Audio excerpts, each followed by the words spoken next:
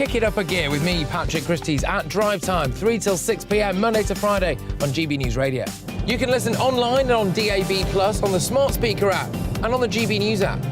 And if you've got an Alexa, all you have to say is, Alexa, play GB News. We're also on TuneIn and the Radio Player apps. From the school run to rush hour, get revved up with me, Patrick Christie's, on GB News and GB News Radio. Westminster is going around in ever-decreasing circles, followed by the media. Britain is broken. How on earth did we get into this mess? But more importantly, how do we get out of it? Join me at 7 p.m, Mondays to Thursdays on Farage, here on GB News. We will have open, rational debate. We've got to work out how Britain moves forward from this. Join us here on GB News, the People's Channel. Britain is watching.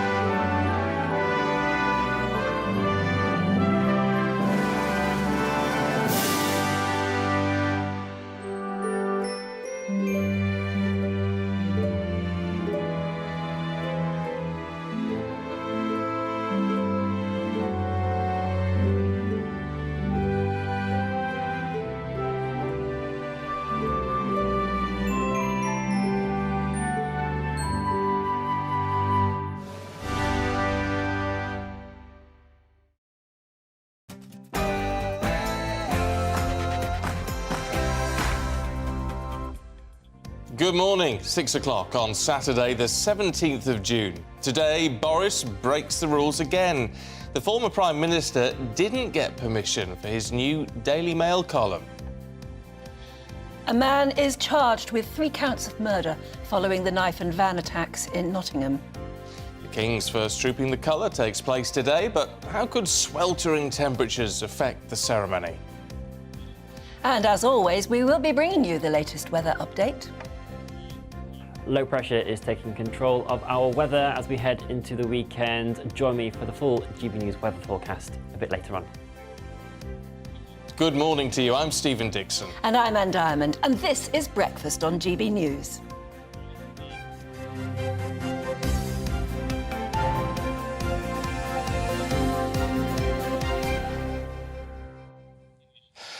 Well, temperatures actually are going to be, where I am, certainly, it's going to be hot but cloudy.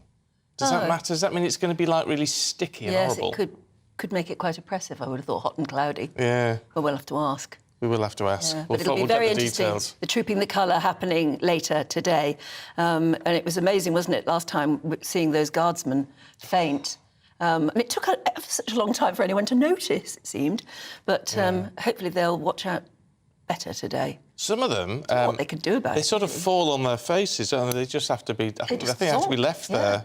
Yeah, I don't know why, though. They did rush to them in the end, but, and then they just carried them out, sort of like a lump of meat. It was just... But if you're wearing a bearskin in those temperatures... Horrific. You'd think there'd be some way of doing it that would keep them... Do you remember I wore one on the show last year? Yes. But it wasn't a real bearskin, it was like a fake bearskin. They're incredibly heavy. Really heavy, very, very really hot. uncomfortable. And you can't move your head at all. No, they ought to have some sort of form of air conditioning in them or something. A little portable whirring fan. A little battery pack in the top. But I tell you what, it's going to be nice. The King is going to be on horseback. We haven't seen that since 1986 or something like that, where the Queen was last on horseback. Was that the last time she did it? Long time ago, yeah. So that will be nice. It's going to be, it'd be a heckin' of event. It'd be great to see, actually. Yeah, really will. If you're going, or even just planning to watch it, let us know, gbviews@gbnews.com. Meanwhile, in the world of politics, it's still all happening.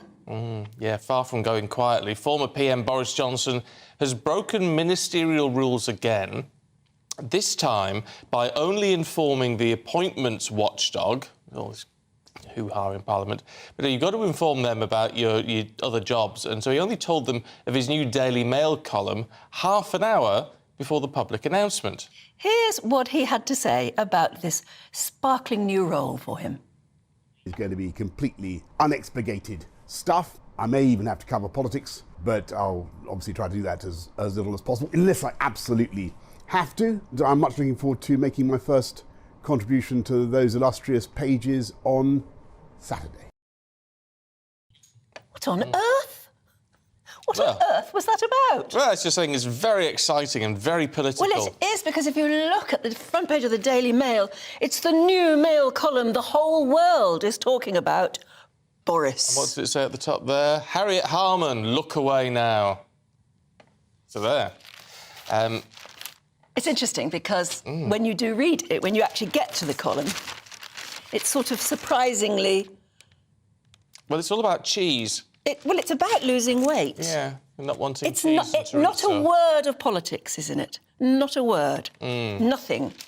It's just all about how difficult it is to lose weight, how he's always wanted to lose weight, and this new wonder drug that's called Ozempic. He talks about that. He says, why shouldn't you be able to take it? There's nothing immoral about using drugs to try and diet. He reveals that he tried it. But didn't like it. No, he didn't get on with it at all, and it doesn't work for everybody, but... he said, I was trying to search for the hero inside myself, the one that was 3 stone lighter. There's a song in there somewhere. But all of that, so your cheese and chorizo comes amid reports that Boris called off his supporters from opposing the Privileges Committee report that found he lied to MPs over Partygate. And I don't understand that either. That's the lead in the Express, isn't it? Yeah. Boris says, it's a farce, don't back me.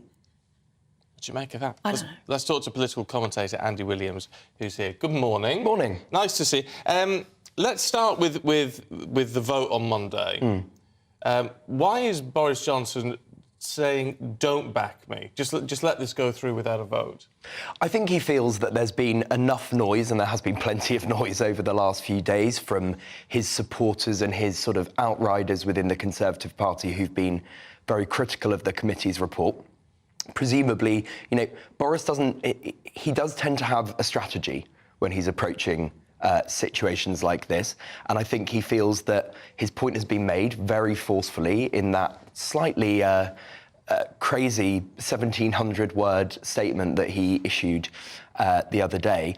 So I think he's going to let this pass, and I'm sure he will continue to paint himself as the victim. And we'll see how things develop over the course of next week. Do you not feel that he might have reflected that he's in so much trouble with things he's forgotten to say to people, committees he's forgotten to tell, and, of course, the damning report itself, that maybe he's trying to pull back a bit? I think he probably is. And actually, I'm sure he'll be quite comfortable going out and continuing to make an enormous amount of money, which is what he's been doing over the last year, being paid hundreds of £1,000s for speeches. I doubt that the Daily Mail have got him cheap. So he can go and carry on sort of with all of these lucrative gigs. And I doubt that every week he'll be writing about cheese. I'm sure that he'll start to talk a bit more and a bit more vocally about politics. Yeah, but this is the weird thing, isn't it? I mean, obviously, he's got in trouble with the Appointments Committee because he's not given them enough notice to allow them to approve this job, right? It will be big money for the Daily Mail. It's top half of the front page, the column everybody's been waiting for, and it's about losing weight. Now, that's a bit weird, isn't it? It is a bit weird, and I wonder whether... I mean, I wouldn't be surprised, actually, if he has done what he did throughout his journalistic career and filed with 45 minutes to go before the deadline. He's not renowned for his diligence. He might have just done it very, very quickly. Or this may be a little teaser to suggest that he's not going to be talking about himself all the time, but I wouldn't be surprised if next week it's a diatribe about the Privileges Committee and the vote. Could it be about losing weight? Because the column that maybe he wanted to say, given that now he's found out maybe that he should have spoken to the Appointments Committee. That he's maybe this isn't the column that was meant to be. This is just a very quick hash up. It certainly reads like a quick hash up. It does. It does. So he's not going to be using this column in this way every week. It absolutely is a megaphone for him to, let's be honest, lay into Rishi Sunak, which is what he's going to be. He's going to be a thorn in the side of number 10 for the next 12 months. And make no mistake, ironically, he absolutely will now want Keir Starmer to win the next election. There is no doubt about it. Say that again, say it slowly. I think Boris Johnson, without doubt, wants Keir Starmer to win the next general election now. And there's two reasons for that. One is that he is so driven by this kind of hatred now of Rishi Sunak and of the people around him and of the way he's running the economy, which he thinks is wrong, the personal animus that there is between them. Also, and I think more importantly, if the Conservatives lose badly at the next election, that really burnishes Boris's legacy. And I think ultimately that is what he's always been concerned with. His 80-seat majority in 2019 looks much more impressive if the Tories fall to a dramatic defeat next year. That's really interesting. It is, isn't it? I just wonder about the Appointments Committee, though. Is there anything they could do to stop this column now? I mean, if you have to ask permission from the Appointments Committee before you take on a new job, can, in retrospect, they sort of go back on? I don't think so. I think one of the issues with ACOBA for some time has been that they don't really have teeth. They make recommendations. It's a lot of the work that ACOBA do is tied up in people abiding by sort of principles and norms. And what we've seen with Boris Johnson is that he's perfectly prepared to ride roughshod over those principles. So we'll probably see a sort of strongly worded letter condemning him from the chair of the committee, but I expect that will be about as far as it goes. Yeah. So it sort and of I suppose he means can hold nothing this at up all. and say, I haven't done anything wrong. Look, I've just written about losing weight. And then next week, maybe it'll be an absolute whammy. Yeah, maybe so. Really good to see you, Andy. Thank you very much indeed. Thank you. Let us know what you think. gbviews@gbnews.com. 6:09. Let's bring you up to date with what else is going on today. The man charged with the murders of the 3 victims of Nottingham's knife attacks is due to appear in court today. He's 31-year-old Valdo Calocane, a former student of Nottingham University, and he's accused of killing Barnaby Webber, Grace O'Malley Kumar and Ian Coates on Tuesday. He's also accused of 3 counts of attempted murder after 3 other people were injured when they were hit by a van that morning. Annual mortgage repayments are set to rise by nearly £3,000 for the average household remortgaging next year. That's according to the Resolution Foundation, that says as the UK's mortgage crunch deepens, total annual mortgage repayments could rise by £15.8 billion by 2026. People are postponing their retirement plans because they don't have enough money due to the cost of living. That's according to Age UK. And this comes after the Office for National Statistics indicated that more than 100,000 fewer people over 65 did retire this year between February and April, and that's compared to the year before. In fact, the charity says many older people have a hard time paying bills because of inflation.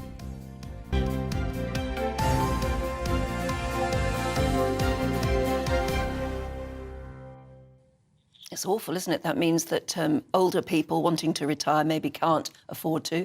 Younger people wanting to get a mortgage can't afford to. It's a what's the world coming to crisis, isn't it? It is. I was just working out that mortgage thing, £2,900 it is for the average family mortgage if you're remortgaging. That's £241 a month extra. Yeah, and considering that when you take out a mortgage, you've calculated absolutely almost to the last penny.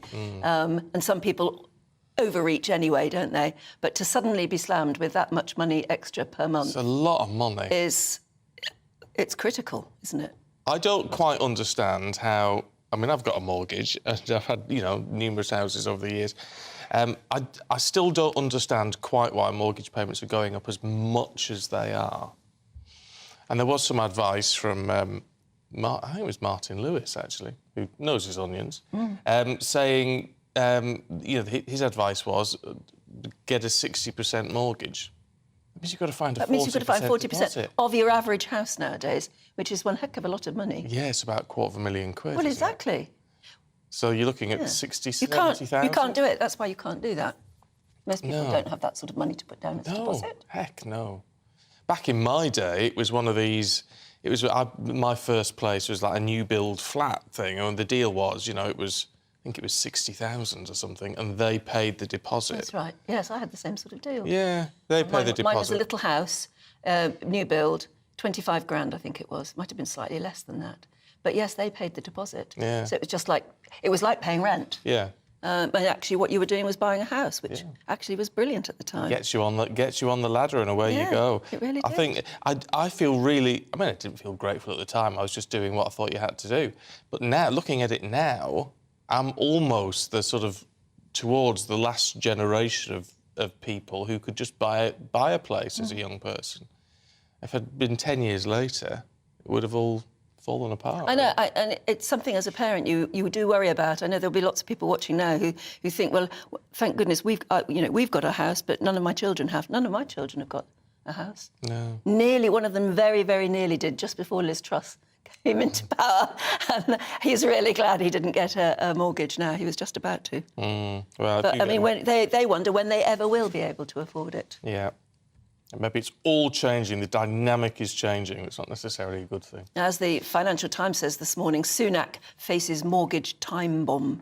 Yeah, well. Any views on that, let us know. gbviews@gbnews.com. Now, as we were saying a few minutes ago, a man has now been charged with the murders of Barnaby Webber, Grace O'Malley-Kumar and Ian Coates in Nottingham. The 19-year-old students and 65-year-old school caretaker were stabbed in the early hours of Tuesday. We know now that he's 31-year-old Valdo Calacane. He's been charged with murder and is due to appear before magistrates today. Well, our national reporter Ellie Costello is in Nottingham.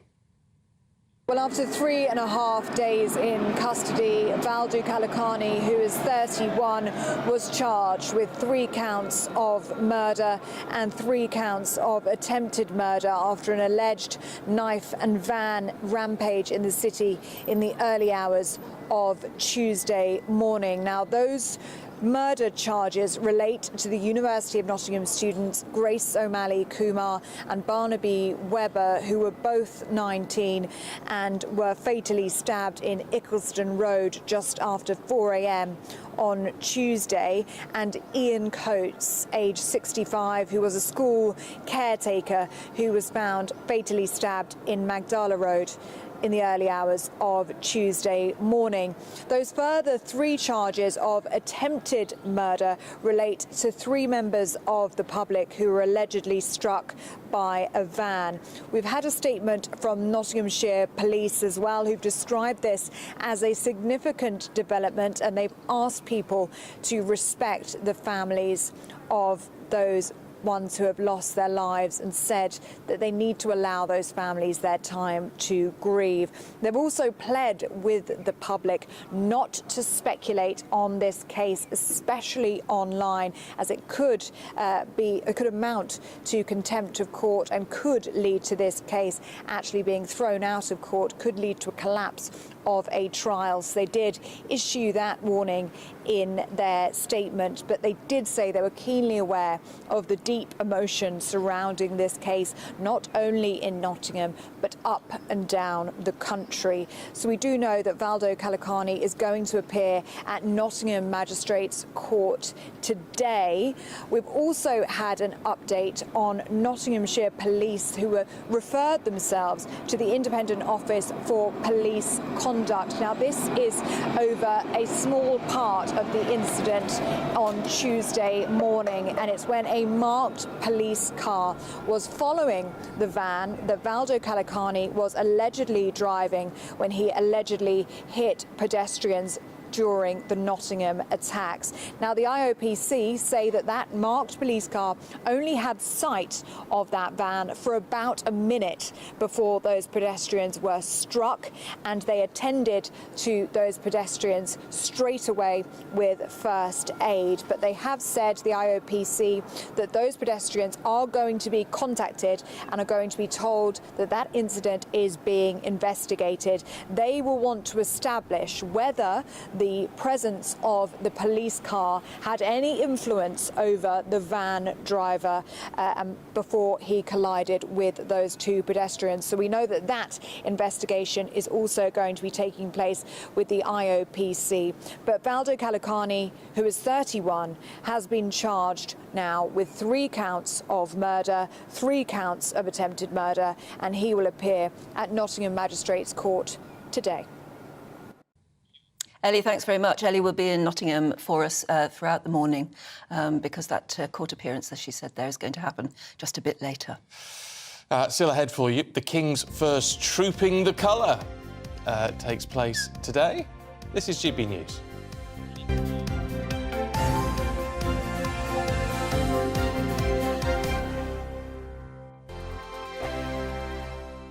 First and foremost, I'm a GB News fan, and I was before I was working here. Just love the fact that we're asking the questions that a lot of establishment media won't ask. With a bit of a twist, we not only want to inform you, but we want to keep you entertained. It's worth the drive because you get in and the team's all ready and waiting, they're itching to go, and it's a proper little family. GB News is the People's Channel. It's the audience that makes the programme sing. We're giving our viewers and our listeners a voice. I see the thousands of your letters, tweets, emails, you name it, coming in. Britain is broken. How on earth did we get into this mess? But more importantly, how do we get out of it? The establishment had their chance. Now we're here to represent you. It's time for something different. It's time for GB News. I'm very patriotic. I believe in Britain. Our best days lie ahead. Britain's watching. Britain's watching. Join us here on GB News. The People's Channel. Britain's news channel. Nightmare commute? Kick it up a gear with me, Patrick Christie's at Drive Time, 3 till 6 p.m, Monday to Friday on GB News Radio. You can listen online and on DAB+, on the smart speaker app and on the GB News app. And if you've got an Alexa, all you have to say is, Alexa, play GB News. We're also on TuneIn and the Radio Player apps. From the school run to rush hour, get revved up with me, Patrick Christie's, on GB News and GB News Radio. Westminster is going around in ever-decreasing circles, followed by the media. Britain is broken. How on earth did we get into this mess? But more importantly, how do we get out of it? Join me at 7 p.m, Mondays to Thursdays on Farage, here on GB News. We will have open, rational debate. We've got to work out how Britain moves forward from this. Join us here on GB News, the People's Channel. Britain is watching.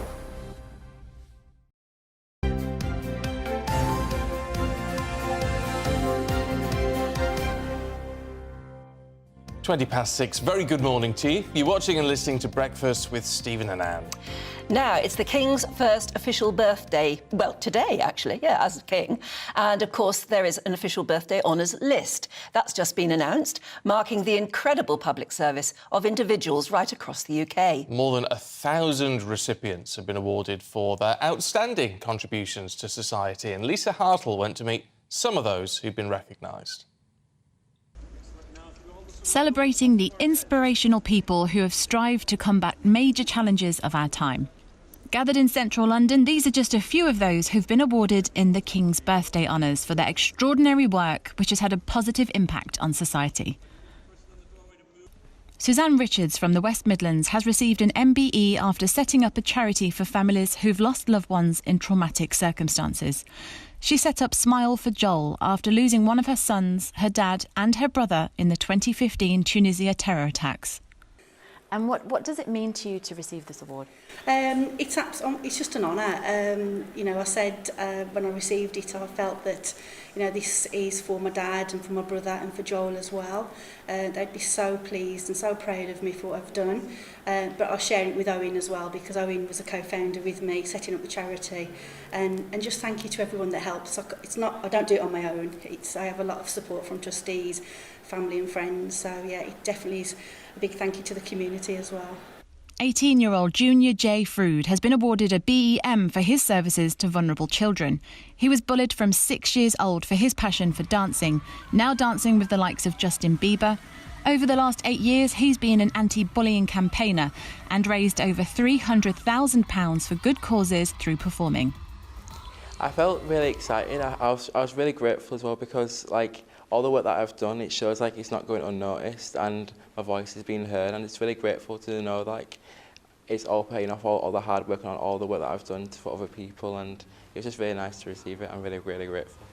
I help people through anti-bullying work that I do, so I go speak to in schools. I do have a hashtag on social media. I also fundraise for various charities and like do that through dancing and busking and dancing at events and just all that stuff. So it's just really nice to help people and see their reactions and how my work helps them and makes them smile, because all I want to do is put a smile on people's faces.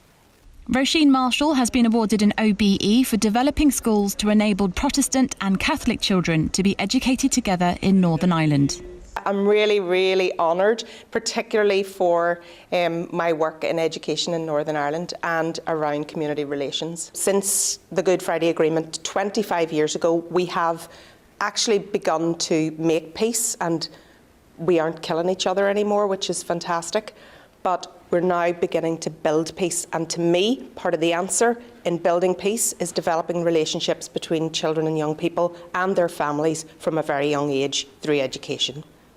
Well-known recipients include Davina McCall for her career as a broadcaster and campaigner, actress Vicky McClure for her dementia awareness campaigning, and footballer turned pundit Ian Wright for services to charity and association football.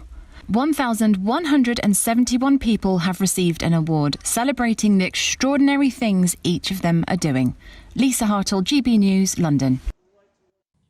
I like that. Apparently the King, he doesn't get to choose who gets an award, but he has indicated that he really wants it to be about people doing community work and things like, remarkable things like that, like those people did. And even the celebs there who got awards got it because they did over and above just doing their job. Yes, They did, yeah. I mean, Davina, for instance, has done some amazing campaigning in the world of...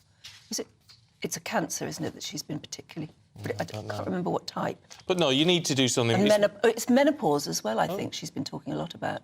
But she's been doing some amazing campaigning, and she has made a difference.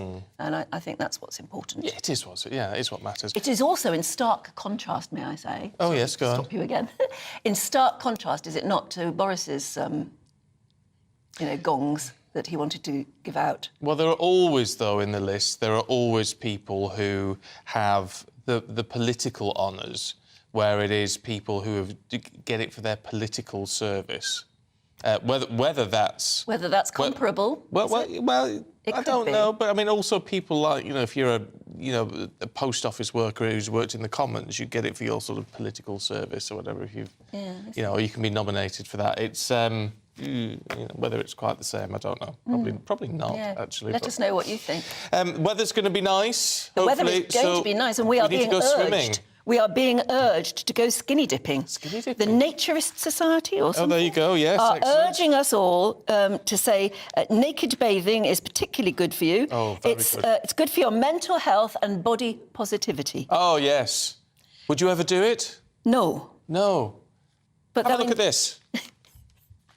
Hey! Who's that, That's me and my husband.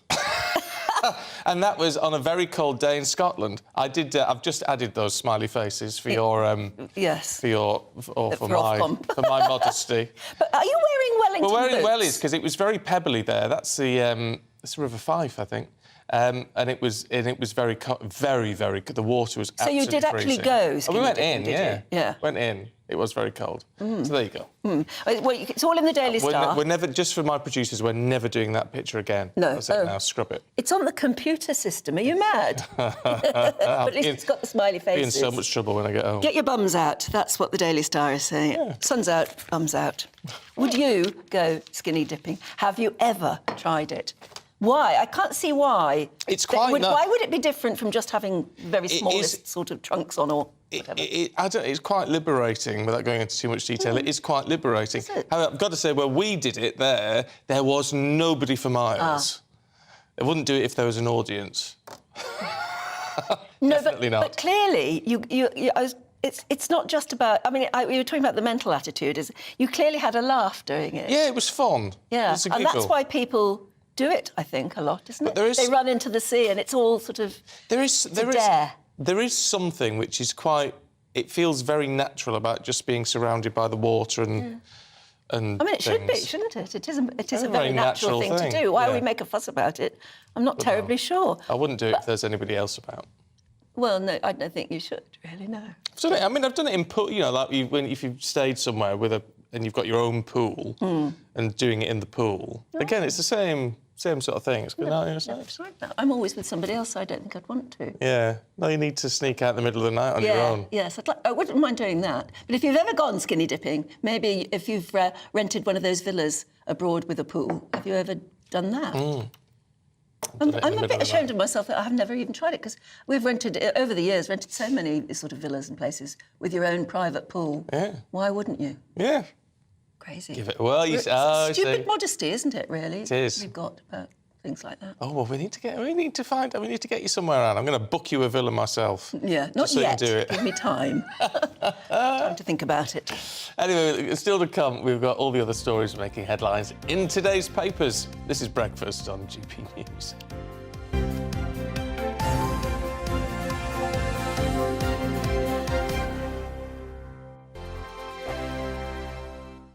Like all families, we have arguments every now and then, but actually we agree on what the mission of GB News is, and that's the most fundamentally important thing. GB News provides the kind of platform that lets all voices be heard. We don't hold back. We're free to say what we really think. Just because some people who live in a tiny little Westminster bubble think that their particular story is important, that's not the most important story for me. And often they will be difficult stories that you won't find on the establishment media. Because what people think in the north of England may be very different to what they're thinking in the home counties. We're going to carry on telling the world what life is really like for households up and down the UK. We love to be in your car, in your kitchen as you're having your breakfast. Whatever you're doing, you are part of the show. If it matters to you, it matters to us. Britain's watching. Britain's watching. Britain's watching. We're proud to be GB News, the People's Channel. Britain's news channel. Join me, Patrick Christie's, Monday to Friday, 3 till 6. We tackle the day's news agenda like you've never seen before. It's high tempo, high octane, the most controversial topics and the best guests. You will not be able to take your eyes and ears off it. I'm not afraid to ask the questions that you really want answered. 3 till 6 p.m, Monday to Friday on GB News, the People's Channel, Britain's news channel. Join us every night on GB News at 11 p.m. for Headliners, which is 3 top comedians going through the next day's news stories, which is exactly what you need, because when the establishment has gone crazy, you need some craziness to make sense of it. So join us 11 p.m. every night on GB News, the People's Channel, Britain's news channel. Join me, Camilla Tominey, on Sunday mornings from 9:30, taking the politicians to task and breaking out of SW1 to see how their decisions are affecting you across the UK. Bursting the Westminster bubble every Sunday morning, only on GB News, the People's Channel. Britain's watching.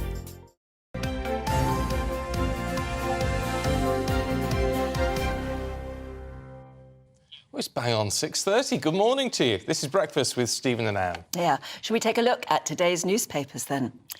Boris is back. The Daily Mail leads with their brand new columnist.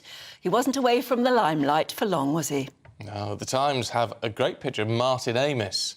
He passed away in May. He, though, has been included in the King's birthday honours. Surging mortgage rates are a Tory time bomb. That's according to The Guardian's front page.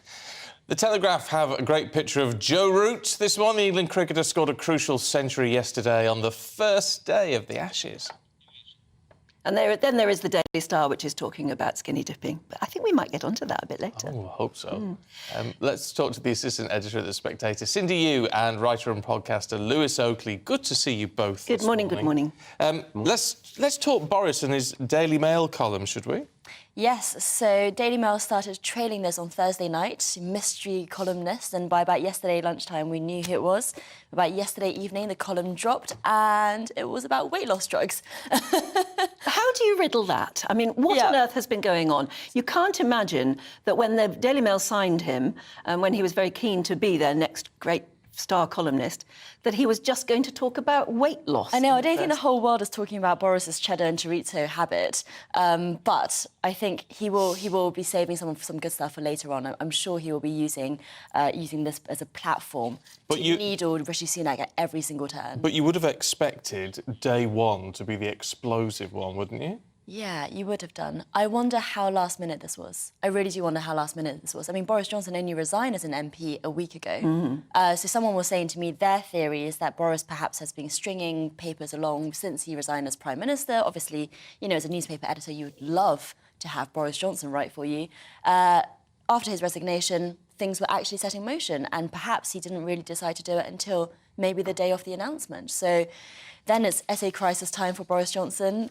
Bash out this column. But I would say, though, the column is a bit more political than it seems at first sight. I mean, it starts off by talking about Julius Caesar, who says that he wants to be surrounded by men who are well-fed because otherwise young Cassius has a lean and hungry look. And he's that, you know, it doesn't take much reading to understand that that's referencing Rishi Sunak. But it's harmless politically. It's harmless, isn't yes. it? It is and true, I wonder whether he hadn't written a very explosive first column, but when the Daily Mail maybe, and when he was reminded that he hadn't actually asked the Appointments Committee permission for this column, that maybe they decided to play safe and quickly write something else. Possibly, but the point about the Appointments Committee is that they have no teeth. You know, all they could do is say to Boris Johnson, you've broken the rules, and there are 3 different things ongoing at the moment that says Boris Johnson has broken the rules, so I don't think he really... I think this is really on brands for Boris, though, isn't it? Because we all thought it was, oh, God, what's he going to say? And it's weight loss, but then that's part of Boris's thing, right, is we're all confused again. So I think it's really on brand for him, actually. It's interesting because Jennifer's been in touch. Hi, Jennifer. She says, today returns the old Boris, much preferred to a Prime Minister Boris. Interesting.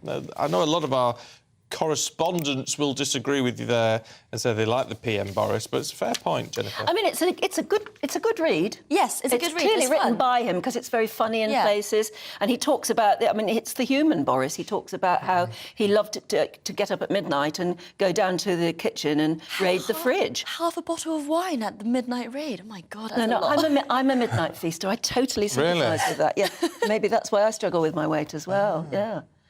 I love getting up in the middle of the night and going down. I would rate, but I wouldn't fridge. have half a bottle of wine by myself. No, I might not have half a bottle of wine, but it would get you back to sleep, wouldn't it? It would. And he talks a lot about this new wonder drug, they call it Ozempic, and it's semaglutide, the actual name of the drug, isn't it? Yeah. And it's, at the moment, you can only get it privately, and it costs a bomb. Actually, I think if you've got a certain type of diabetes too... Type 2, yeah. Well, the government is saying you can that they're persuade your GP to get to write it for you. But this is the same drug that the government a few weeks ago was saying that they're going to roll out this trial for a certain few... it works for some people. I mean, I've known people who take it and say that the only reason it works is because it makes you feel sick all the time. Oh. But other people don't say that, and then also, it just doesn't seem to work properly for some people. I think. But well, we're all different. But it may help if it does help with the sort of obesity crisis, which is the point that Boris makes. Then let's try it. Let's talk about inflation crisis. Should we, in the Telegraph, Lewis, looking at Mark Carney, former... Mark Carney, remember him? Yeah. Well, he's back and he's got opinions. So, I mean, in this piece, he's basically blaming everything that's happened on Brexit. So he's kind of saying, you know, he warned the public about the damage to the economy and he feels that he's been vindicated. He does actually say in this piece that he's not saying I told you so, but clearly he is. I think it's interesting, though. I mean... Jacob Rees-Mogg has kind of come back and said this is nonsense and, you know, you were all about dodgy figures, you weren't very good at your job. He's better than the current one. Well, jury's out. But what I will say is I think what I read in this as well is he's still very committed to net zero. And I think that really just shows that kind of tribal nature. He does kind of say, look, it's going to take some time to wean off fossil fuels, but only invest in it if we really have to. And it's, you know, where there are certain people where it's like, you're just very tribal. It's Brexit's to blame. The green policy is good. And the truth is, it's all a bit of everything, the mess we're in. Yes, Brexit is in part to blame. Yes, some of the green policy stuff is in part to blame. There's a bit of war. And also, we locked down the country. That, you know, you can't just blame it on one thing and say, well, I told you so back in 2016. Well, especially when you look at the fact that, I mean, our economy is, well, it's pretty flat, but it is technically growing at the moment, 0.2% in April, I think it was, looking at the GDP figures. And yet countries like Germany are in recession. Well, exactly. We're not doing terrible, although, I mean, speak to the average person on the street, and I don't think they'll be impressed with the little bit of the graph we're going up on. Compared to a lot of other countries, we're doing better than them. Doing all right, yeah. I'm liking that upbeat this morning. Yeah. Not always upbeat. Go away. Always upbeat. On to the Times, Cindy. Yeah, and more on Boris Johnson. Boris Johnson. On his notebooks, the notebooks that he kept whilst he was Prime Minister. Yes, and this is the internal government argument at the moment, or rather the Cabinet Office. Do you remember they're in the middle of suing the COVID inquiry over the COVID inquiry's request for these notebooks and WhatsApps. And the Cabinet Office has now come out to say the reason we're not giving them over is because they're national security concerns. Boris jotted down some classified information that he probably shouldn't have jotted down, and now they're refusing also to give the notebooks back to Boris Johnson as well. So I found it interesting. Right. He obviously left Downing Street, leaving them behind. You'd think he'd do a Donald Trump and take them back and hide them in a shower somewhere. I think he did. I think he took the journals and then he gave them to Cabinet Office again. Yes, yeah. So I think he gave them to Cabinet Office a couple of weeks ago. But his allies are saying that the Cabinet Office has had these for months. But I've spoken to people in the Cabinet Office who say, no. He only gave them to us moments before his statement saying that he's given them over. Yeah. So classic Boris Johnson. But I mean, it's whereas there will be conspiracy theorists saying, oh, we need to see what's in these books. Actually, when it comes to national security, I mean, all these things have to be vetted anyway. Yeah, exactly. And the point is, the COVID inquiry is not vetted. You know, Baroness Hallett, you know, she's a respected judge, but she's not a security-vetted civil servant or minister. So the chances of a leak, not from her necessarily, but from the wider COVID inquiry, you know, they're not negligible. No. So I think it's fair for there to be concern over that, and that's why so much of it is redacted. Yeah, I think it's fair enough. Lewis, the grotty, awful rate of mortgages. The UK mortgage rip-off. Is it a rip-off? How come we are suffering so badly with mortgage rates being hiked? Well, and the banks appear to be doing quite well. The banks are doing incredibly well. They've pocketed $4.8 billion by hiking home loans faster than savings. So, you know, they're all named and shamed at this. You've got HSBC, NatWest, Lloyds. Martin Lewis has called for action on this. But yeah, I mean, it's a very real thing that people are feeling out there. And, you know, I'm not even on the property ladder yet. I'm just looking at the property ladder, just hoping that one day maybe I can reach it. But and I've got friends that are on it, and their mortgages have gone up, especially if they were early on those 2-year fixed terms. And it is a real worry for people because they're being asked to, you know, from like sort of £300 to £500 more a month, and they don't have it. And then we get onto that argument of, well, wages need to rise, and then, well, that carries on inflation. So it's this dark figure. But I think that the main thing here is about the banks just not passing on this savings, right? It's, you know, and I just think this...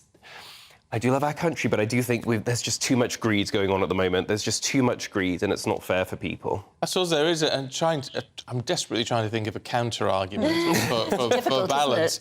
But, I mean, banks, obviously, what banks have to do is have a lot of resilience. And the concern is if banks don't have enough money in their own pot, then when... It's what happened in 2008, subprime mortgage market crashing and all the rest of it, is banks didn't have the resilience, the funds, the resources to keep going, which is why we saw a lot of them collapse. So I guess there's an argument to say, well, they've got to make money while they can, because it will help us all out in the long term. I know, I'm trying. Well, I mean, another counter-argument is that, after all, these are private businesses. You know, why not? Why not make a profit? So what? I mean, the point about the base rate, interest rate, is that when the Bank of England raises the base rate, banks have to raise their interest rates too, but not necessarily on savers. So it's not an automatic mechanism. And now that Harriet Baldwin, this Tory MP, has raised awareness, I would think that the government would look into it a bit more. But before then, you know, if you're a private business, I mean...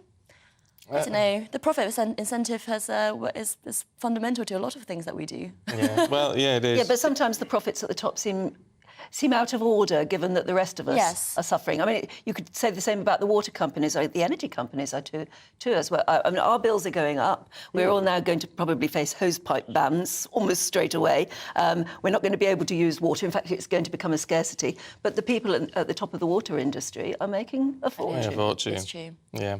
Let's have a look at the Mirror, should we? In the King's birthday honours list. Yes, and the Mirror, I mean, this is exactly my take on it, which is just that, take note, Boris, these are honours for people who actually deserve them. And this obviously comes a week after Boris's own resignation, honours for his, friends. He tried to get his family on there, but it failed. But the King's birthday honours are for people who set up charities, charities to look after victims of people who had family members who were murdered, or people who were abused, bullied as children, and now trying to inspire other kids to not be bullied.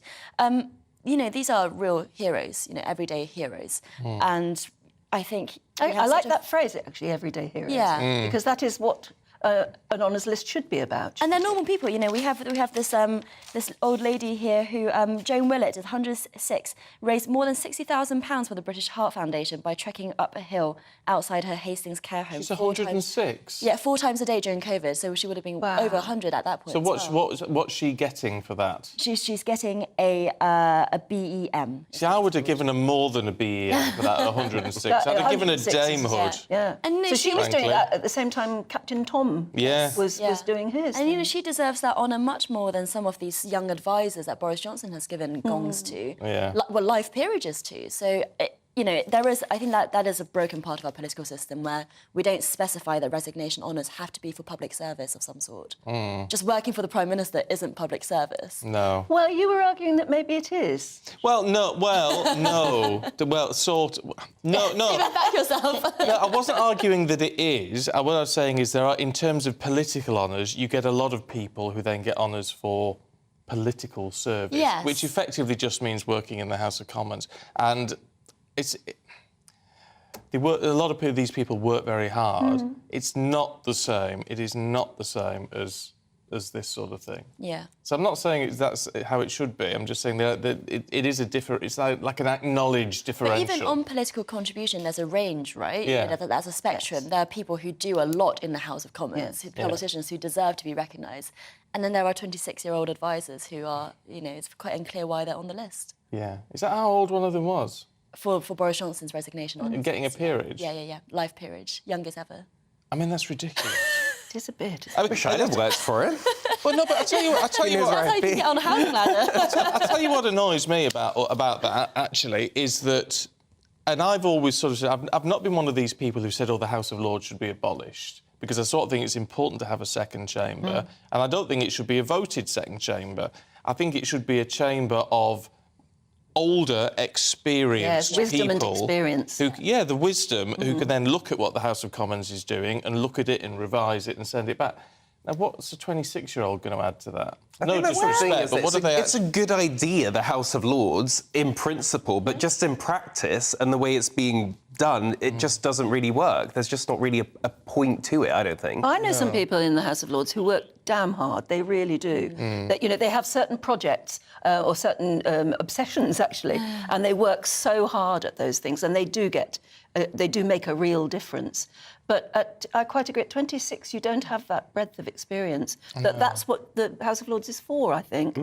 Although you do have a young take on things, maybe it's nice to have a... Yeah, but there's a young take. I mean, you can have a young take at 40, can't you? And also have a little life experience behind you. You've not just come out of university. Yes. Yeah. I don't know, if you've got a thought on that, let us know, gbviews@gbnews.com.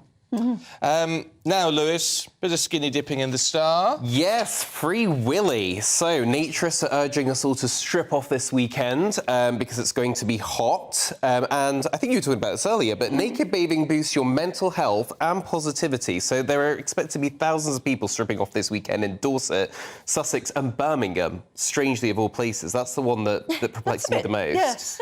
Because there's no... Is there an open-air Lido there? Yeah, I'm not sure what there is there. I mean, if it's your thing, I think go for it. I have gone skinny dipping before, but it was in Gran Canaria. I would not go skinny dipping in Birmingham. It might be a very exclusive spot in Birmingham. We don't know. No, I don't have a problem with it, but I do. This is my thing now. Everyone has a camera, so you just don't want to be snapped and then it's there forever. It's like I wouldn't mind, but it's people snapping and taking you need photos. to do it. Yes, you need to do it in private. Yeah, I would suggest. So with a group of like-minded. You don't want to just burst into your local swimming pool, whip your cosy off. Well, police caution. I don't think they'd like you doing that. Maybe go to a naturist beach. Find out your nearest naturist Chris Yeah, Beach. yeah, if you're into that sort of thing. I tell you what, though, and I know it's a serious note, but I mean, it might be some of these sort of reservoirs, lakes, ponds, or things in Birmingham. Be careful. Cold water shock is a killer. Yes, and we get it every year, don't we? And often young people diving into the water and all the rest of it. And yeah, there's a real danger in that, isn't there? Just be careful. You've got to respect the water. Skinny dipping with clothes or not. And I would say don't forget extra sun cream if you're not going to have anything on. Yes, that's true as well. Yeah. Yeah. There you go. Well, there's the thought for you. If you're planning on doing a bit of that, let us know. No pictures, thank you. gbviews@gbnews.com. Now, we all know that a healthy diet is good for us, but it turns out it could also help stave off dementia. Chemical compounds that are found in fruit and veg can reportedly reduce dementia risk. Now, with 153 million people expected to be suffering from the condition by 2050, scientists are looking at ways to keep your brain working. Let's talk to same-day Dr. Lawrence Gerlis. Good to see you this morning. What do we know then about these particular fruit and veg and these flavonoids that are supposedly good for our brain? Yeah, flavonoids and carotenoids, they basically fruit and vegetables. I mean, a good, healthy diet will bind to factors in the blood and reduce the hardening of the arteries. We need to explain that dementia is caused by Alzheimer's disease, but more people have atherosclerotic dementia, that is hardening of the arteries, which is why I'm very aggressive at treating high cholesterol and high blood pressure to protect the brain. People often don't realise. They know about heart attacks, they may know about strokes, but mini strokes and hardening of the arteries is the major cause of dementia in this country, and that's why we should prevent it. And a healthy diet high in fruit and vegetables has now been proven in a study in the USA to delay the progression of dementia, which has got to be a good thing, because, as you say, there's a huge number of people in an ageing population who are getting hardening of the arteries. How can you get people to actually do it, though? Because, I mean, basically what you're saying is the old message that, you know, are 5 a day. Maybe it ought to be more than 5. But how do we actually get people to steer away from the foods that you say are bad and to actually concentrate on those foods that have the flavonoids and carotenoids in them? It's very difficult, Anne. I agree, particularly as healthy foods are more expensive, and here we are in a cost of living crisis. We know there's a huge health disparity between low-income and high-income people. Some of that can be explained by smoking and drinking habits, but probably more importantly, by diet. We have a huge availability of fast, ultra-processed foods, and some people's eating habits, some people have got no idea. So it is about patient education.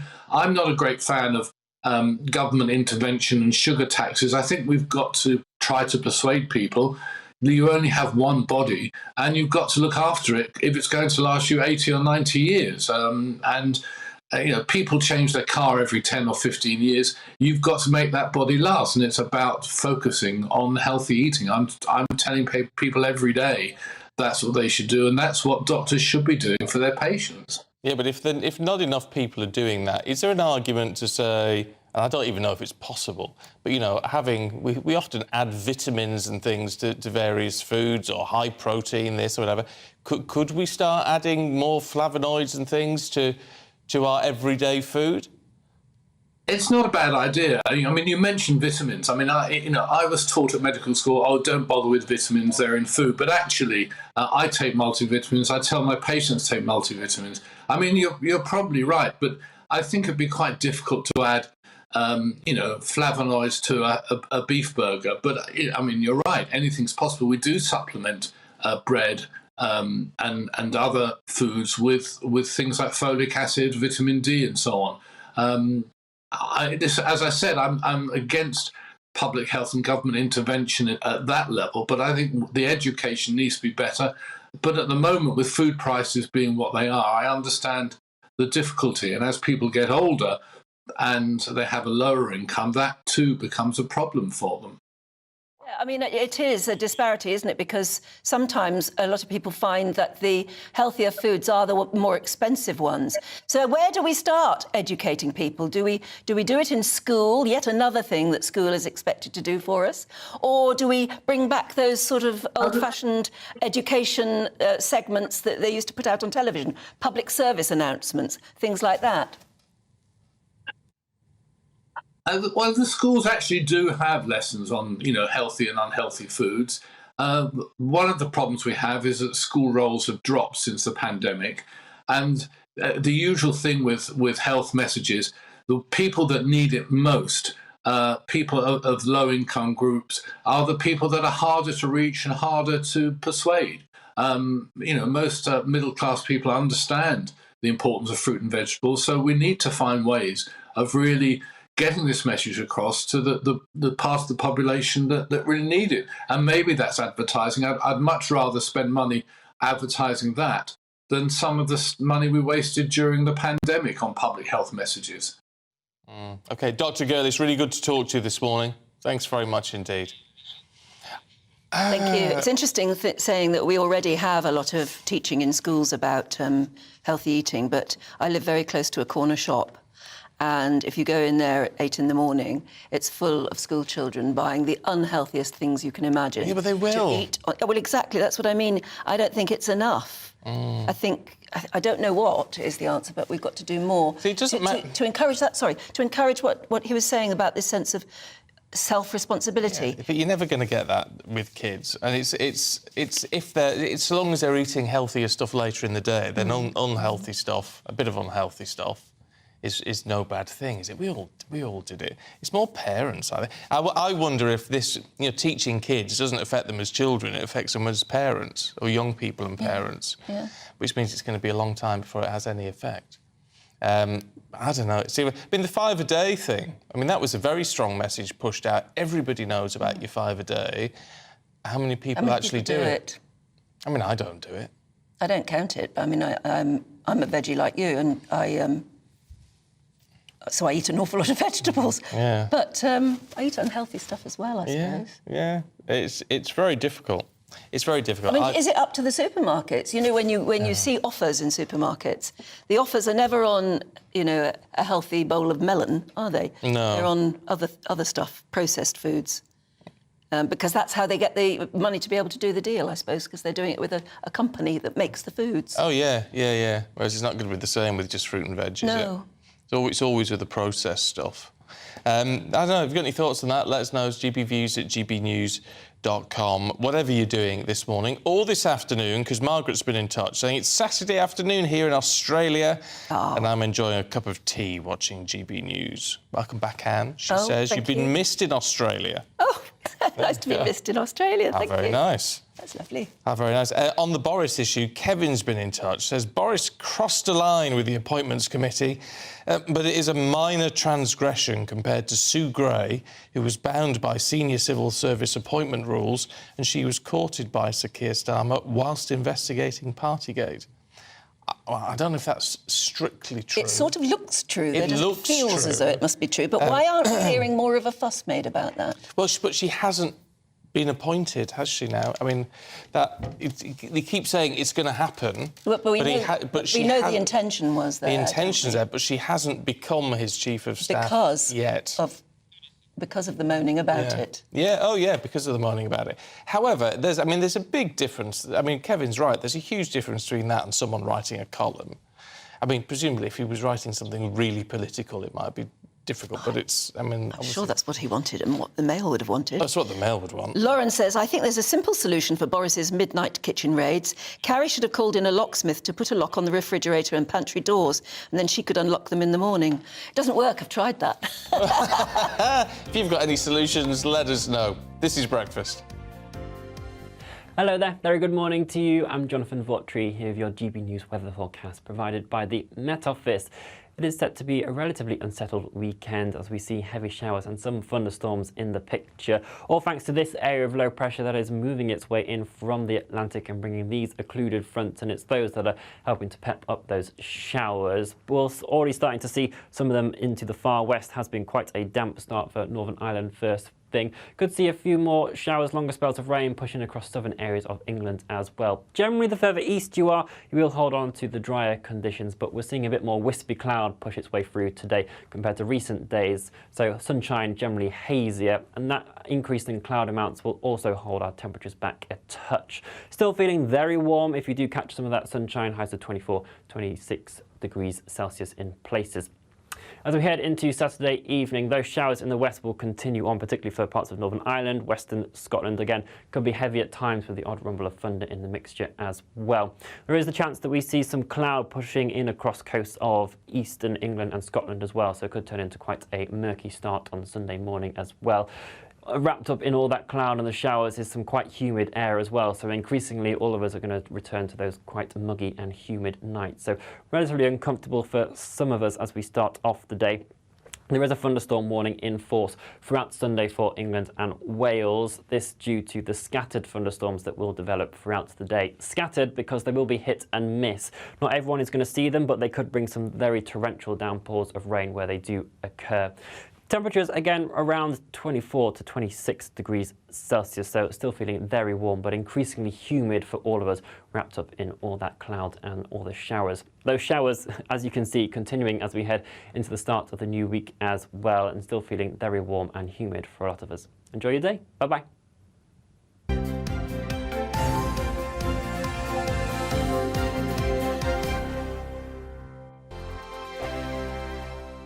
I joined GB News because I was sick and tired of not hearing my views being represented, not just mine, but so many people that I knew and spoke to. I just couldn't get my voice out there. I couldn't say anything. I couldn't do anything. Whatever the narrative was, I kind of had to follow it. GB News is there to provide a voice for those who have been ignored by the establishment media. We think different things, we've got a different style. GB News is here to be optimistic and positive about the future. It's real kind of dynamic and flowing, with the audience very much at the heart of it, like a big family.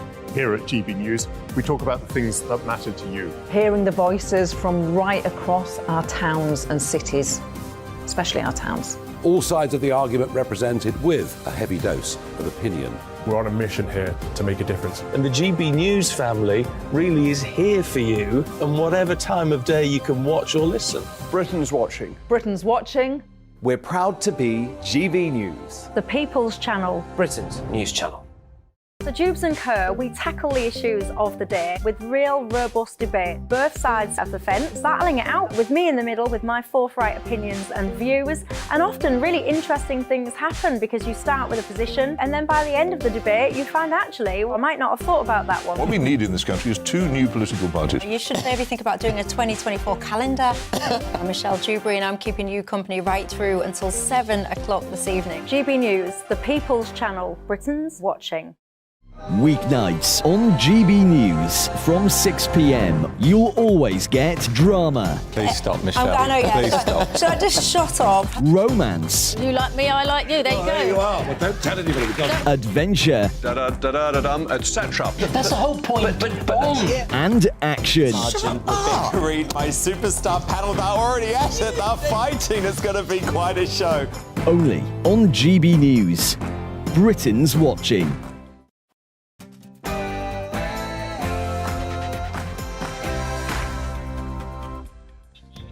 Good morning. It's 7 o'clock on Saturday, the 17th of June. Today, Boris back in the spotlight. The former Prime Minister under fire from some over his new column. Police charge a man with 3 counts of murder over the knife and van attacks in Nottingham.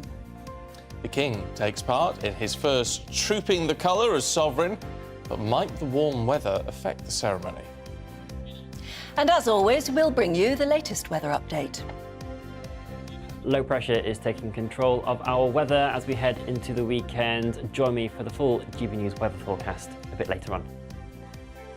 Good morning to you. I'm Stephen Dixon. And I'm Anne Diamond, and this is Breakfast on GB News.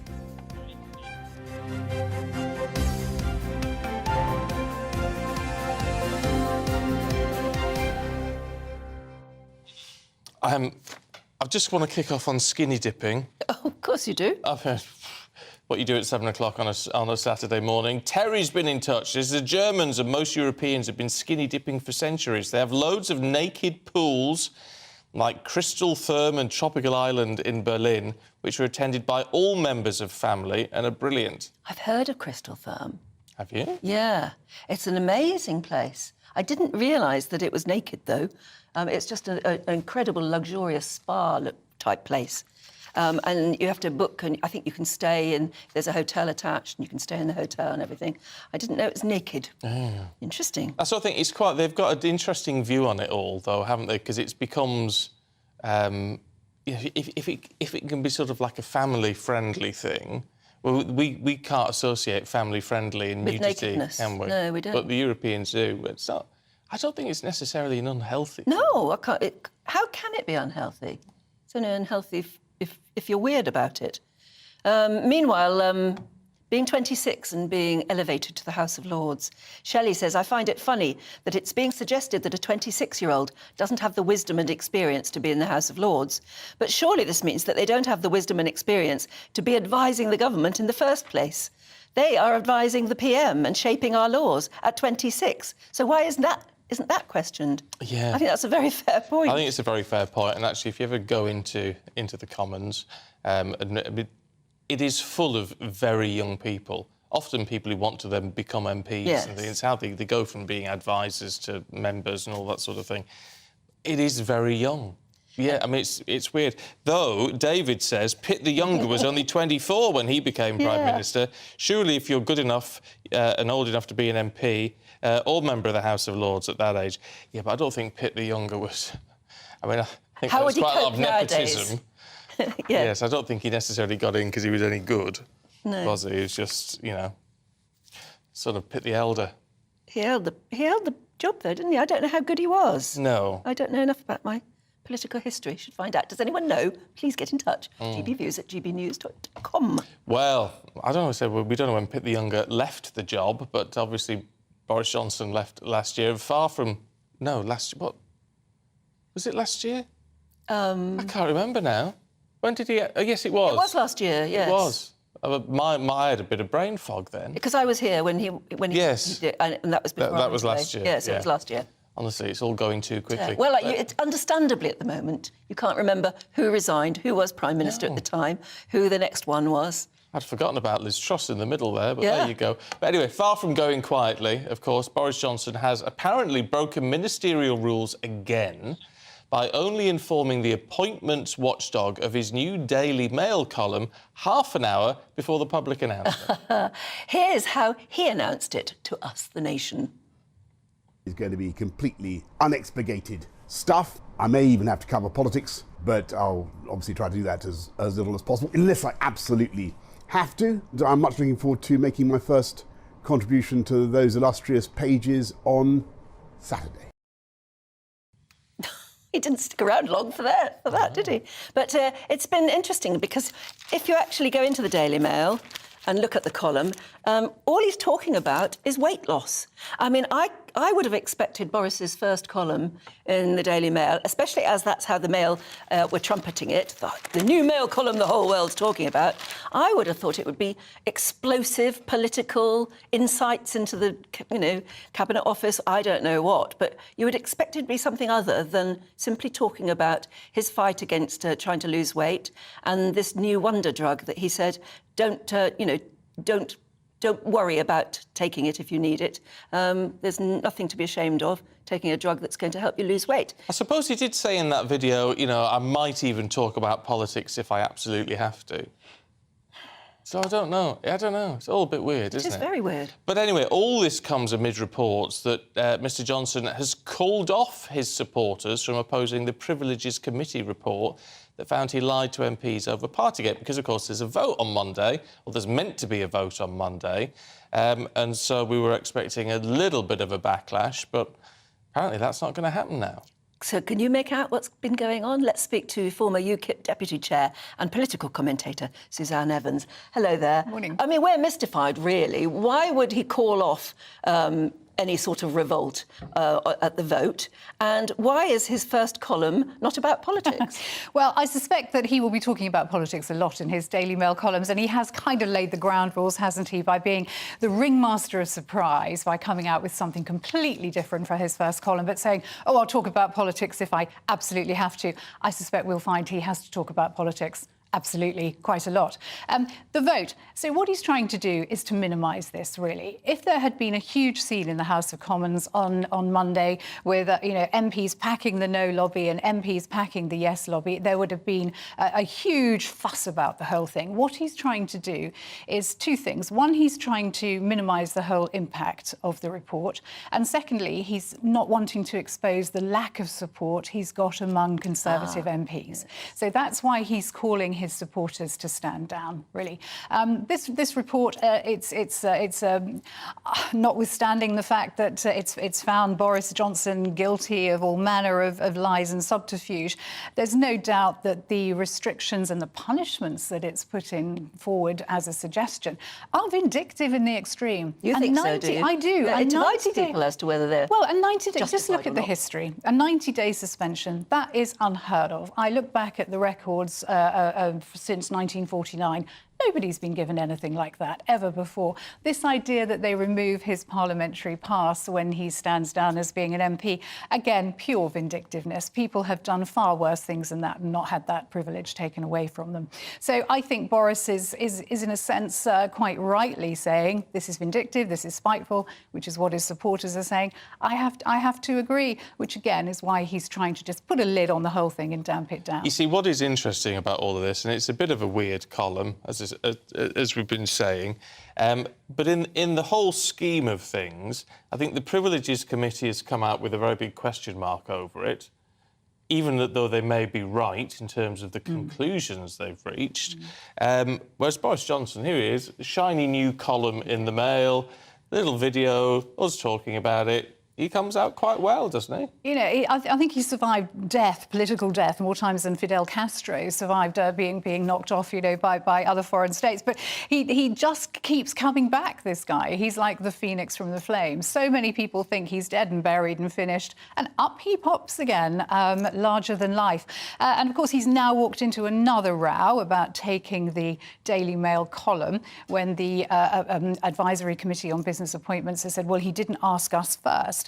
He's putting two fingers up to the establishment, really. Yeah, because what can they do? They can't do anything. They cannot do anything. The ACOBA, the shorthand version of that committee, they've long been accused of being toothless to do anything about the revolving door between Whitehall and Parliament and big business. There's nothing they can do. And what I will say is Boris Johnson's been in this position with ACOBA before. Back in 2018, when he stood down as Foreign Secretary, he took a £275,000 a year job with the Daily Telegraph to write columns. Of course. And didn't ask their permission. So he knew what would happen. He just doesn't care. Yeah. And he's still got such a name. I mean, you look at the front page of the Daily Mail, they only have to use that one word, Boris, and you know where to go and read him. And we're still talking about him again this morning. And we will be talking about him, I think, for a very long time to come. Yeah. I think it would be a shame, and I don't know whether it depends on how the vote goes, but if they did take away his parliamentary pass, you've got a former Prime Minister there, somebody who is a very committed politician, whatever you think of his politics, not even allowed to go into the House of Commons and take friends or contacts for lunch there. Yeah. That seems extraordinary. I can't imagine. He is a former Prime Minister. He is. I can't imagine it's going to happen. Ultimately, the motion that's being drawn up on Monday is that the report of the Privilege Committee is noted, not necessarily actioned or anything's done about it. It's just that it's going to be noted. That's the motion that we have on the table. I was watching a bit of Michelle Dewberry last night, and she raised a very good point, actually, which I'd never thought of. And that is that if all these MPs, 650 MPs, and when they all leave, which they all do at some point, and they all get these former members' passes, so they can all waltz into Westminster, they can all sit and eat and drink and take guests, or they're hugely subsidised by... Why should they get that? We're paying for that. Well, I think... Should anybody get a former member's pass?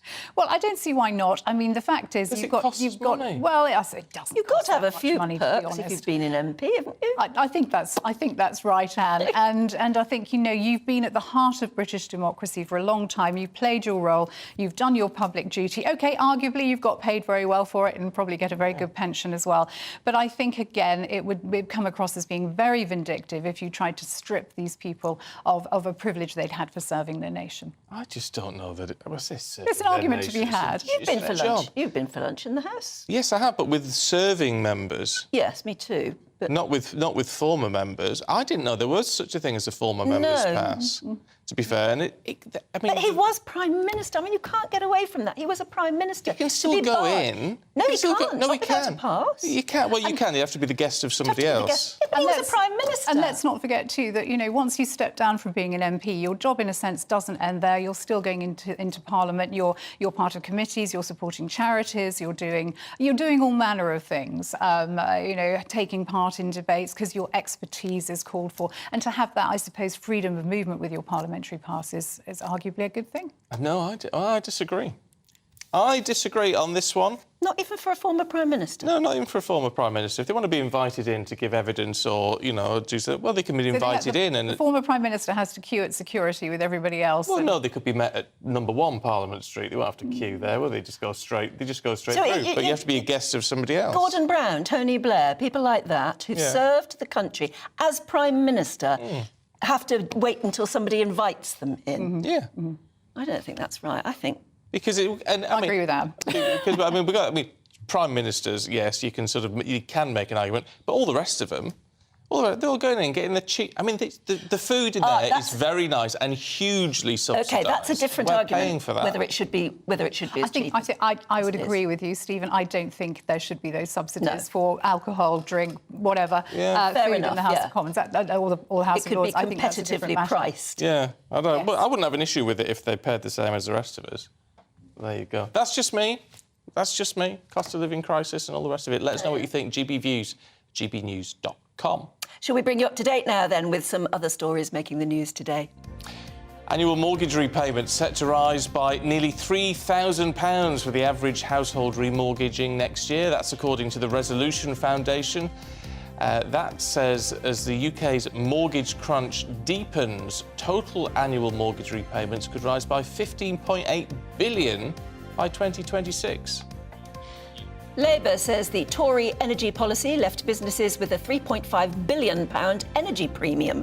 The party claims that's compared to international counterparts, even before Russia's invasion of Ukraine drove up energy prices. It warns the high costs are making the UK uncompetitive. Here's a bit of testing for you. Asda's SPF 30 sunscreen has triumphed in testing, according to which it's £3, met all the UVA and UVB sun protection requirements. However, Avon's 3-in-1 face and body sun lotion was labelled as a don't buy product, as it didn't hit the sun protection claims, according to which.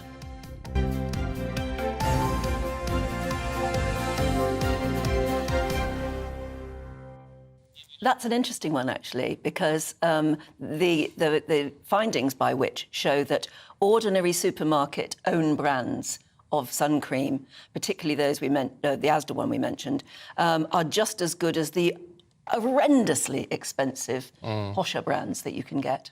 Yeah. And sun cream can come very expensive, particularly if you're skinny dipping this weekend and you are going to use a lot of it. I'll tell you what I bought recently, and it's a spray one. And it wasn't actually that expensive, I have to say. You have to shake it a lot. Yeah. But then you can spray it on your face and things, and it you just... still have to rub it in. No, you don't. No, you don't. It just sort of... Because it's such a fine mist, it just sort of soaks in. Because that's what stops me putting it on, is having to... is sort of slarking it everywhere. Yeah. And then you feel all hot and sticky before you've even started sunbathing. Spray this on, it just sort of soaks in instantly. OK. So that was...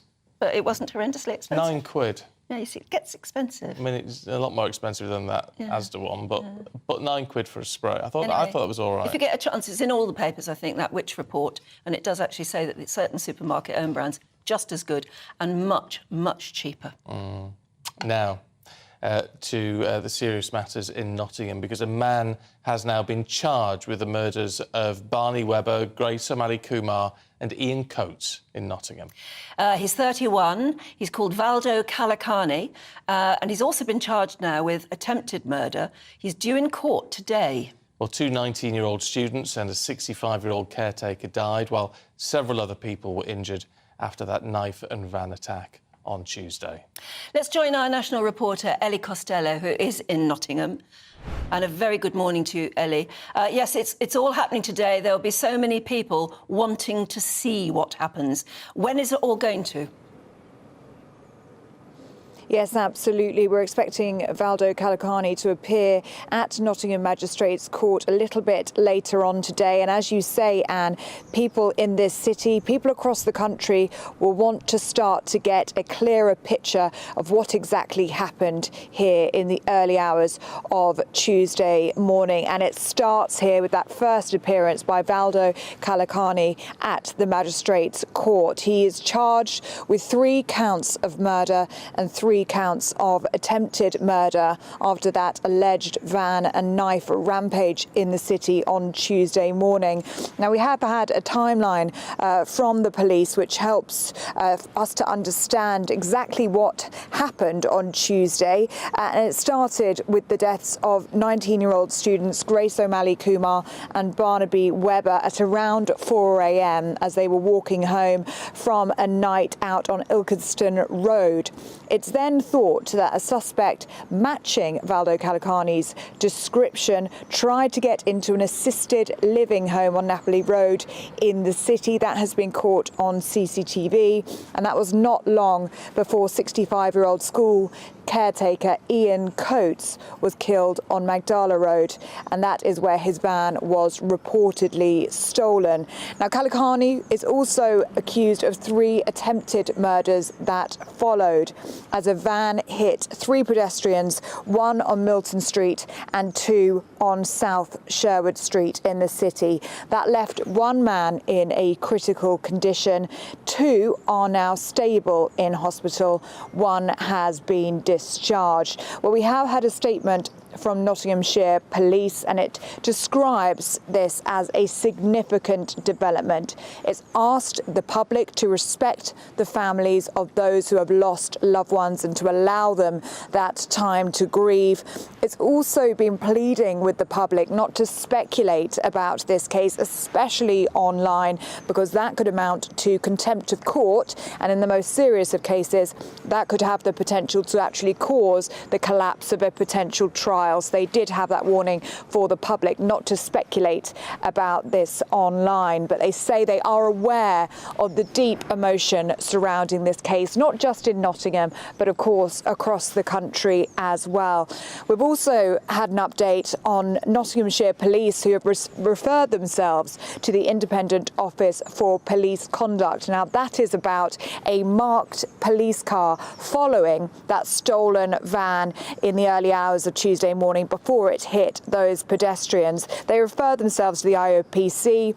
Well, the IOPC have now released a statement saying that that police car only had sight of that van for about a minute before it hit those pedestrians. It said that the driver of that police car attended to those pedestrians with first aid immediately after they had been hit. But they have made those pedestrians aware that an investigation is taking place. And of course, they're going to seek to establish whether the presence of that police car had any impact on the collision with those 2 pedestrians. Of course, that is what they're going to be looking at today. But Valdo Kalakani will be facing the magistrates today. And of course, tributes will continue in Old Market Square, where I was yesterday, where that vigil took place on Thursday evening. Hugely emotional scenes. And there's also a very similar scene happening at Nottingham University, where Barnaby and Grace were students. There's hundreds of bouquets and flowers, football shirts, candles, letters being laid there as well. And I'm sure we're going to see very similar scenes throughout the weekend. OK, Ellie, for now, thanks very much. I imagine that's one reason that we don't actually know the time that that is going to be heard in court, because the sort of height of feeling in Nottingham would be that people would want to go. Yeah. see him, wouldn't they? Yeah, we need decorum. Yeah. We need calm. Absolute calm. And remember the word. I mean, if you're getting worked up about it in any which way, I think what you need to remember is the words of the parents who spoke at the vigil the other night, really begging people not to make assumptions, not to be filled with hatred as a result of all of this.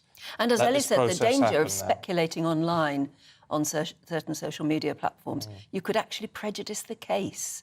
And who would want to do that? Yes, let it run its course now. Now, to matters which will affect all of us, because a hosepipe and sprinkler ban has been imposed so far by South East Water, but of course it could spread right across the country. Oh, yeah. They said they had no choice after demand for drinking water reached record levels this month, similar to last year's drought. But this isn't going to be a one-off, is it? Because water's going to get more expensive.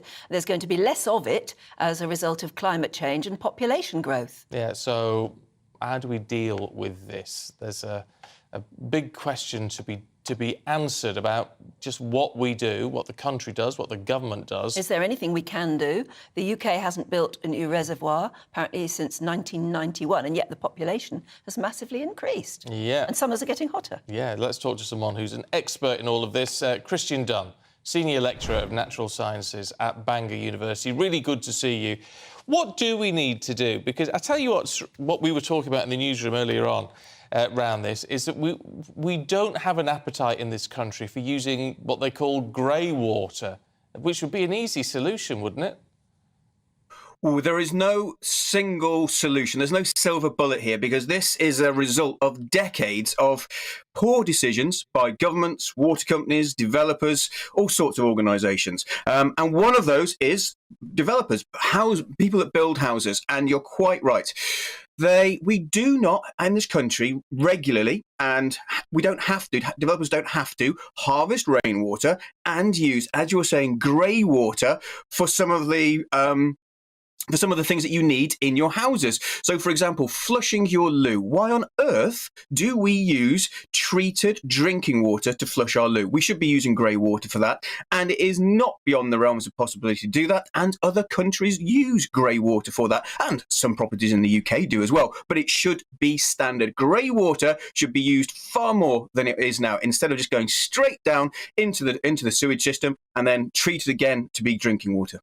Yeah, I mean, does that mean that we'd all have to sort of replumb our houses so that grey water fed into, like you said, toilets, washing up water, or anything like that? Does that mean a massive rebuilding programme or something? Well, this is where I would say, yes, it does. Ultimately, we would have to do that for our own properties. But think how many properties are being built now. New properties are being built now. Let's get those systems in those new properties, because then there's no replumbing. It's just the plumbing as normal. So, but this is not just grey water. As I said, this is not just a silver bullet. If we all plumb our houses slightly differently, we're all solved. This is much more complex than that. The water companies have not invested properly. I mean, you mentioned there, the lack of new reservoirs. There's issues with the actual system themselves in terms of leakage, etc. So they have not invested properly, and they know that. They've admitted that, and it goes beyond that. It is also how we've used our land itself in the UK. We have done a great job of turning this green and pleasant land into an almost, dry, dusty, near desert. Because what we have done is we have destroyed the best natural managers of water that we have. And those are wetlands, so marshes and fens. We've destroyed them. Since 1700, we've destroyed 75% of our wetlands. And these wetlands act as the best sort of sponge you can imagine. During the wetter months, they take up loads and loads of water, and then during the drier months, when we need the water, they can release it slowly and steadily. But we've lost them. We've lost 75% of them. I know obviously a lot of them must have been built on and developed and things, but is there scope to say we could redevelop wetlands elsewhere? 100%, yes. And there is now a huge push, some of it is funded by the government, but other organisations as well, to restore and create wetlands. And it is absolutely essential that we do so.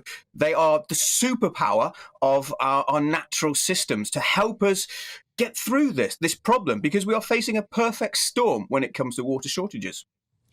Oh, and how do we achieve a different mindset about things like not being able to water your garden unless it's with grey water that you've already saved? So many of us are very proud of our green lawns. And we're obviously, if there is a hosepipe ban imposed, we're going to have to face our lovely green lawns going brown. Can we do that as a nation? Oh, this is a difficult question. As a keen gardener myself, yeah, I mean, I would struggle with that, which is why, you know, water butts, for example, we can all do our bit individually to try to store as much water. But there is ultimately the case that we are facing climate change. The weather patterns are going to change or are changing. And so the plants that we know and love in our gardens, we may have to start thinking about that and start changing the sorts of plants that we are growing. As painful as that may be, but let's face it, you know, the pain that we may be facing as a gardener choosing a different plant are nothing compared to the consequences of people in the Mekong Delta who are already currently facing the issue of climate change, and it is affecting their livelihoods. So it is something that we just have to get on with, I think. Is it as bad as... I mean, I know you say it's a bad situation. Is it as bad as the water companies, South East Water is saying, with a hosepipe ban, in the sense that we've had actually a very wet first 5 months of this year? You get a couple of weeks of sunshine and suddenly there's a hosepipe ban. I mean, why isn't what's happened over the first half of the year sort of mitigating the hot weather now? Well, yeah, I am not here to defend the water companies. They must be doing more, and they must be doing more, not just when it comes to treating water. We all know the issues of, you know, the sewage entering our rivers and our coast. So they've got to be dealing with that. But they also have to be dealing with the management of water as well. That could be looking at things like more reservoirs, but I can't stress enough, it's also using our natural habitats to manage that water as well. And water companies are and must do more investment in wetland creation and wetland restoration. That really is the secret weapon that we have here with managing our water in the UK, because we are still going to get wet seasons, obviously, and we are going to get more drier times as well. So we have to have a way that to level off the kind of the fluctuations in water and water demands. And we have a solution, if want of a better word there, using our natural habitats, so we have to start using it. But we must take individual actions as well. We've got to start looking at how we can start use less water in our homes, collecting water for watering our garden, for example. New developments must look at how they can use grey water. There's lots of pieces to the jigsaw here, but we've got to do it. Otherwise, we will be facing more water or more hosepipe bans and even water rationing. So we have to start doing this now. Look, I mean, clearly you're talking long-term solutions, and that's going to be vital for all of this. We haven't mentioned that horrific word, leaks, because still, I mean, the number of times I drive past somewhere, I have a long drive to and from work, but see leaks coming out, I mean, huge leaks. I mean, there must be thousands upon thousands of gallons of water coming out. This is a massive problem, and surely that would make a significant difference in the short term if these were sorted out. Yep, 100%. The water companies need to do more, and so we must be putting pressure on them all the time, politically and also individually as well. And society has to be pushing our water companies to do better. They have not done... The water industry at the present time, everybody now knows it's not fit for purpose. You know, it's not what society wants, and it's not what the environment needs as well. So they have to kind of pick up the act here, without a doubt. Do you have any evidence at all that anyone's listening to your sort of advice? When it comes to wetland creation, yes, I can most definitely say that. I mean, there was just an announcement by Wildfowl and Wetlands Trust just this week that, you know, they've got several £1 million by a company donated to them to look after some more salt marshes. There is money being invested privately and public money as well in wetland creation, because we are starting to see, or we now know, the evidence is there, how important these systems are at treating water and holding on to water as well. So yes, people are listening. But it's a slow process, as obviously, and as you're quite rightly saying, I can't build a wetland within a week. This is a long process, and we have to start acting now. You know, when was the best time to plant a tree? You know, 20 years ago. But we don't have that. We've got to start doing it now. Yeah, Christian Dunn, really good. I was going to say, people like you need to start working for the water companies, don't you? They actually need people who really know what they're on about with this sort of thing. Yes. Isn't that a sensible move? I'm not saying you need to quit your job today, but I mean, water companies need to be employing people like you, don't they? I think they are. Yeah, I occasionally do you get approached by water companies to kind of give advice and do experiments for them. This is why I don't like just bashing water companies and saying they're rubbish, because they know they need to do better. And every individual I speak to in a water company is fantastic. They know they've got to do better, and they want to do better. So I hate just bashing. I don't mean like being negative anyway, but I hate just bashing water companies. They know they need to do better, and yeah, there are people like me working for them as well. I'm just an arm-waving academic, so that's my job really. Yeah, but a good one. An arm-waving academic. I love it. Yeah. Christian Dunn, really good to see you. Thank you very much. Thank you. I was just looking at how much water butts cost. I don't even know how water butts work. Do you have to connect them to a rain pipe or something, a drain pipe? It depends. I mean, you can just have them so they're open tops and they just fill up on their own, or you'd have a little sort of funnel up to the roof or something. I mean, it's the right thing to do. It's criminal, really, to water your plants with drinking water, isn't it? Yeah. And we all do it at the moment, and unless you've already thought about a water butt. You're looking at, what was that one? 210 litres, 45 quid. Yeah. I mean, it's going to cost a bit of money. But we do get rain save it in abundance. I mean, at the moment, we're still being warned of thunderstorms, so when it rains, it would be good to just take the lid off the water butt and fill it up. Yeah. Well, there you go. Maybe that might be my shopping for the day. Well, I was thinking that too. Should we all get... if you've got a water butt, are they practical, or do they just sit in the garden gathering cobwebs in the end and nobody uses them?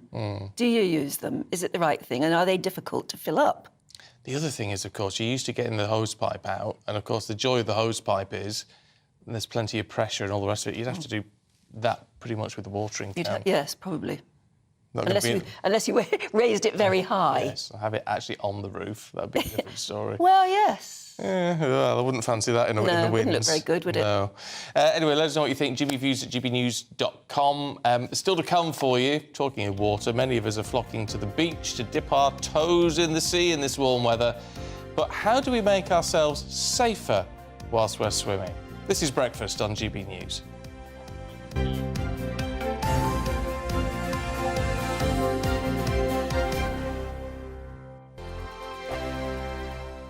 First and foremost, I'm a GB News fan, and I was before I was working here. Just love the fact that we're asking the questions that a lot of establishment media won't ask. With a bit of a twist, we not only want to inform you, but we want to keep you entertained. It's worth the drive because you get in and the team's all ready and waiting, they're itching to go, and it's a proper little family. GB News is the people's channel. It's the audience that makes the programme sing. We're giving our viewers and our listeners a voice. I see the thousands of your letters, tweets, emails, you name it, coming in. Britain is broken. How on earth did we get into this mess? But more importantly, how do we get out of it? The establishment had their chance. Now we're here to represent you. It's time for something different. It's time for GB News. I'm very patriotic. I believe in Britain. Our best days lie ahead. Britain's watching. Britain's watching. Join us here on GB News. The People's Channel. Britain's news channel. Join me, Patrick Christie's, Monday to Friday, 3 till 6. We tackle the day's news agenda like you've never seen before. It's high tempo, high octane, the most controversial topics, and the best guests. You will not be able to take your eyes and ears off it. I'm not afraid to ask the questions that you really want answered. 3 till 6 p.m, Monday to Friday on GB News, the People's Channel, Britain's news channel. I'm Andrew Doyle. Join me at 7 o'clock every Sunday night for Free Speech Nation, the show where I tackle the week's biggest stories in politics and current affairs with the help of my 2 comedian panellists and a variety of special guests. Free Speech Nation, Sunday nights from 7 on GB News, the People's Channel, Britain's news channel. GB News has its own late-night paper preview show, Headliners, where comedians take you through the next day's top news stories. You don't have to bother reading the newspaper, we've got it covered for you. Headliners, every night at 11 p.m, and repeated every morning at 5 a.m. We won't send you to sleep like some of the other paper review shows out there. GB News, the People's Channel, Britain's news channel. Join me, Camilla Tominey, on Sunday mornings from 9:30, taking the politicians to to task and breaking out of SW1 to see how their decisions are affecting you across the UK. Bursting the Westminster bubble every Sunday morning only on GB News, the People's Channel. Britain's watching. Every Sunday from 11. Join Michael Portillo. There will be topical discussion, looking at the week before and the week to come. So kick back and relax at 11 a.m. on Sundays on GB News with me, Michael Portillo. GB News, the People's Channel, Britain's news channel. What you get for breakfast is something that, if we do our jobs right, you will wake up to news that you didn't know the night before. It's a conversation. It's not just me and Eamon. We want to get to know you, and we want you to get to know us. From 6, it's Breakfast with Eamon and Isabel. Monday to Thursdays on GB News, Britain's news channel. Hi, I'm Dan Wootton. You can watch me live on GB News Monday to Thursday from 9 p.m. And did you know that you can also watch and listen live on our website, gbnews.com. You'll always be up to date on the latest breaking news, as well as enjoying the best stories, opinions and shows. You can even join the debate under our live player as you're watching. So head straight to gbnews.com on TV, radio and online. GB News, Britain's news channel.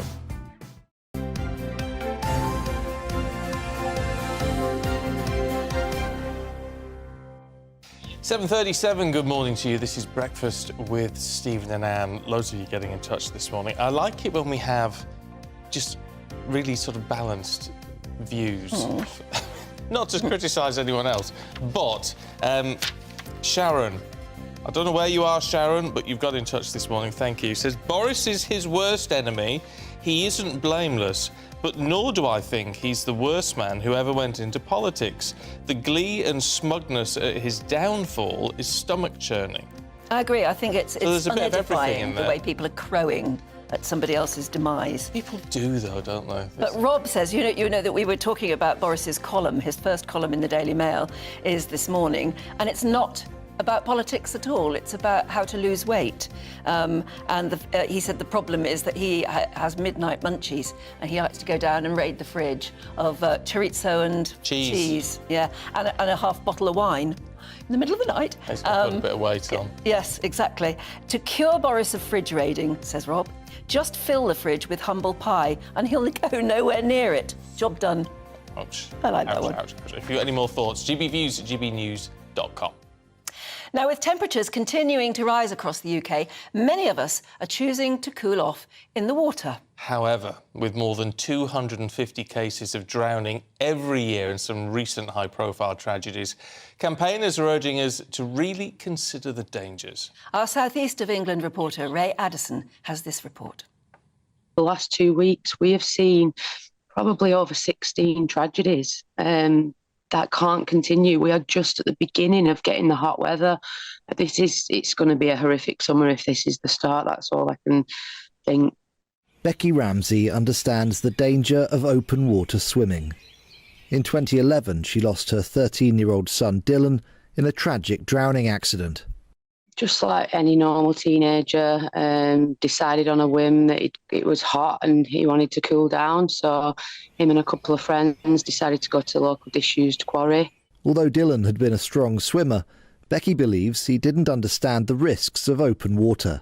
These young people are not being told that you can't just go out and do this in any body of open water without this specialist equipment or specialist training or a lifeguard on hand or supervision. For over a decade, Becky's been calling on the government to improve water safety education in schools and feels a lack of action has led to needless deaths. So for 12 years, I've been banging my head against a brick wall. And you know what? Enough's enough. The only thing that we can do to prevent these tragedies, in my opinion, is to have water safety taught on the national curriculum, age appropriate, right from very, very young, right into colleges and universities.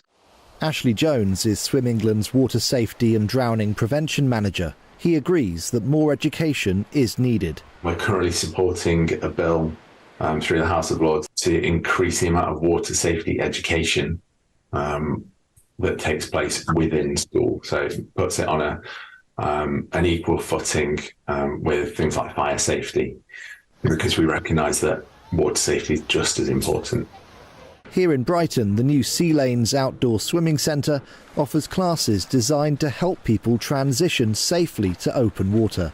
Look at the tide times, know what the tides are doing, understanding good times to go into the water. When you go into the sea, find your entry and exit points, look where you're going in, look where you need to come out again, understanding your own body. You know, don't measure yourself off someone else's ruler. Know when you're getting cold, if your hands and feet start to get cold, that's when really you need to get out. Having some warm clothes to get into when you get out, and don't stay in the sea for longer than necessary. Only stay in there for a certain amount of time and build up gradually.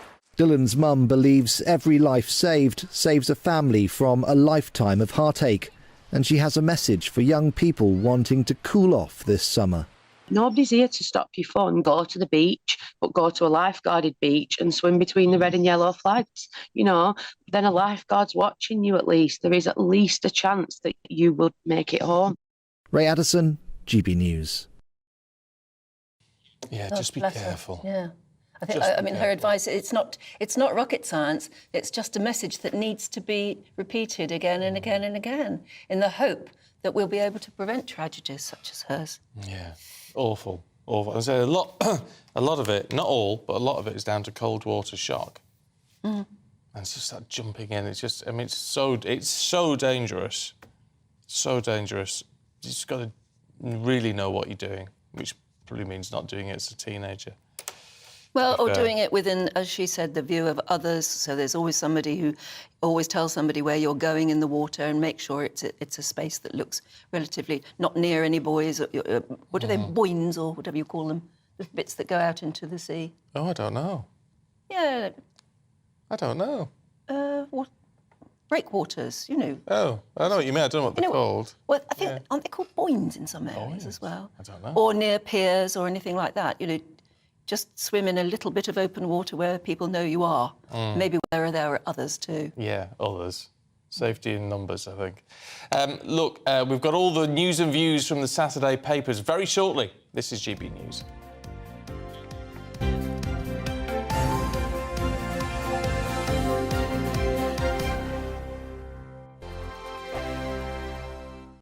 Like all families, we have arguments every now and then, but actually we agree on what the mission of GB News is, and that's the most fundamentally important thing. GB News provides the kind of platform that lets all voices be heard.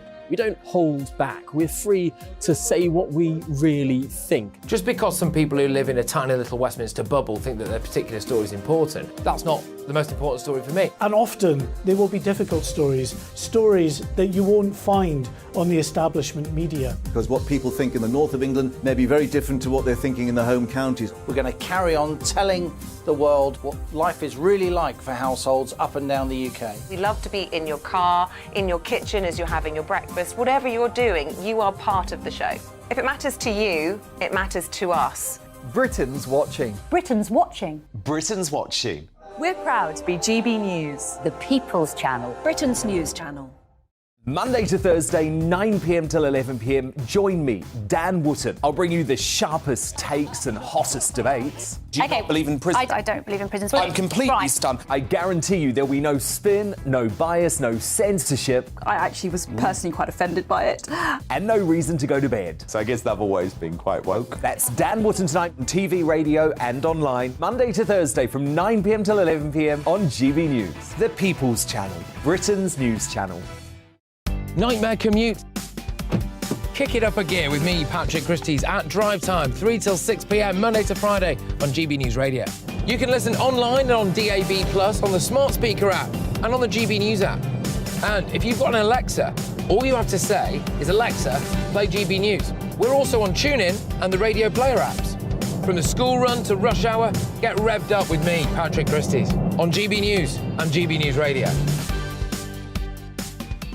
So Jubes and Kerr, we tackle the issues of the day with real robust debate, both sides of the fence, battling it out with me in the middle with my forthright opinions and views. And often really interesting things happen because you start with a position and then by the end of the debate you find actually, I might not have thought about that one. What we need in this country is 2 new political parties. You should maybe think about doing a 2024 calendar. I'm Michelle Dewberry and I'm keeping you company right through until 7 o'clock this evening. GB News, the People's Channel, Britain's watching. Westminster is going around in ever-decreasing circles, followed by the media. Britain is broken. How on earth did we get into this mess? But more importantly, how do we get out of it? Join me at 7 p.m, Mondays to Thursdays on Farage, here on GB News. We will have open, rational debate.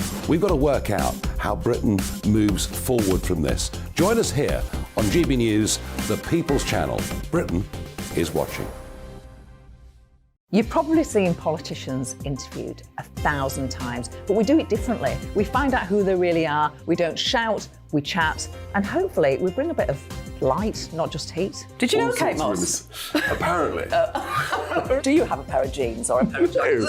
No, of course I don't. What would I do with them? My friends are like, oh my God, what's she doing now? Join me every Sunday at 6 for Gloria Meets, only on GB News, the People's Channel, Britain's news channel.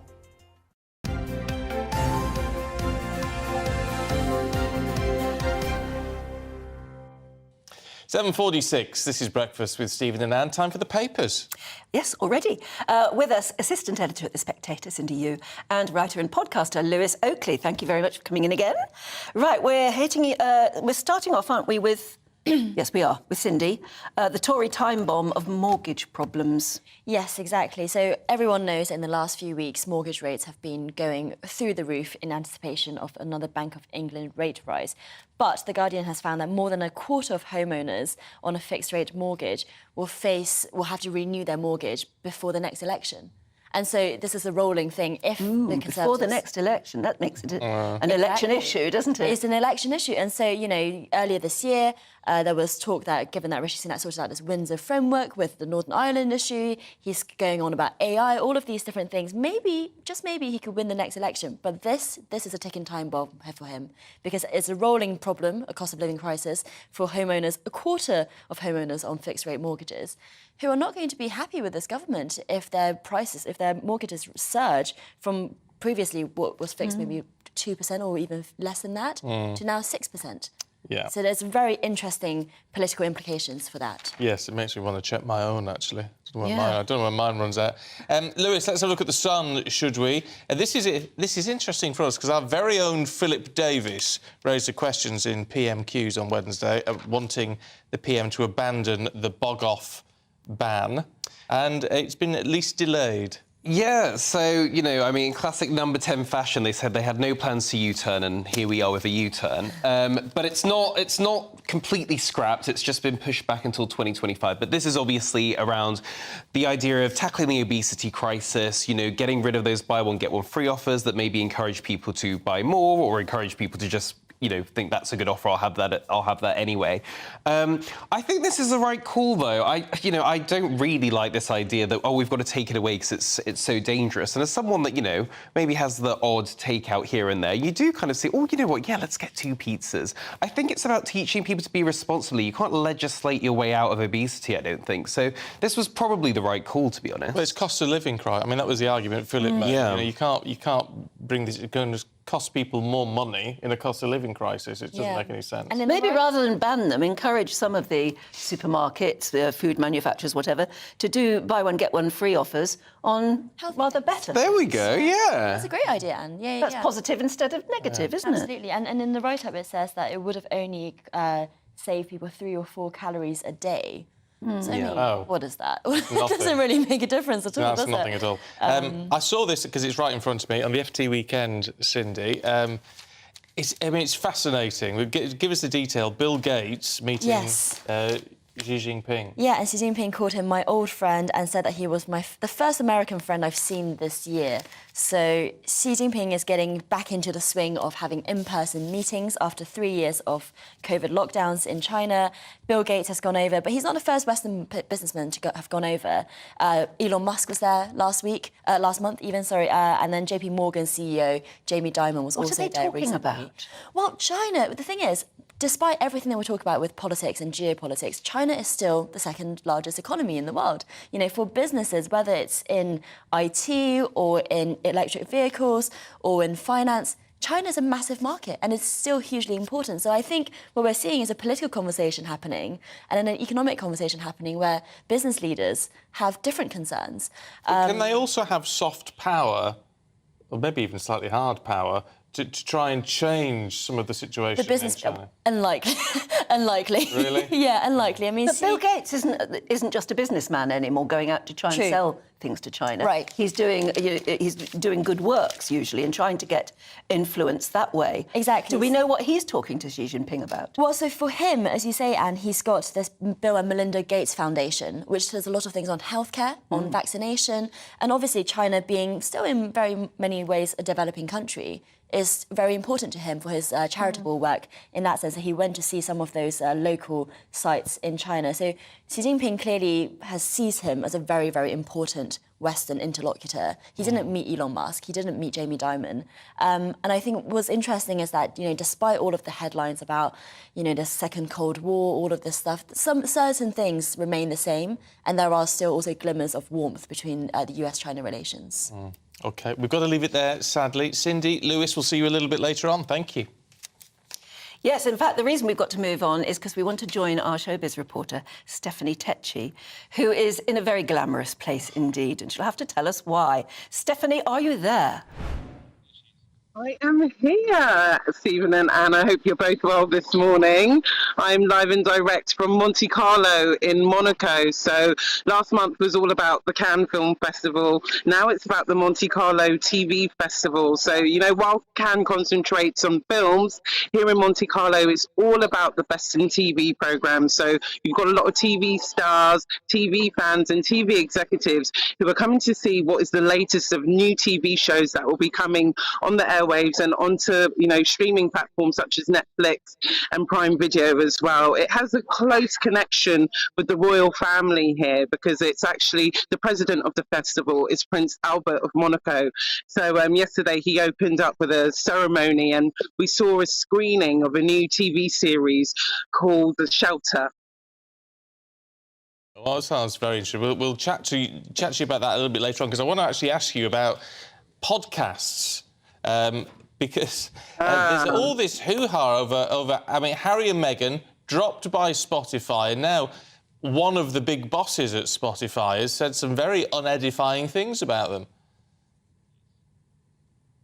Yes, I was quite shocked by this because it was just only yesterday that both Harry and Meghan's production company, Archwell's Audio, and Spotify put out a joint statement saying that they were parting ways, but they were proud of the series that they had made. And now Bill Simmons, who is the head of podcast innovation for Spotify and head of podcast monetization, has come out with some damning comments about Harry and Meghan. His looks are changing every single day. Oh, the line's gone. Oh. Someone's watching. Yeah. Switched her off. Pulled the plug. Yeah. No, he said they should have called it the Grifters. Yes. Which is... I don't know. That's what I tend to think of the Grafters. Which would mean they would work. But apparently it's been very rude. And say, well, you were a bit daft to sign them up when you... well, I think we've got Stephanie back so she can explain more. What did he say, Stephanie? And go on. Yeah, so he said that the podcast should have been called The Grifters. He said that on his own podcast. And he said that, one day if he gets drunk enough, he's going to expose a conversation he had with Harry.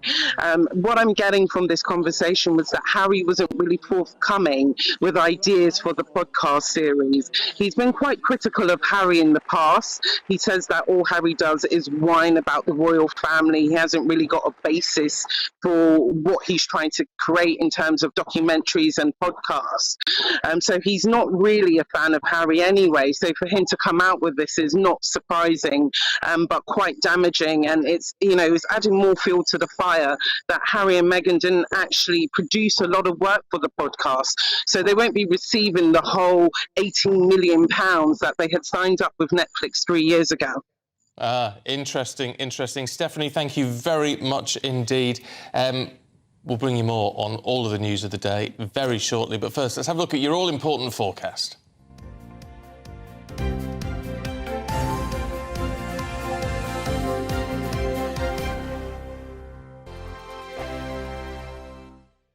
First and foremost, I'm a GB News fan, and I was before I was working here. Just love the fact that we're asking the questions that a lot of establishment media won't ask. With a bit of a twist, we not only want to inform you, but we want to keep you entertained. It's worth the drive because you get in and the team's all ready and waiting, they're itching to go, and it's a proper little family. GB News is the People's Channel. It's the audience that makes the programme sing. We're giving our viewers and our listeners a voice. I see the thousands of your letters, tweets, emails, you name it, coming in. Britain is broken.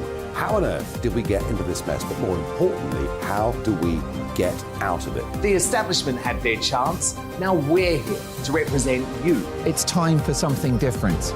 It's time for GB News. I'm very patriotic. I believe in Britain.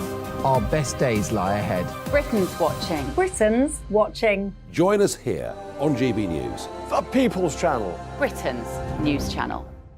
Join me, Patrick Christie's, Monday to Friday, 3 till 6. We tackle the day's news agenda like you've never seen before. It's high tempo, high octane, the most controversial topics, and the best guests. You will not be able to take your eyes and ears off it. I'm not afraid to ask the questions that you really want answered. 3 till 6 p.m, Monday to Friday on GB News, the People's Channel, Britain's news channel. I'm Andrew Doyle. Join me at 7 o'clock every Sunday night for Free Speech Nation, the show where I tackle the week's biggest stories in politics and current affairs with the help of my 2 comedian panellists and a variety of special guests. Free Speech Nation, Sunday nights from 7 on GB News, the People's Channel, Britain's news channel. GB News has its own late-night paper preview show, Headliners, where comedians take you through the next day's top news stories. You don't have to bother reading the newspaper, we've got it covered for you. Headliners, every night at 11 p.m, and repeated every morning at 5 a.m. We won't send you to sleep like some of the other paper review shows out there. GB News, the People's Channel, Britain's news channel.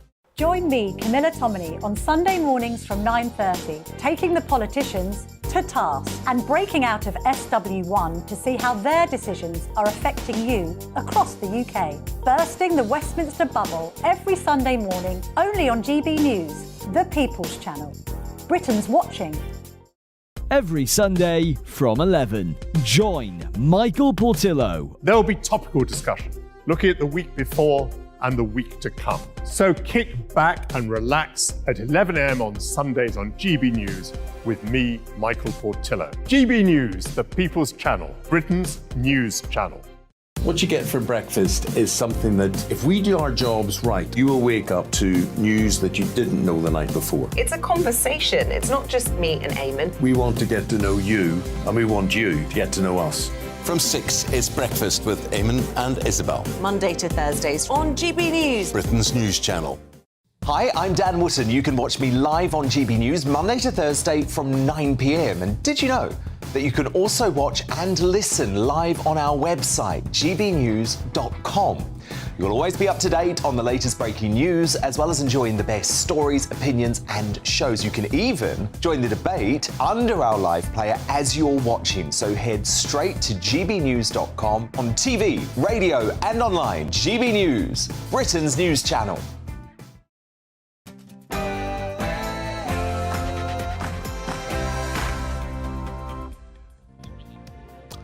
Good morning. Good morning. I was hoping we were going to bring you a weather forecast at this point. Yes. But there you go. I didn't know what it is, actually, because I didn't listen, but I think it's going to be hot. It is, yes. It's going to be hot but cloudy.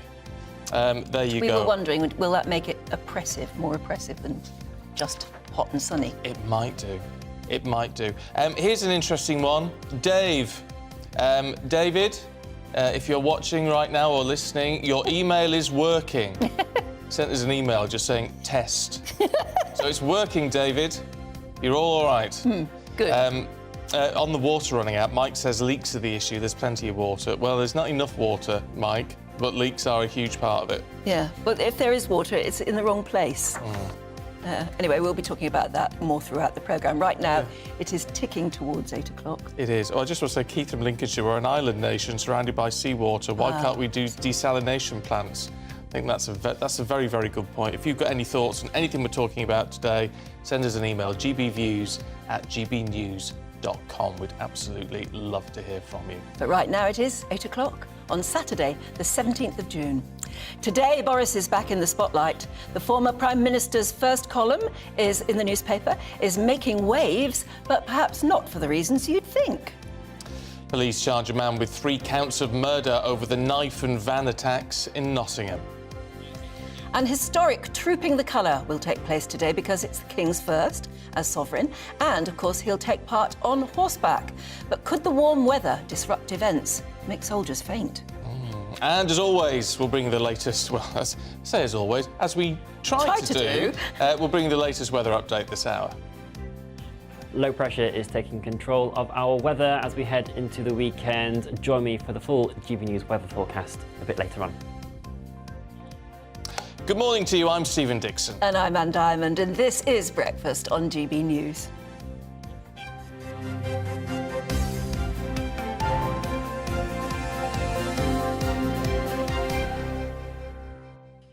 Now, far from going quietly, former Prime Minister Boris Johnson has broken ministerial rules again by only informing the appointments watchdog, which he supposedly is meant to do, of his new Daily Mail column half an hour before the public announcement. This is what he had to say about his new role with Mail. It's going to be completely unexpurgated stuff. I may even have to cover politics, but I'll obviously try to do that as little as possible, unless I absolutely have to. I'm much looking forward to making my first contribution to those illustrious pages on Saturday. Well, it's interesting because the Daily Mail had trumpeted it very, very big, as you'd expect. Oh, yes. Boris all over their front page, and it's the column that the whole world is talking about. Look away, Harriet Harman. Yeah, but it says at the top. When you actually get to the column, it's nothing explosive or political whatsoever. It's about how to lose weight, this new wonder drug, and Boris's thoughts. And how not to do midnight raids on the fridge. And avoid the chorizo and bottles of wine being quaffed at midnight. Anyway, all of this comes amid reports that Boris has now called off his supporters from opposing the Privileges Committee report that found he lied to MPs over Partygate, meant to be a vote in the Commons on Monday about that. Now, it was going to go against him either which way, but apparently he's told people who were going to vote for him or vote against that report not to bother now, so it might just go through without a vote at all. Which is all a bit extraordinary, isn't it? Let's speak to legendary journalist, broadcaster and author Michael Crick. Hello, lovely to see you. What do you make of all of this? Well, the column, deeply disappointing. I mean, there I was expecting a blistering attack on Rishi Sunak or, a devastating put-down of the members of the Privileges Committee, and instead of which we get stuff about eating cheese and this new wonder diet drug. Well, I'd be delighted if it works personally, but in Boris Johnson's case, it seems to have worked for a few weeks and then stopped working. It's a strange thing to start to have as your first column. I mean, he must be being paid vast sums for this column. Has there been a figure? I mean, it's got to be around. It's got to be 10,000. I mean, he was on 5,000 a column on the Telegraph. It's got to be at least twice that, I would have thought. Yes, it must be, I think. So, look, so what do you think has driven this? This can't be planned. This can't have been what the Mail signed up for. Well, no, or maybe he just, I don't know, I just can't explain it. Let's hope he returns to politics next week, because otherwise the Mail aren't going to be getting their money's worth. Are they trying to keep the Appointments Committee happy or less agitated? I mean, have they had a nasty legal letter, do you think? I don't think so, no. I mean, the COBA, the Appointments, basically, it's to stop ministers being defence secretary, say, and then immediately going and working for an arms manufacturer. Yeah. Sometimes there was a time when people would do it within a matter of weeks. Well, it's now roughly 9 months since Boris Johnson left office. So, in fact, it's more than that, isn't it? Going to work for the Daily Mail is not quite the same as working for a company that might be able to profit from your inside knowledge of what's going on inside government. OK, they're profiting journalistically, so it's not a huge offence. A COBA is notorious for being a very weak watchdog. I mean, Private Eye have ripped them apart week after week over their failure, really. They don't have any teeth, you see, so they can't really do much about these appointments. I mean, the fact the headline says this is the column the whole world's talking about. Well, we are today, but for all the wrong reasons. Well, we are, but I'm not sure people are going to be talking about it all day, are they? No, but I mean, does that mean? I mean, it's meant to be the big launch. You would expect a fiery piece, and if it comes, get a damp squib. If it comes next week, they seem to have missed the trick. I know. I mean, it's. I mean, maybe he wrote 2 columns as he famously did over Brexit, and maybe the political one was just too legally problematic. Hard to believe that, though, really, isn't it? I mean, you know, when he used to write for the Telegraph, all his columns were about politics in one way or another. So we'll just have to wait. Yes, it is odd, isn't it? Very odd. Yeah. So what about this? Actually, it's the front page of the Express, funnily enough, isn't it? Boris telling his supporters, "Don't vote. It's all a farce. You don't have to back me." Well, I think. I mean, remember the vote on the Windsor Agreement earlier in the year, and the number of rebels there were on that. It was only about 20. And I think the number of people that actually would have voted for Boris Johnson in the vote on Monday is is a few dozen, really. And I think the Conservative Party is very fed up with him at the moment. The way in which he's prompted these 2 by-elections and due to be 3, which could embarrass the party hugely. It's going to be a huge expense to the party. His personal attacks on Sunak.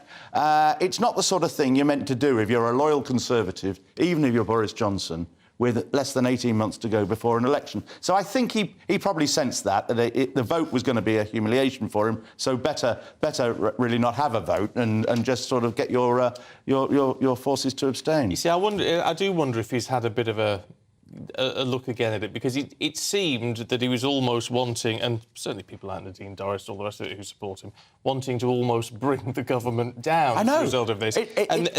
But this is different, is it? Because this means those members who actually they don't have to go back and face their constituencies, who might be Boris backers, even if they're not. That is a good point. The people reading Boris Johnson's column this morning over their breakfast, that the MPs going to do their surgeries today or to go to social events or garden parties this afternoon will be under perhaps a little bit less pressure when it comes to next week. But this is not the end of Boris Johnson.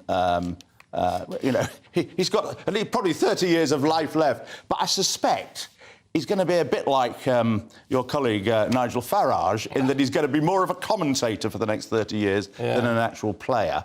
I mean, in terms of getting back into the House of Commons, that's not going to happen between now and the general election, because Sunak will just say, well, you're not on the candidates list, you're blocked. You had a seat, you gave it up, you can't just do that and have a by-election and then expect to walk into another seat. Do you think, I mean, it's interesting, in terms of, you can do that comparison to Farage, right? Yeah. Whether you agree with him or not, I can tell you he's a nice man, whether you agree with him or not. However... You mean Farage or Johnson? Farage. Well, I mean, I wrote a book about Nigel. I shouldn't be advertising my books on here. No, I know Farage, but I'll tell you what, he has been one of the most influential people in British politics. When you think of it. Despite not being an elected That's exactly what I say in the book. I say that he is the most influential person in British politics this century. Admittedly, the century's only been going 23 years.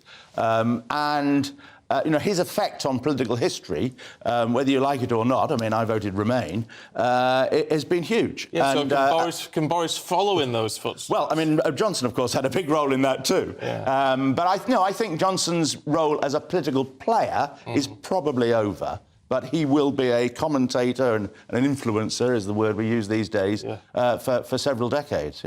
Yeah, so we can look forward to some more interesting columns probably in the future. I suspect so. Otherwise, the Mail are going to want their money back, aren't they? They're pretty ruthless when it comes to that sort of thing. Yeah, which is what makes it so shocking. But anyway, it's a good piece if you're interested in weight loss. But it's not worth £10,000. I could write that for 10 grand. I'd love to. Yeah. Well, and it is, of course, the sort of subject that the Mail, the Mail do lots of health stuff. Maybe they feel that their readers... Come on, he hasn't been taken on as their health correspondent.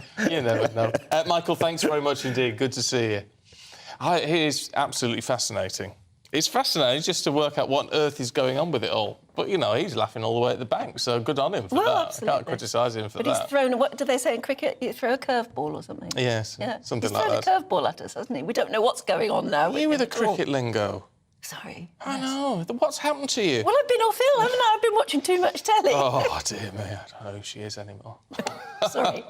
We better move on. It's 10 minutes past 8 already. Yeah, send your thoughts through on that if you've got any thoughts. gbviews@gbnews.com. And now to those serious, very serious matters in Nottingham.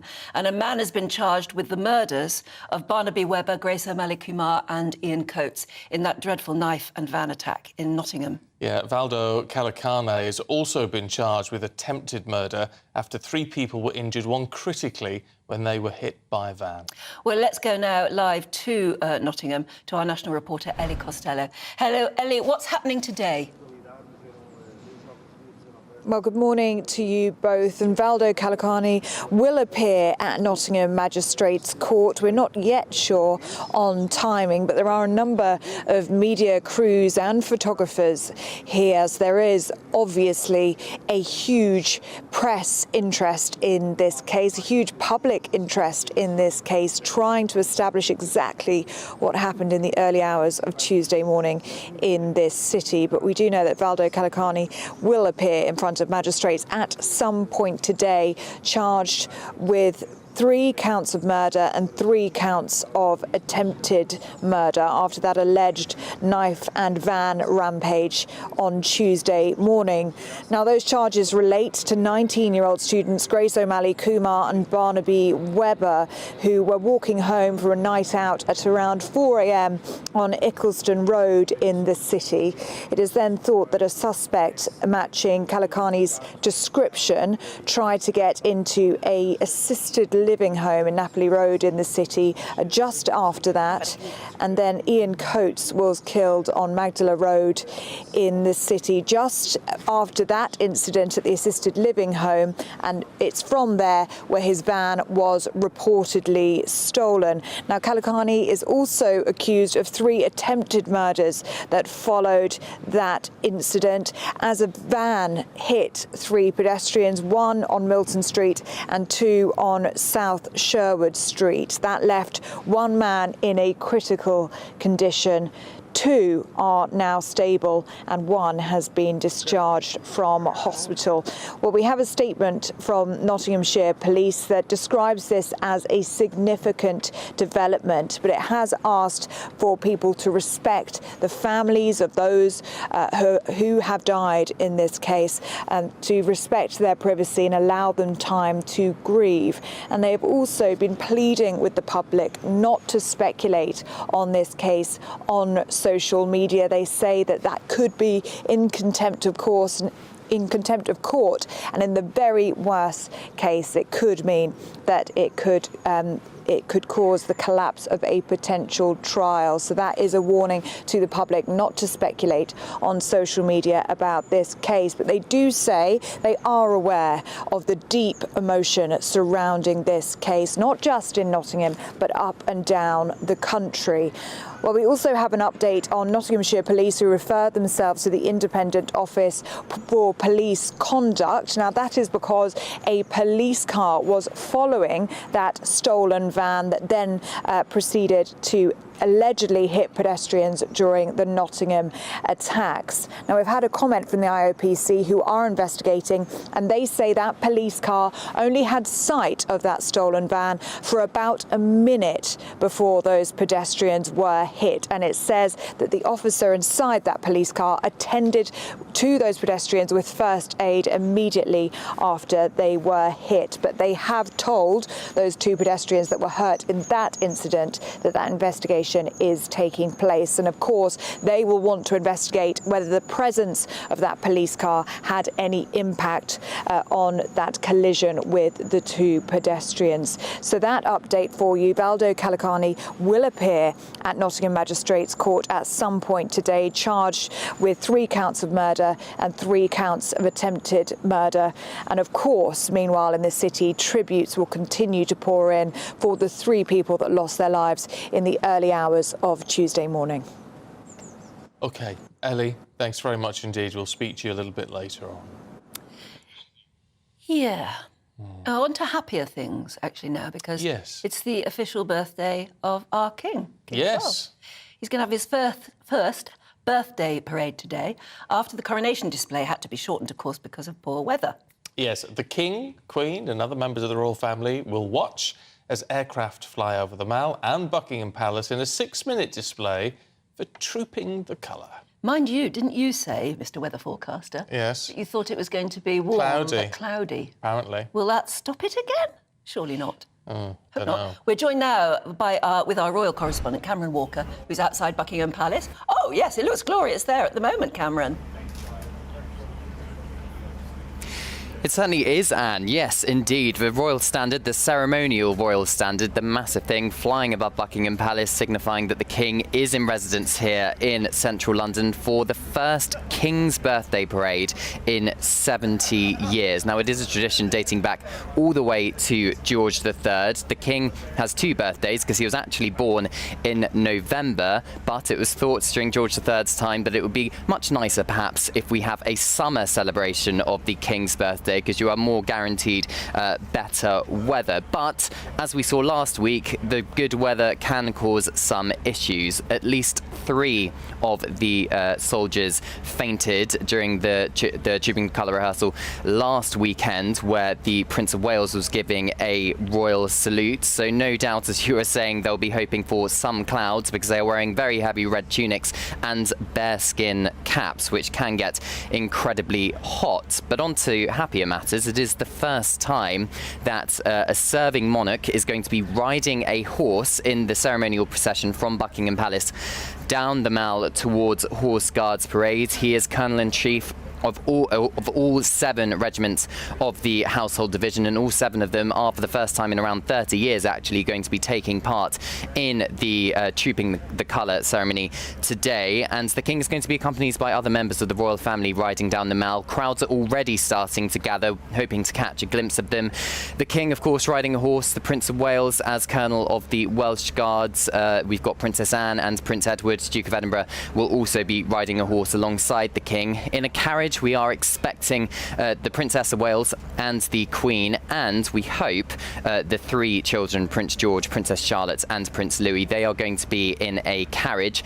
The Queen and Princess of Wales will not be in military uniform, although the Telegraph is reporting that they are going to be wearing regimental brooches for the first time. The Princess of Wales, Colonel of the Irish Guards, the Queen, Colonel of the Grenadier Guards. New appointments for them. So when the King gets to Horse Guards, he's going to be greeted by a royal salute. He will then inspect the troops on Horse Guards Parade, and it's going to be pretty thorough. The King has more experience, really, than any of the soldiers or ceremonial people at Horse Guards display, and we're told he's going to be quite thorough, and if there's any issues with any of the soldiers, he will make it clear to the Major General, Christopher Geeker, and it is the Major General's last trooping the colour ceremony before he retires. And it's the Welsh Guards this time who will be trooping their colour. It's a battalion really that's close to the King's heart. He was Colonel of the Welsh Guards for 50 years when he was Prince of Wales. But what does trooping the colour mean? I mean, a lot of people don't know the answer to that question, and it all dates back. It's all about tradition, really, and it dates back to a time where there wasn't this modern technology where people could communicate with radios and satellite signals on the battlefield, and they had to rely on their colour of their battalion. So when they got disorientated on the battlefield, they would recognise their flag, recognise their colour, and it would be used as a rallying point. So they knew that the which colour to look for. It was literally troops up and down the lines of soldiers before the battle commenced, so they could recognise their colour. Nowadays, of course, it's just a ceremonial occasion, but it's still carrying out the tradition and is used on the King's birthday parade, the King's official birthday. Now, following the trooping the colour ceremony, the King and members of the royal family will process back to Buckingham Palace for a magnificent extended fly past. That's expected to happen at around 1 p.m. They will appear on the balcony, and we are very much hoping that there are going to be more planes on display than the coronation ceremony last month, because of course the weather wasn't very good for the coronation. Today expected to be a lot better. Many aircraft expected to take part. So should be good. Should be a good day. Cameron, Great history thank lesson you. there as well. Ah, he's very good, our Cameron. Yeah, absolutely. Actually, the Blues and Royals were presented with their new colour. They got a new colour. They got a new colour because of the change of monarch. So the King presented them with their new colour this week at the Palace. And during the week, I was at Hampton Court Palace interviewing some ladies from the Royal College of Needlework and Embroidery. Oh. They are the people who did all of the fantastic embroidery on the royal robes and the royal screen and everything for the coronation. And they do the most amazing work. And they were lovely. They said, I said, you know, for all the work you did for the coronation, did you get a seat in the Abbey? And they said, no, we didn't get seats in the Abbey, but we did get seats in the in that big area. Oh, yes, area, it was behind us. Overlooking the balcony, as it were. Yeah. Looking over the, yeah. Oh, they were in there, So were we all they? got absolutely soaked. Yeah. But it was worth every minute. Oh, yeah. we saw them all piling in about 8 o'clock in the That's morning right. into there. And, of course, they just got rained on almost non-stop, didn't Yeah. they? So the weather wasn't good, but they said they had the most fantastic view. Absolutely brilliant. Talking of rain and rainwater and how to conserve water and use it on our gardens and things, Karen's been in touch, saying it's what I don't get. Maybe you can answer this for me, Karen. We have all of our washing machine water collected into a black dustbin, 3/4 full after every wash. We take a bucket into the shower and collect every drop that goes into the washing bowl. And she's in Kingsbury in Cambridgeshire. Now, my question with that is, what about all the detergents? That's just what I was going to say. Does that not damage the Isn't that water full of detergent? Or is it not bad for, even if it doesn't damage the flowers and things, is it not bad for the ecosystem to have all that just poured into the garden? I mean, I don't know, maybe it's fine.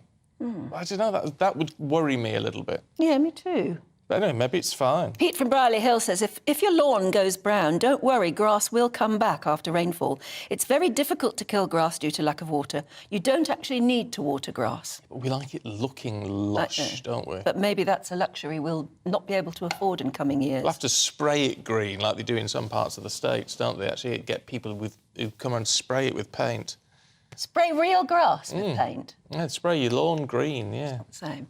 Since I pulled up my AstroTurf, did I tell you that? Oh, no. Yeah, I got my AstroTurf pulled up in the end, and I've had proper turf put down, and I have to say it looks so much nicer. Yeah. I mean, a clean bed of AstroTurf looked good, but Real not grass. as good as real grass. No.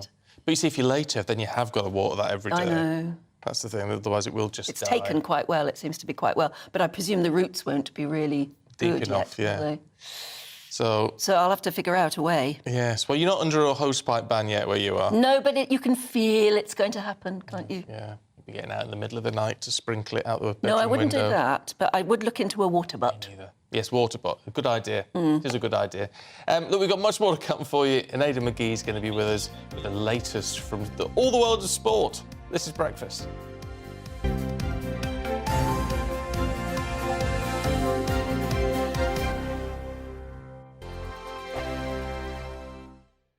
Like all families, we have arguments every now and then, but actually we agree on what the mission of GB News is, and that's the most fundamentally important thing. GB News provides the kind of platform that lets all voices be heard. We don't hold back. We're free to say what we really think. Just because some people who live in a tiny little Westminster bubble think that their particular story is important, that's not the most important story for me. And often they will be difficult stories that you won't find on the establishment media. Because what people think in the north of England may be very different to what they're thinking in the home counties. We're going to carry on telling the world what life is really like for households up and down the UK. We love to be in your car, in your kitchen as you're having your breakfast. Whatever you're doing, you are part of the show.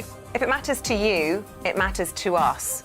Britain's watching. Britain's watching. Britain's watching. We're proud to be GB News, the People's Channel. Britain's news channel. Monday to Thursday, 9 p.m. till 11 p.m. Join me, Dan Wootton. I'll bring you the sharpest takes and hottest debates. Do you not believe in prison? I don't believe in prison. I'm completely stunned. I guarantee you there'll be no spin, no bias, no censorship. I actually was personally quite offended by it.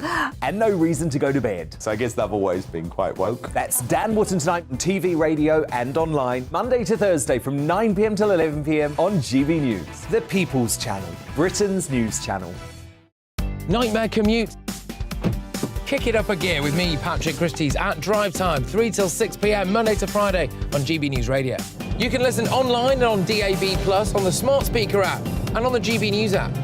And if you've got an Alexa, all you have to say is, Alexa, play GB News. We're also on TuneIn and the Radio Player apps. From the school run to rush hour, get revved up with me, Patrick Christie's, on GB News and GB News Radio. So Jubes & Co, we tackle the issues of the day with real, robust debate, both sides of the fence, battling it out with me in the middle with my forthright opinions and views. And often really interesting things happen because you start with a position and then by the end of the debate you find actually, well, I might not have thought about that one. What we need in this country is 2 new political parties. You should maybe think about doing a 2024 calendar. I'm Michelle Dewberry and I'm keeping you company right through until 7 o'clock this evening. GB News, the People's Channel, Britain's watching.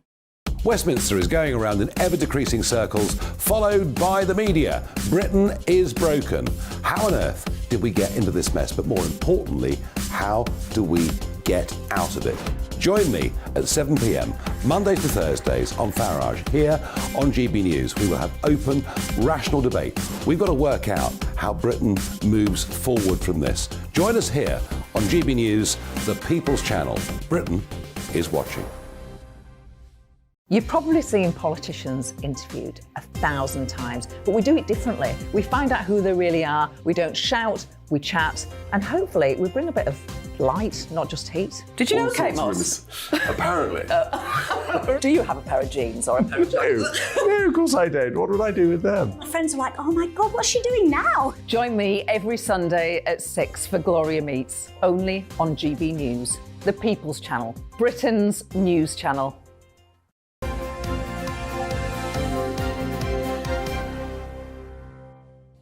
8:26. Good morning to you. This is Breakfast with Stephen and Anne. We've got some breaking news for you now. Metropolitan Police are saying that the bodies of 4 people, including a man and woman in their 30s, an 11-year-old girl and a 3-year-old boy, have been found in a flat in Hounslow. We have no more detail on that at the moment, but clearly we'll be covering that throughout the day now, finding out more for you. Awful. OK.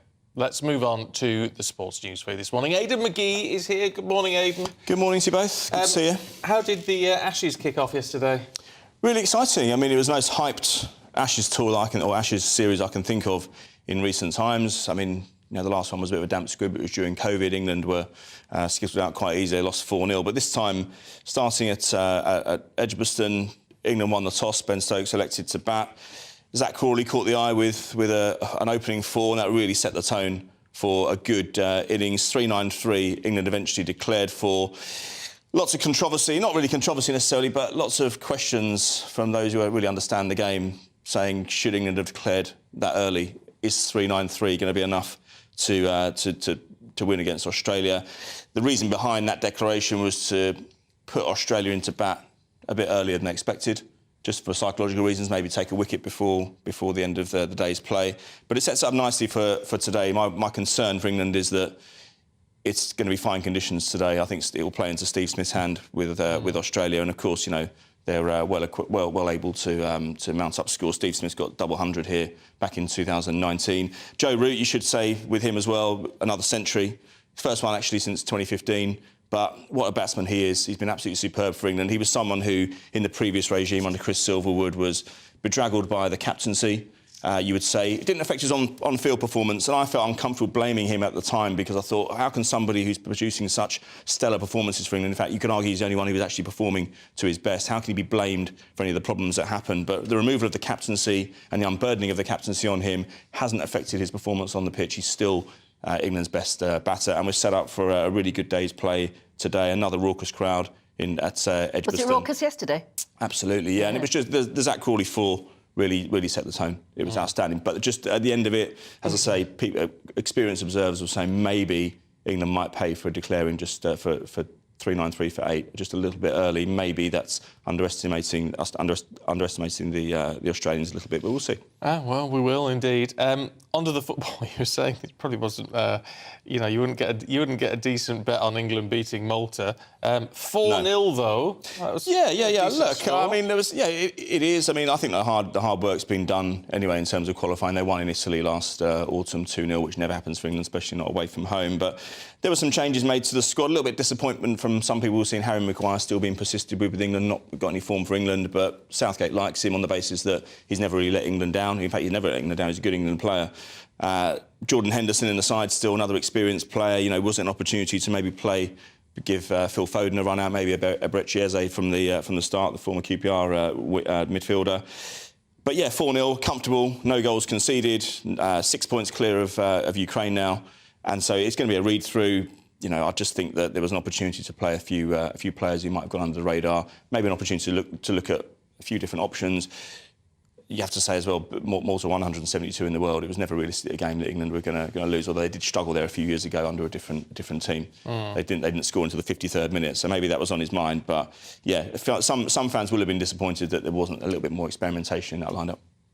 Meanwhile, what happened with Wales, because that was a shock defeat to Armenia. Terrible, absolutely terrible. They've enjoyed good times recently, Wales. Of course, they got to the semi-finals of the Euros back in 2016.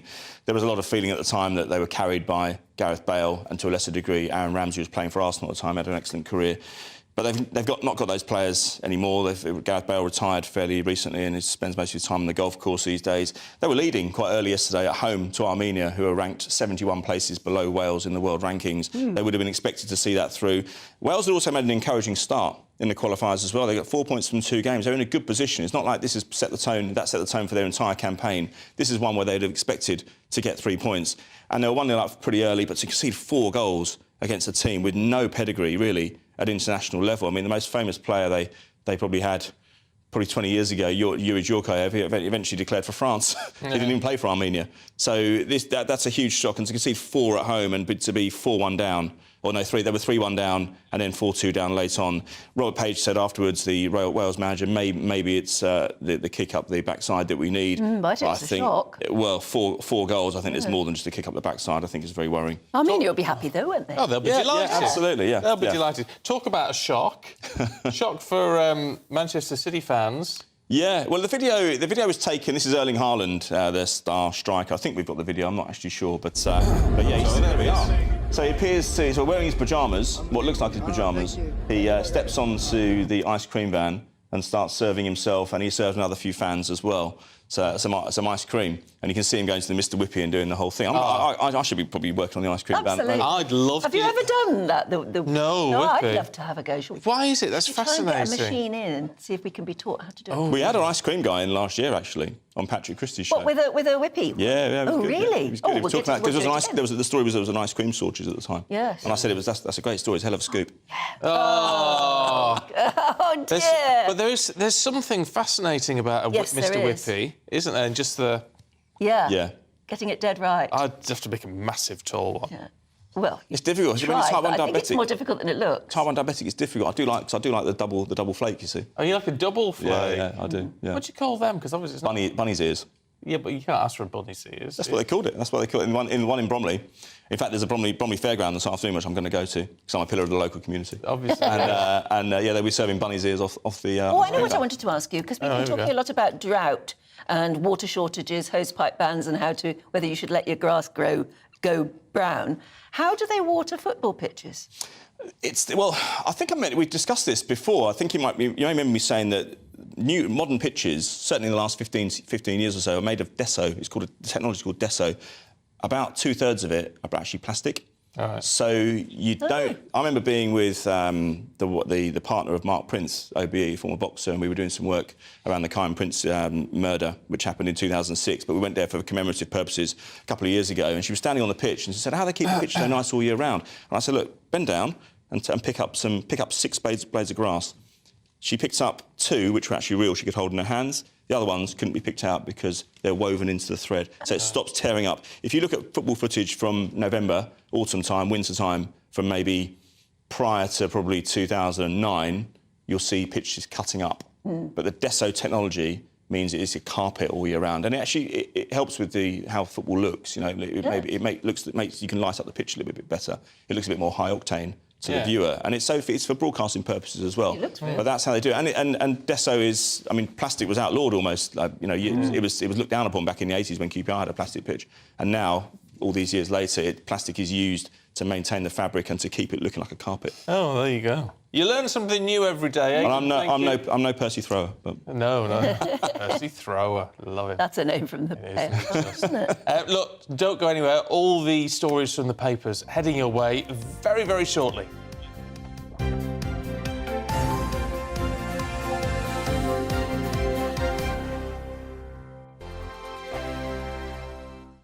First and foremost, I am a GB News fan, and I was before I was working here. Just love the fact that we're asking the questions that a lot of establishment media won't ask. With a bit of a twist, we not only want to inform you, but we want to keep you entertained. It's worth the drive because you get in and the team's all ready and waiting, they're itching to go, and it's a proper little family. GB News is the People's Channel. It's the audience that makes the programme sing. We're giving our viewers and our listeners a voice. I see the thousands of your letters, tweets, emails, you name it, coming in. Britain is broken. How on earth did we get into this mess? But more importantly, how do we get out of it? The establishment had their chance. Now we're here to represent you. It's time for something different. It's time for GB News. I'm very patriotic. I believe in Britain. Our best days lie ahead. Britain's watching. Britain's watching. Join us here on GB News. The People's Channel. Britain's news channel. Join me, Patrick Christie's, Monday to Friday, 3 till 6. We tackle the day's news agenda like you've never seen before. It's high tempo, high octane, the most controversial topics and the best guests. You will not be able to take your eyes and ears off it. I'm not afraid to ask the questions that you really want answered. 3 till 6 p.m, Monday to Friday on GB News, the People's Channel, Britain's news channel. I'm Andrew Doyle. Join me at 7 o'clock every Sunday night for Free Speech Nation, the show where I tackle the week's biggest stories in politics and current affairs with the help of my 2 comedian panellists and a variety of special guests. Free Speech Nation, Sunday nights from 7 on GB News, the People's Channel, Britain's news channel. GB News has its own late-night paper preview show, Headliners, where comedians take you through the next day's top news stories. You don't have to bother reading the newspaper, we've got it covered for you. Headliners, every night at 11 p.m, and repeated every morning at 5 a.m. We won't send you to sleep like some of the other paper review shows out there. GB News, the People's Channel, Britain's news channel. Join me, Camilla Tominey, on Sunday mornings from 9:30, taking the politicians to task and breaking out of SW1 to see how their decisions are affecting you across the UK. Bursting the Westminster bubble every Sunday morning, only on GB News, the People's Channel. Britain's watching. Every Sunday from 11, join Michael Portillo. There'll be topical discussion, looking at the week before and the week to come. So kick back and relax at 11 a.m. on Sundays on GB News with me, Michael Portillo. GB News, the People's Channel, Britain's news channel. What you get for breakfast is something that, if we do our jobs right, you will wake up to news that you didn't know the night before. It's a conversation. It's not just me and Eamon. We want to get to know you, and we want you to get to know us. From 6, it's Breakfast with Eamon and Isabel. Monday to Thursdays on GB News, Britain's news channel. Hi, I'm Dan Wootton. You can watch me live on GB News Monday to Thursday from 9 p.m. And did you know that you can also watch and listen live on our website, gbnews.com? You'll always be up to date on the latest breaking news, as well as enjoying the best stories, opinions and shows. You can even join the debate under our live player as you're watching. So head straight to gbnews.com on TV, radio and online. GB News, Britain's news channel.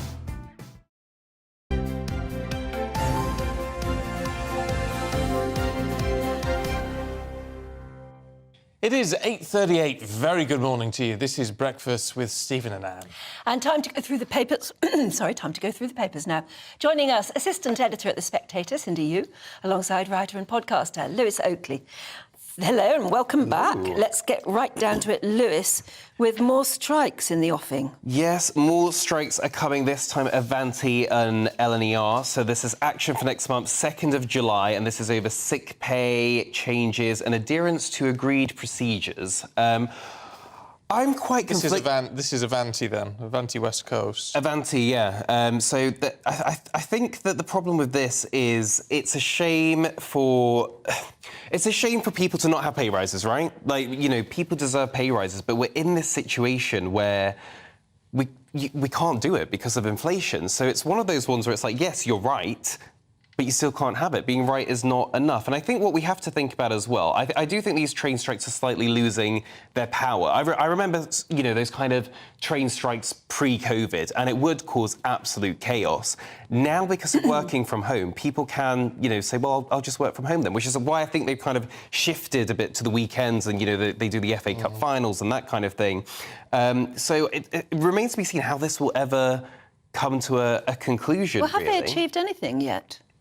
Various strikes that we've seen. I don't think they've gotten much. I don't think they really have they? No, I mean, I know it does. It does inconvenience people, but we are just getting to the point, aren't we, Cindy, of just going, oh, so, do you need to check if there's a strike, if I'm going to use the train? If there are, I'll do it another day. Yeah, there was a strike the other day when I was coming back from Gatwick, and I didn't realise until I got to Gatwick, and I was facing a 3-hour bus ride back into town. So in the end, I had to get an Uber with a few other random people that I met. But Lewis is right, isn't it? The sheer fact that we are now experienced at working from home means that I think a lot of people just have taken that decision. And so while the impact is still there for a lot of people, it's not as huge as it used to be. And I think what we don't talk about, though, is the impact on those businesses. So if you're having a strike on a big sports day, that's a lot of pubs that are not then having people in those town centres. So it has a knock-on effect for all those other businesses. Yeah, it does. It does. But not enough of an effect for these strikers to get what they want, it would seem. That's what it seems. Now, let's have a look at the Mail, Cindy. About the hosepipe ban, which... Yeah.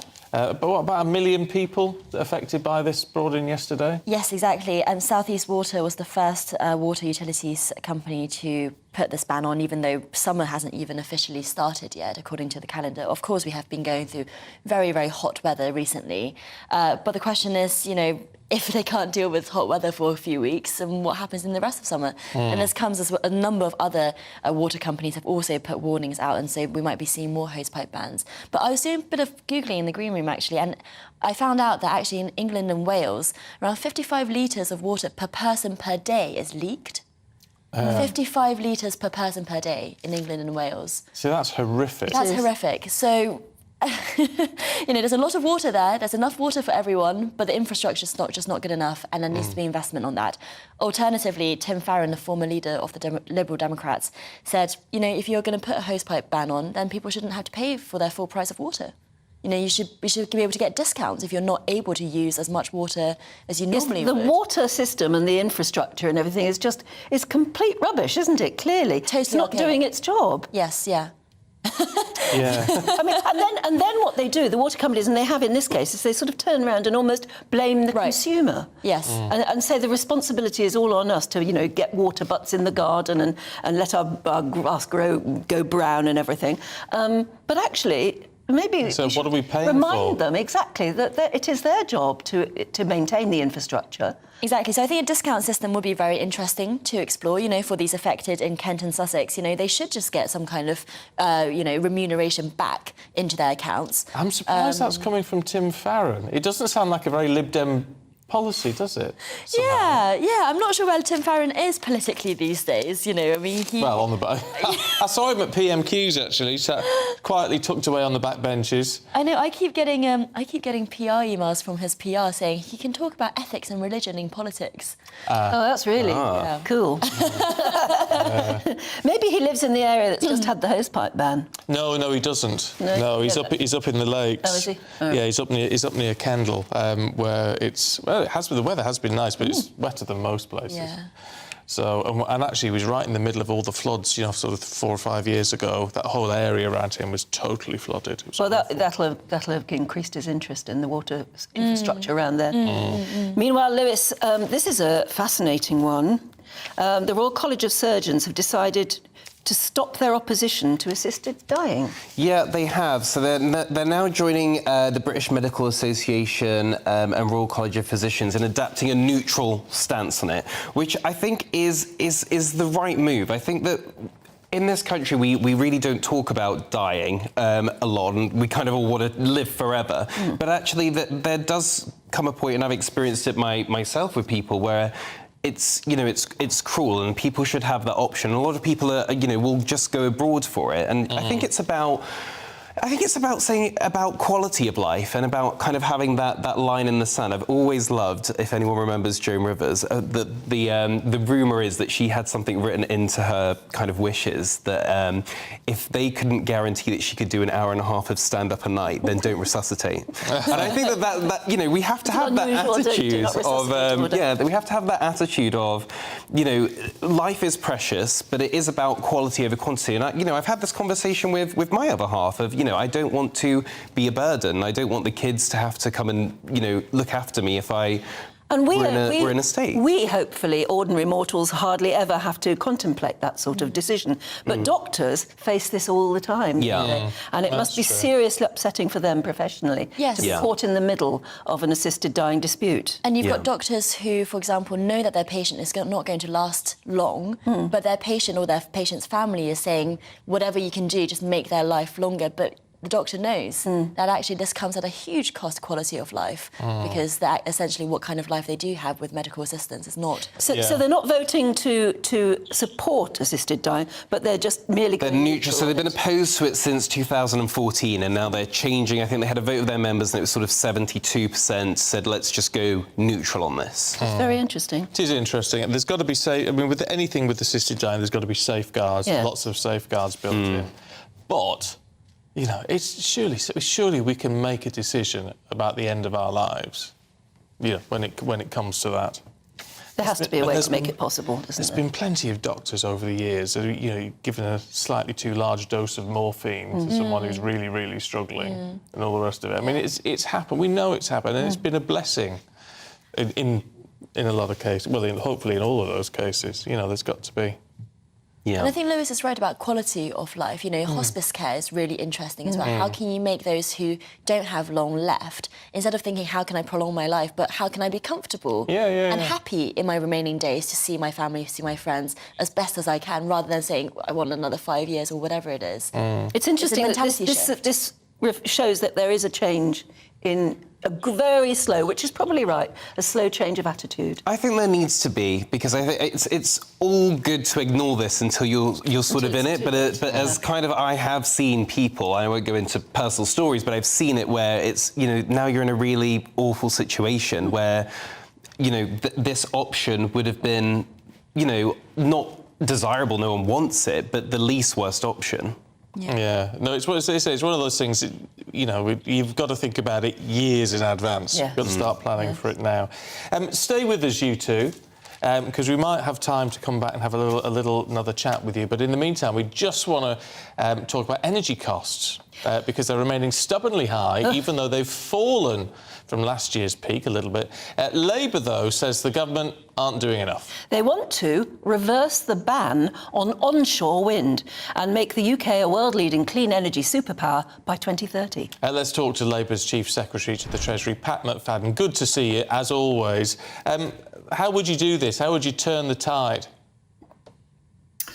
Well, the figures that we're publishing today show that this is about industrial users, that heavy industrial users are paying significantly more for their energy than comparable users in neighbouring economies. And that's bad for the UK because it makes it more expensive to produce things here compared to other countries. And it makes investors think twice about making an investment because the energy costs are higher. And the way to deal with it is we've got to speed up the transition towards renewables because they're coming in cheaper than fossil fuels at the moment.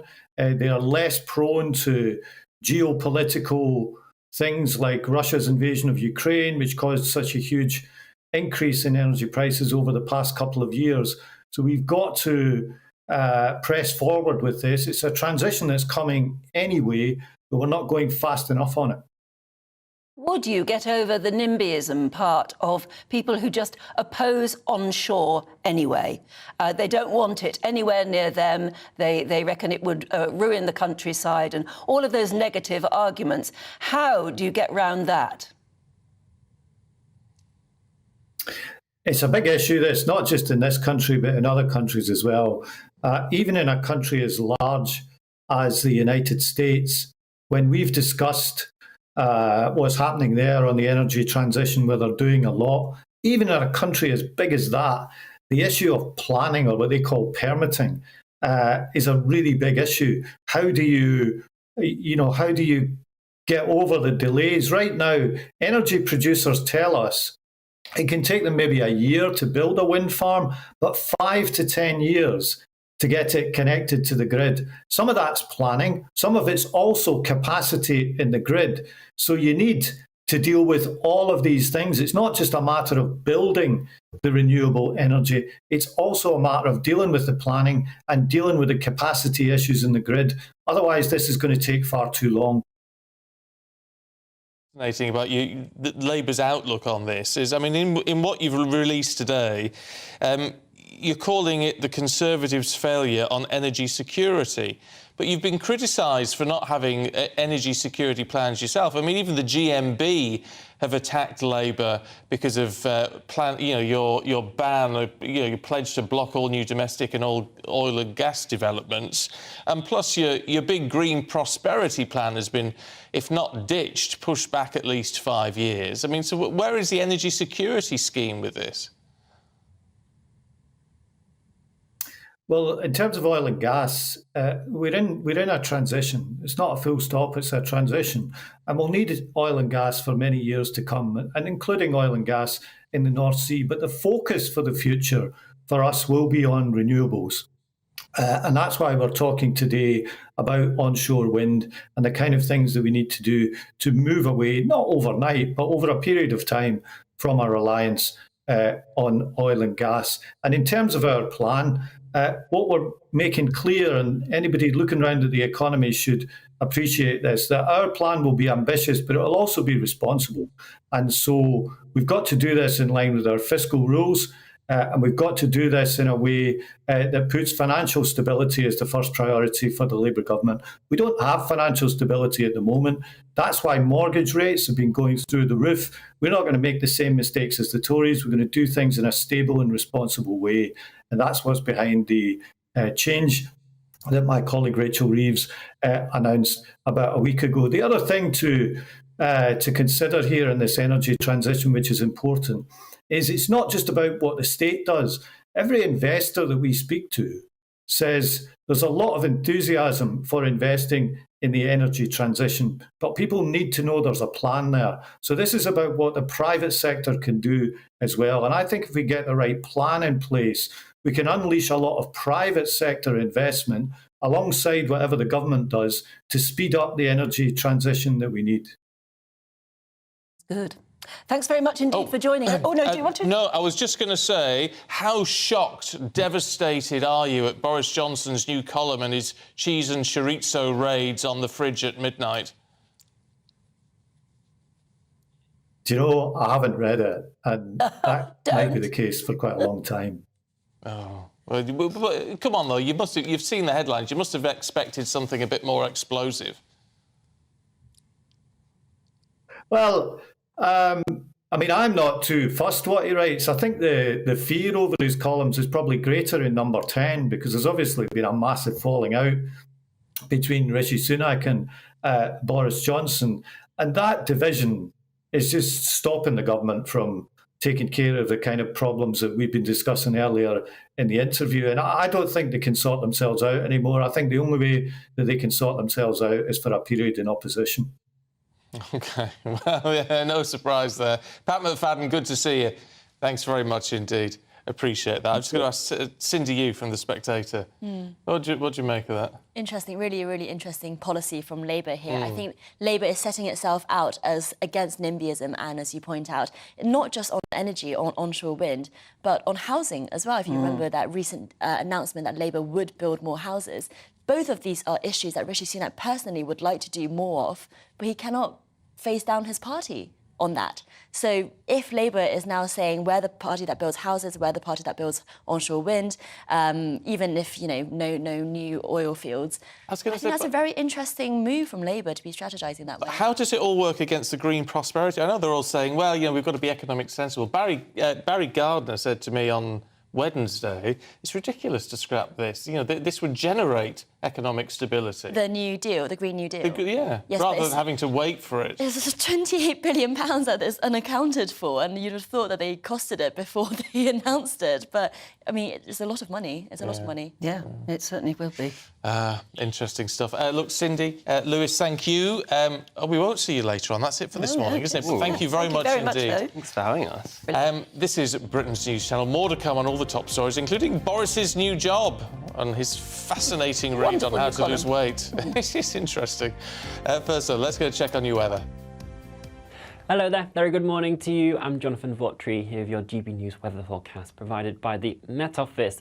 It is set to be a relatively unsettled weekend as we see heavy showers and some thunderstorms in the picture, all thanks to this area of low pressure that is moving its way in from the Atlantic and bringing these occluded fronts, and it's those that are helping to pep up those showers. We're already starting to see some of them into the far west. Has been quite a damp start for Northern Ireland first thing. Could see a few more showers, longer spells of rain pushing across southern areas of England as well. Generally, the further east you are, you will hold on to the drier conditions, but we're seeing a bit more wispy cloud push its way through today compared to recent days. So sunshine generally hazier, and that increase in cloud amounts will also hold our temperatures back a touch. Still feeling very warm if you do catch some of that sunshine, highs of 24, 26 degrees Celsius in places. As we head into Saturday evening, those showers in the west will continue on, particularly for parts of Northern Ireland, western Scotland. Again, could be heavy at times with the odd rumble of thunder in the mixture as well. There is the chance that we see some cloud pushing in across coasts of eastern England and Scotland as well, so it could turn into quite a murky start on Sunday morning as well. Wrapped up in all that cloud and the showers is some quite humid air as well, so increasingly all of us are going to return to those quite muggy and humid nights. So relatively uncomfortable for some of us as we start off the day. There is a thunderstorm warning in force throughout Sunday for England and Wales. This due to the scattered thunderstorms that will develop throughout the day. Scattered because they will be hit and miss. Not everyone is going to see them, but they could bring some very torrential downpours of rain where they do occur. Temperatures, again, around 24 to 26 degrees Celsius, so still feeling very warm, but increasingly humid for all of us, wrapped up in all that cloud and all the showers. Those showers, as you can see, continuing as we head into the start of the new week as well, and still feeling very warm and humid for a lot of us. Enjoy your day. Bye-bye.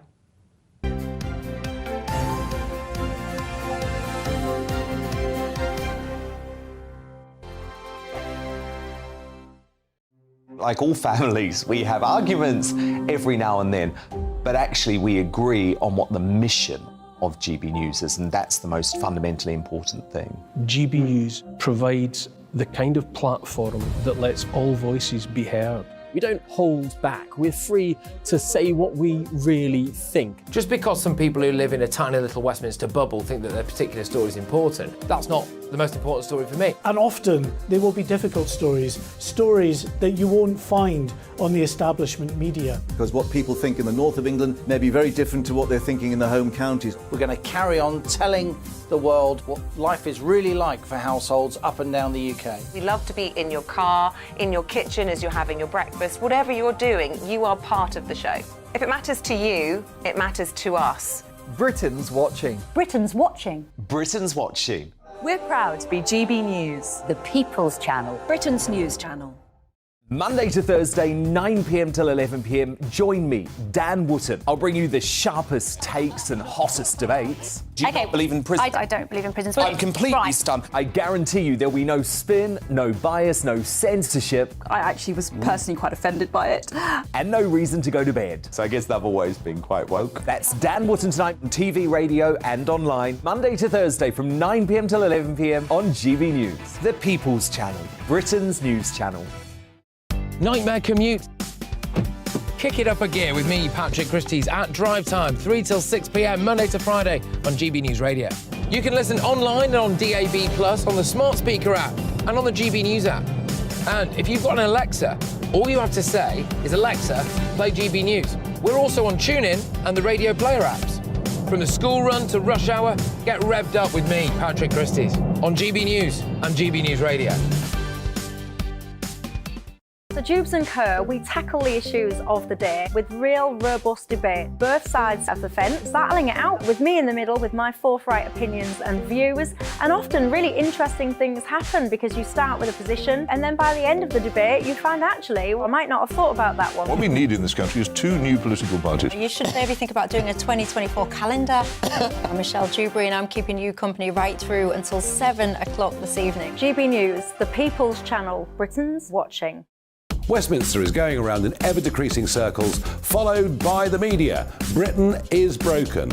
How on earth did we get into this mess? But more importantly, how do we get out of it?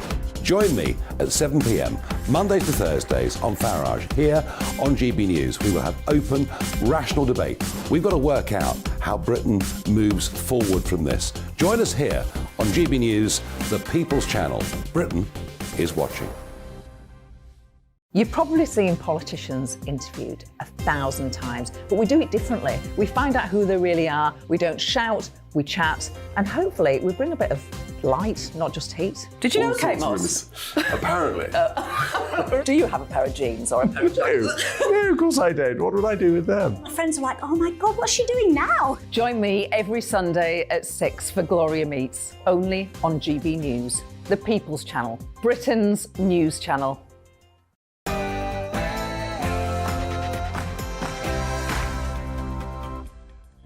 Good morning. It's 9 o'clock. It's Saturday, the 17th of June. Today, Boris is back.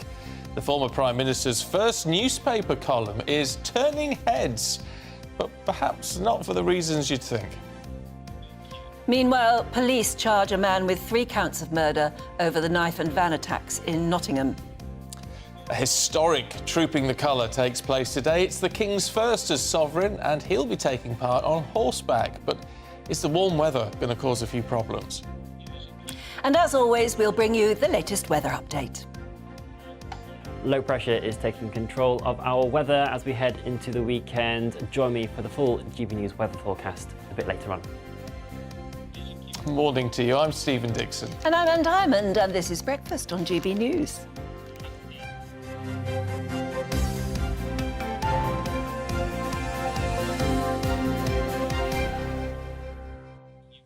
On Trooping the Colour, we're going to be live at the Palace, and we'll talk to Rafe Head El Mankou as well a little bit later on. But Sian says it's going to be lovely to see the King Charles's first Trooping the Colour.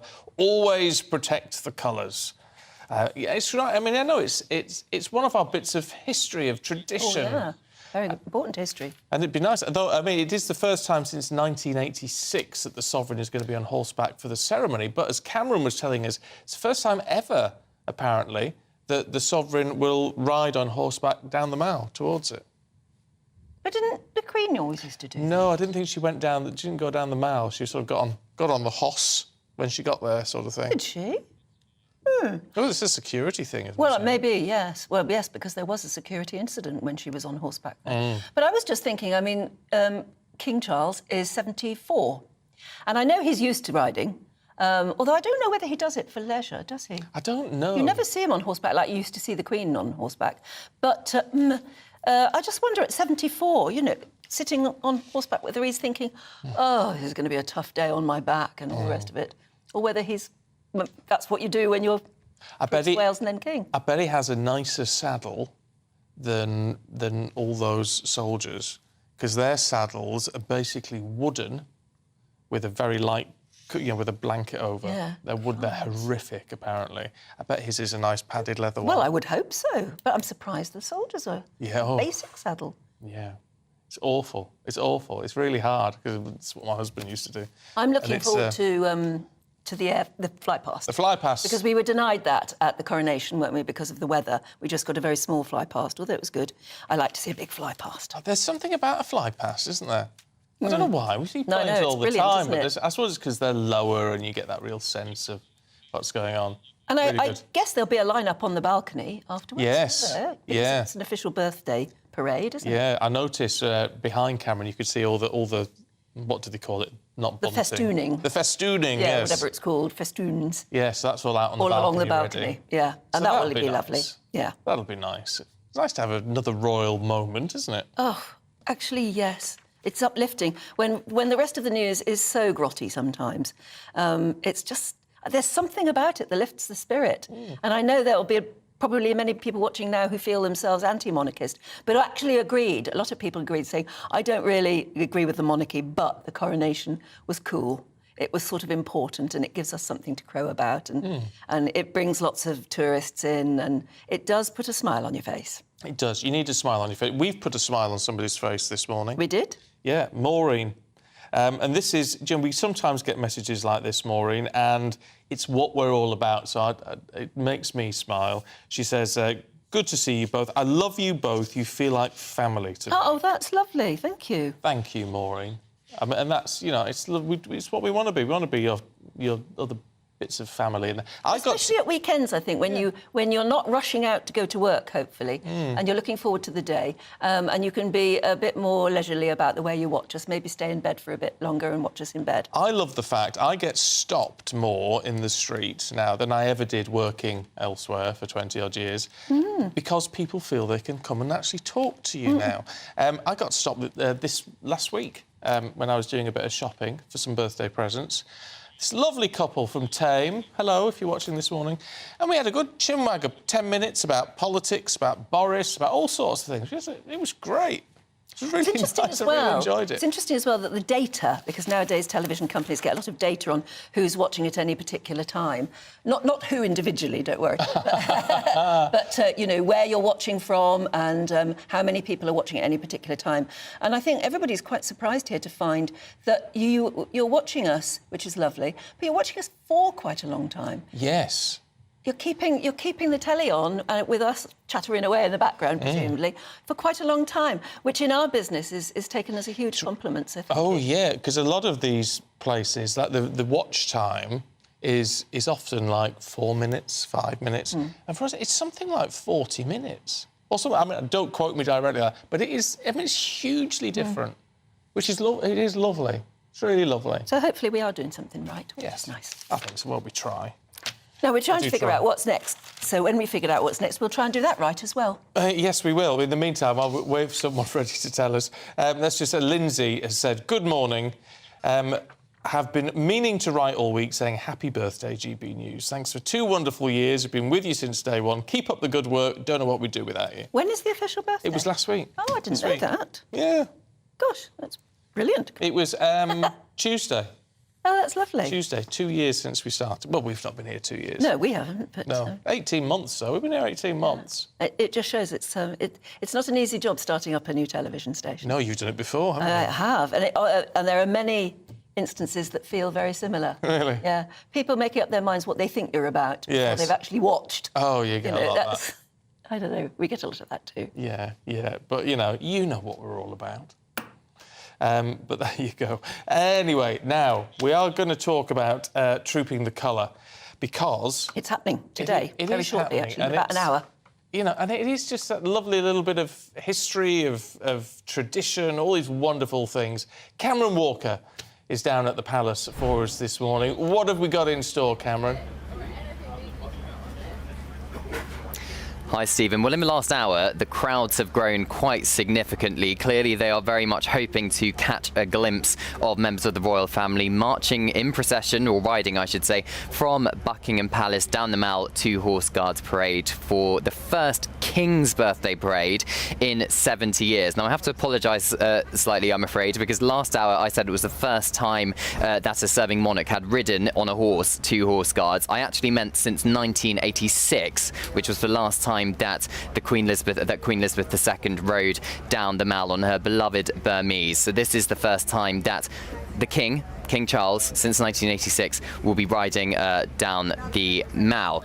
But, of course, the King has 2 birthdays, because his actual birthday is November, but he has an official birthday as well. It's a tradition dating back to George III, and the idea was that it's more likely in June that you'll have better weather for a military display. So that is why it is in June rather than in November. But, of course, the hot weather could potentially cause some issues as well. It's not too hot here clear at the moment, but come 11 o'clock when the King perhaps is expected to arrive at Horse Guards parades, it could be incredibly hot. And last week, during the rehearsal for Trooping the Colour, at least three of the soldiers fainted. But on to happier times, happier points that it would be good to make. It is the first time in around 30 years that all 7 battalions of the Household Division will be taking part in Trooping the Colours ceremony in terms of the King's birthday parade.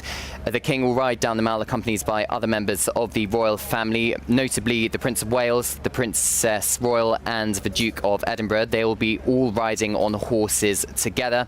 The King as Colonel-in-Chief of all 7 regiments, the Prince of Wales, Colonel of the Welsh Guards, Princess Anne, Colonel of Blues and Royals, and Prince Edward, the London Guards as well. Now, as for the Princess of Wales and the Queen, they are expected to be riding in a carriage with the 3 Wales children, Prince George, Princess Charlotte, Prince Louis.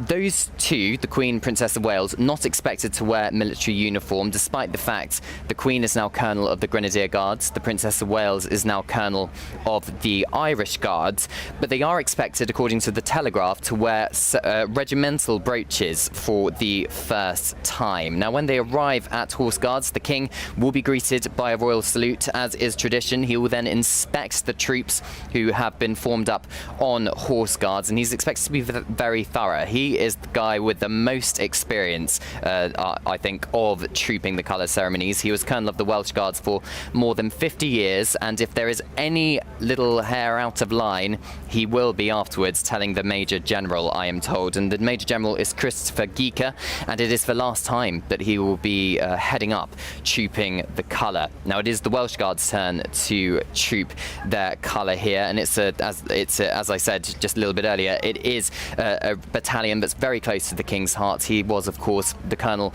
for 50 years, as I said. And for those of you who don't really know what Trooping the Colour is, it is now very much ceremonial, but back in the day, it was a very important part of the military ways, because before the times of radio, before, satellite signals, there was no way to communicate with each other on the battlefield, and it was very easy for soldiers to become disorientated. So the rallying point they used was a coloured flag for each battalion, and before the battle commenced, so they could recognise their flag, the flag, or in other words the colour, was trooped, or in other words marched up and down the lines of soldiers so they could recognise their colour in times of battle. But now, of course, it is just for ceremonial reasons, and it is a nice way to celebrate the King's official birthday in June. Now, following the Trooping the Colour ceremony, the King and members of the royal family will ride back to Buckingham Palace in procession for a magnificent fly past. 70 aircraft are expected to take part from all 3 armed services, and expected to have a lot more aircraft than the coronation last month, because the weather, as you can see, is a lot better. Certainly is. Fingers crossed for that. Thank you very much indeed, Cameron. I love that bit of history about why it's called the Trooping of the Colour. We just take it all for granted now, don't we? Without actually thinking of the history. Yeah, no, that's lovely. Good. It's interesting, we were also talking about, actually, our next guest might know more about this than me, so maybe I'll introduce him first. Yeah. Broadcaster and commentator Rafe Hare from Manku is with us. Hello, it's lovely to see you. Good morning. We were just thinking, if King Charles is on horseback today, and he's 74, and it's the first time a monarch has done that since 86, when the Queen did it. She was 60 when she stopped doing it. So Charles is considerably older than his mother when she stopped doing it. But he's doing it for the first time. That's right. Although, of course, remember, his father was also on horseback. And indeed, after the Duke of Edinburgh retired from his roles, the Duke of Kent, who's in his 80s now, was also standing in at the side of the Queen during Trooping of the Colour. So there's a great tradition of elderly gentlemen getting on horseback. I couldn't do it at my age, so I'm full of admiration for... King Charles isn't particularly well known as being a horseman, is he? No, we always think, of course, don't we, of the Princess Royal, who is, of course, the most skilled equestrian of the lot. But they've all grown up with horses. It's hard to be a child of the Queen, I think, without having a natural affinity for horses. And he's certainly a very accomplished rider, indeed. But of course, he is, isn't he? He's but he's best known, of course, for his links with the Air Force and the Navy, most of all, more than the Army. But certainly, we're going to see. I mean, also the Duke of Edinburgh is another person we're going to be seeing on horseback for the first time. Prince Edward, prior to this, has always been in the carriage procession, but now that he is the Royal Honorary Colonel of the London Guards, we should explain, you have the Foot Guards, which are the Grenadier Guards, Coldstream, Irish, Scots and Welsh, but the London Guards are the reserve units for those Foot Guards, and this is a new role for the Duke of Edinburgh. They've all been doing a bit of training then. They won't be just getting on them horses this morning. They'll have been putting the hours in. Well, of course, this is one thing that we do best around the world, and it's, how do you get to Carnegie Hall? Practice, practice, practice. And that's precisely what they've been doing. We saw the last real sort of dress rehearsal was the Colonel's Review that the Prince of Wales took part in during that blistering day when, of course, we saw some take a tumble, bravely getting up that trombonist. The best of British, they're trying his best to get back into position. So they're very skilled at what they do, and we'll be seeing them do that again today, as they've been doing for countless years. This is the 85th anniversary, actually, of the very first broadcast of the trooping of the colour. Oh, is it really? I mean, it is this wonderful piece of history, actually, and although we get used to these things, it's that added brightness to it because it's the first one for the King. Yeah, this is such an important one, the most important for decades. We have to remember, this is the first King's birthday parade since 1951, so 72 years, and actually 73 years since a king has taken the salute. It was 1950 that King George VI last attended Trooping the Colour. As you said, the first time since 1986 that we'll see the Sovereign on horseback, and it's the first time for 30 years that we're going to have such a large turnout, such a large contingent, and of course, as we've just been saying, because of changes in the royal family, the first time for three new colonels of the regiments to also take part. And it's the first proper, traditional, familiar trooping for 4 years. 2019 was the last time we saw a traditional one, because, of course, for the 2 years after that, we had COVID, where the trooping ceremony was reduced and took place at Windsor Castle. And then last year, the Queen didn't attend trooping herself. It took place at Horse Guards, but she simply inspected the troops from the balcony as they marched past. And also the makeup of the royal family has changed. In fact, I watched the 2019 trooping just last night, and of course we had the Queen in attendance there, but also the Duke and Duchess of Sussex in the carriages, the Duke of York riding as Colonel of the Grenadier Guards. All of that has changed. We've got so many new names to get our heads around, haven't we? Not only have we a king and a queen now, so you can't automatically say the word queen and think, Camilla, you're thinking, are we talking about the last Queen? That takes a bit of getting used to. And then the Duke and Duchess of Edinburgh, and obviously the Prince and Princess of Wales.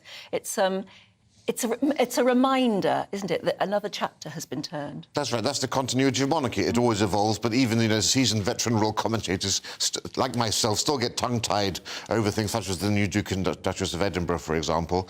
But anyway, we're going to be seeing, I think, one of those great occasions which really show, I think, that great connection between the monarchy and the military, which we also mustn't forget about. Yes, it's a great spectacle to view, but for the royal family, showing their support for the monarchy and that great bond between the two forces of our national life is so important for them. It's going to be interesting to see how the crowds turn out today.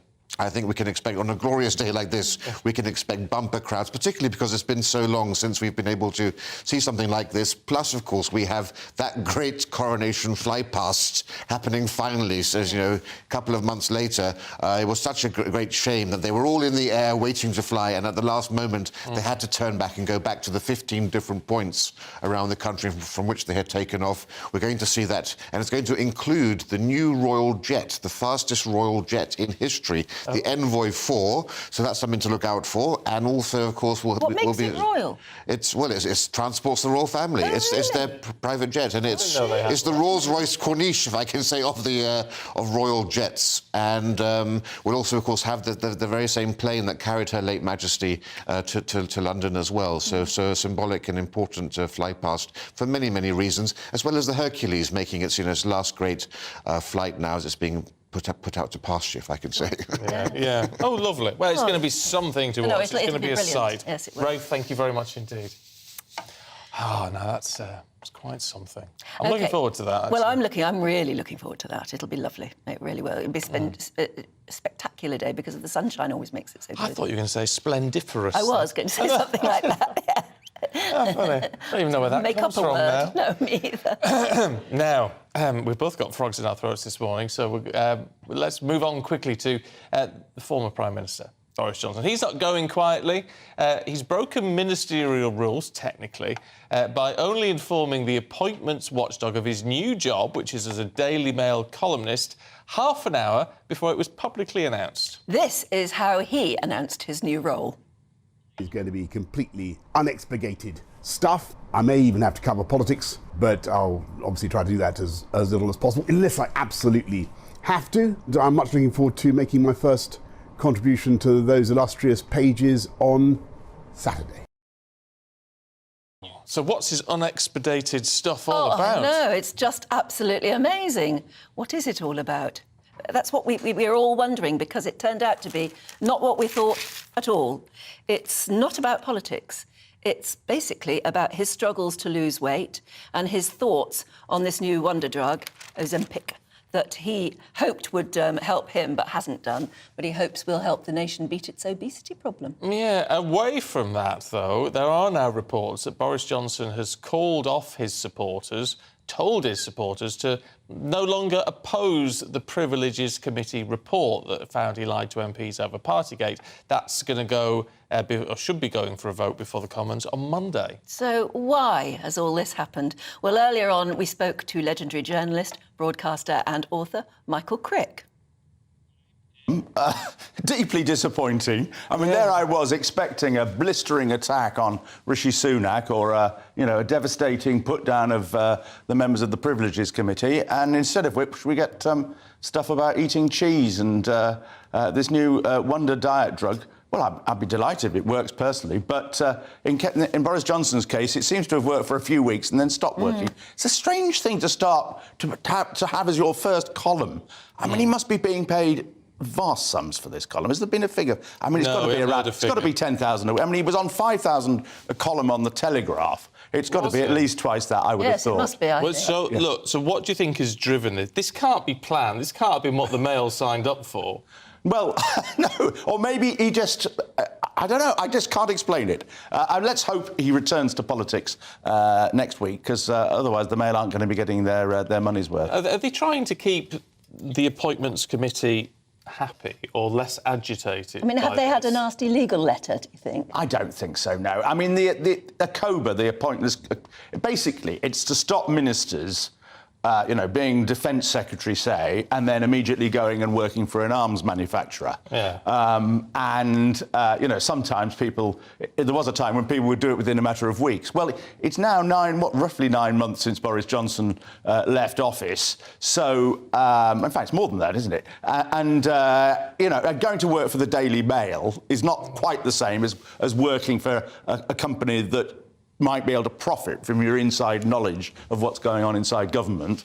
OK, they're profiting journalistically, so it's not a huge offence. ACOBA is notorious for being a very weak watchdog. I mean, Private Eye have ripped them apart week after week over their failure, really. They don't have any teeth, you see, so they can't really do much about these appointments.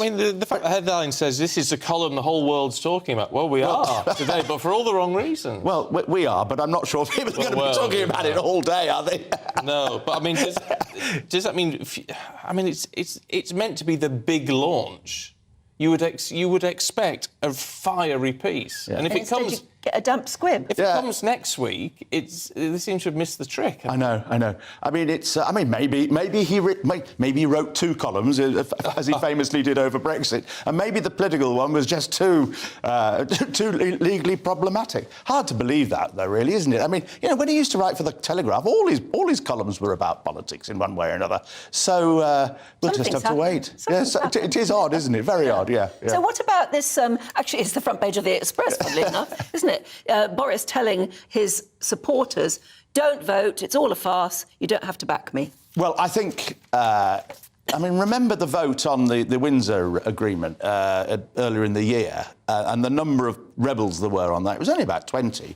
And I think the number of people that actually would have voted for Boris Johnson in the vote on Monday is is a few dozen, really. And I think the Conservative Party is very fed up with him at the moment.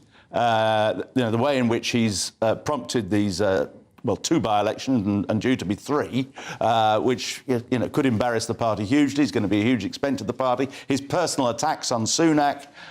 It's not the sort of thing you're meant to do if you're a loyal Conservative, even if you're Boris Johnson, with less than 18 months to go before an election. So I think he probably sensed that the vote was going to be a humiliation for him. So better really not have a vote and just sort of get your forces to abstain. You see, I do wonder if he's had a bit of a look again at it, because it seemed that he was almost wanting, and certainly people like Nadine Dorris, all the rest of it who support him, wanting to almost bring the government down as a result of this. But this is different, is it? Because this means those members who actually they don't have to go back and face their constituencies, who might be Boris backers, even if they're not. That is a good point. The people reading Boris Johnson's column this morning over their breakfast, that the MPs going to do their surgeries today or to go to social events or garden parties this afternoon will be under perhaps a little bit less pressure when it comes to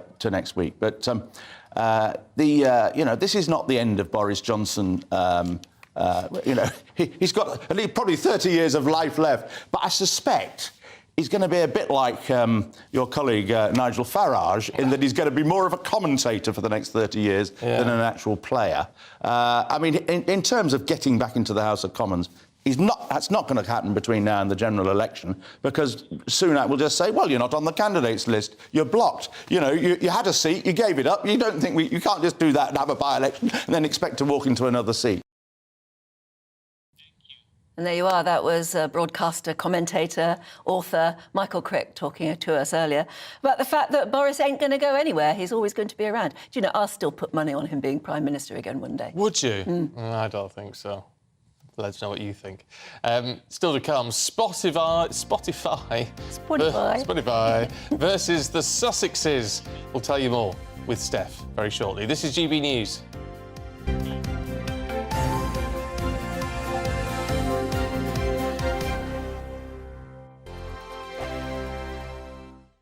First and foremost, I'm a GB News fan, and I was before I was working here. Just love the fact that we're asking the questions that a lot of establishment media won't ask. With a bit of a twist, we not only want to inform you, but we want to keep you entertained. It's worth the drive, because you get in and the team's all ready and waiting, they're itching to go, and it's a proper little family. GB News is the people's channel. It's the audience that makes the programme sing. We're giving our viewers and our listeners a voice. I see the thousands of your letters, tweets, emails, you name it, coming in. Britain is broken. How on earth did we get into this mess? But more importantly, how do we get out of it? The establishment had their chance. Now we're here to represent you. It's time for something different. It's time for GB News. I'm very patriotic. I believe in Britain. Our best days lie ahead. Britain's watching. Britain's watching. Join us here on GB News. The People's Channel. Britain's news channel. Join me, Patrick Christie's, Monday to Friday, 3 till 6. We tackle the day's news agenda like you've never seen before. It's high tempo, high octane, the most controversial topics and the best guests. You will not be able to take your eyes and ears off it. I'm not afraid to ask the questions that you really want answered. 3 till 6 p.m, Monday to Friday on GB News, the People's Channel, Britain's news channel. I'm Andrew Doyle. Join me at 7 o'clock every Sunday night for Free Speech Nation, the show where I tackle the week's biggest stories in politics and current affairs with the help of my two comedian panellists and a variety of special guests. Free Speech Nation, Sunday nights from 7 on GB News, the People's Channel, Britain's news channel. GB News has its own late-night paper preview show, Headliners, where comedians take you through the next day's top news stories. You don't have to bother reading the newspaper, we've got it covered for you. Headliners, every night at 11 p.m, and repeated every morning at 5 a.m. We won't send you to sleep like some of the other paper review shows out there. GB News, the People's Channel, Britain's news channel. Join me, Camilla Tominey, on Sunday mornings from 9:30, taking the politicians to task and breaking out of SW1 to see how their decisions are affecting you across the UK. Bursting the Westminster bubble every Sunday morning, only on GB News, the People's Channel. Britain's watching. Every Sunday from 11, join Michael Portillo. There'll be topical discussion, looking at the week before and the week to come. So kick back and relax at 11 a.m. on Sundays on GB News with me, Michael Portillo. GB News, the People's Channel, Britain's news channel. What you get for breakfast is something that, if we do our jobs right, you will wake up to news that you didn't know the night before. It's a conversation. It's not just me and Eamon. We want to get to know you, and we want you to get to know us. From 6, it's Breakfast with Eamon and Isabel. Monday to Thursdays on GB News, Britain's news channel.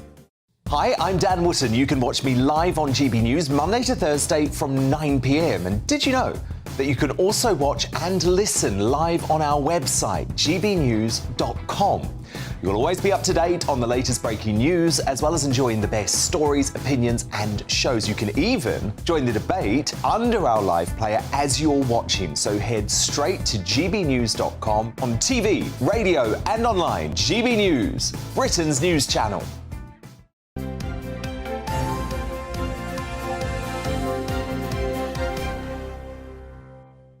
Morning to you. It's 9:28.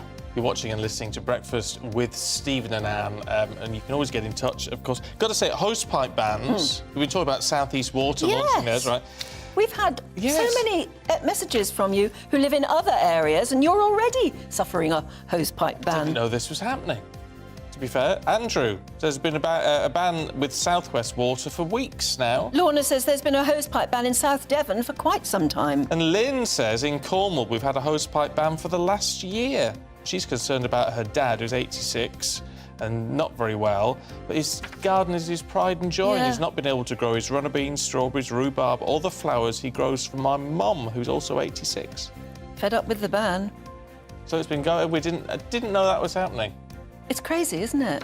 And actually, a lot of the headlines in the newspapers are saying the one in the southwest, southeast, is the first of this summer. Yeah. But very clearly, it's not. So thank you for putting us right. Yes, appreciate that.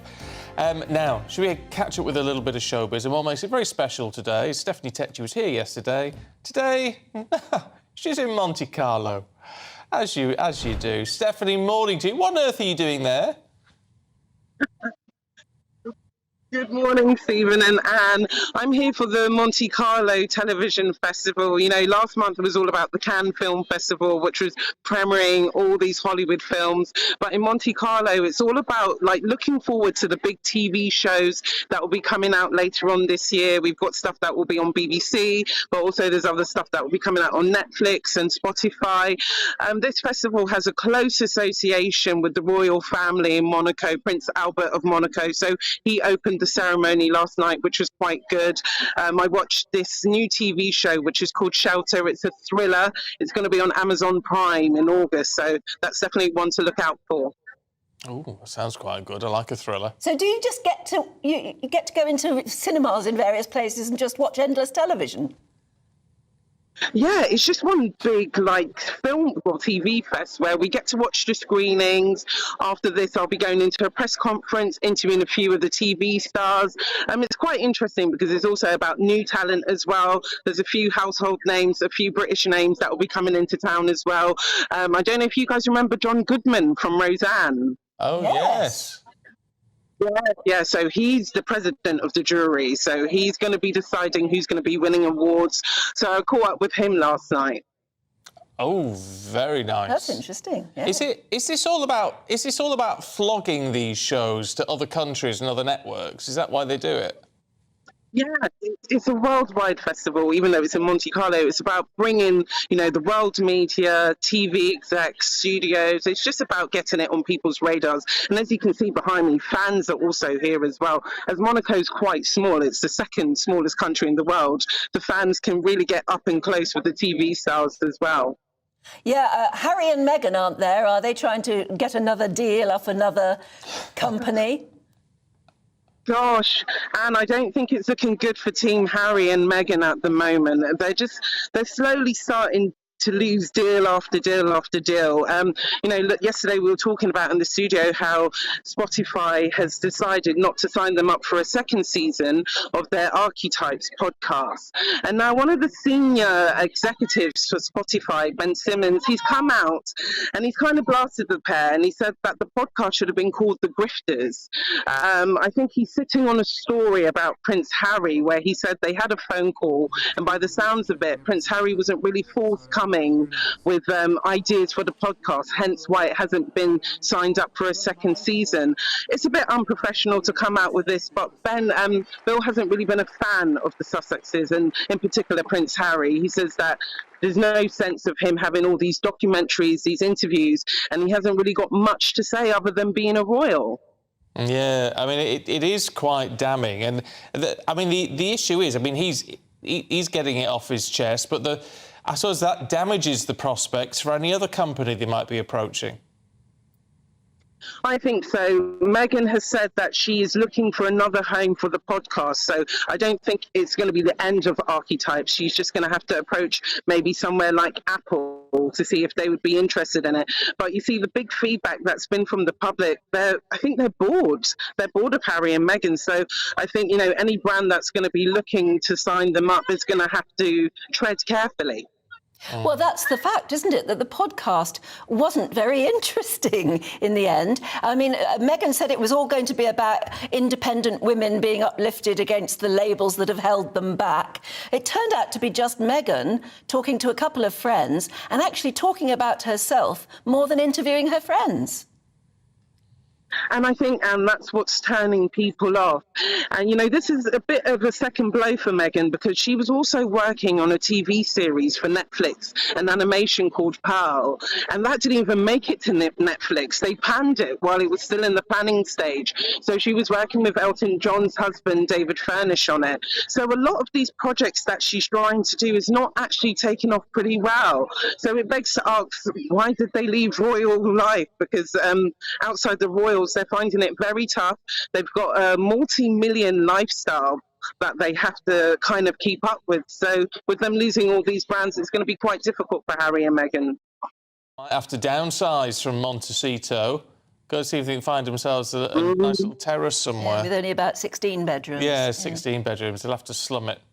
With 16. I've got to ask, because you said you were hanging about with John Goodman last night. I mean, because he's been around for such a long time. What was he like as a person? Yeah.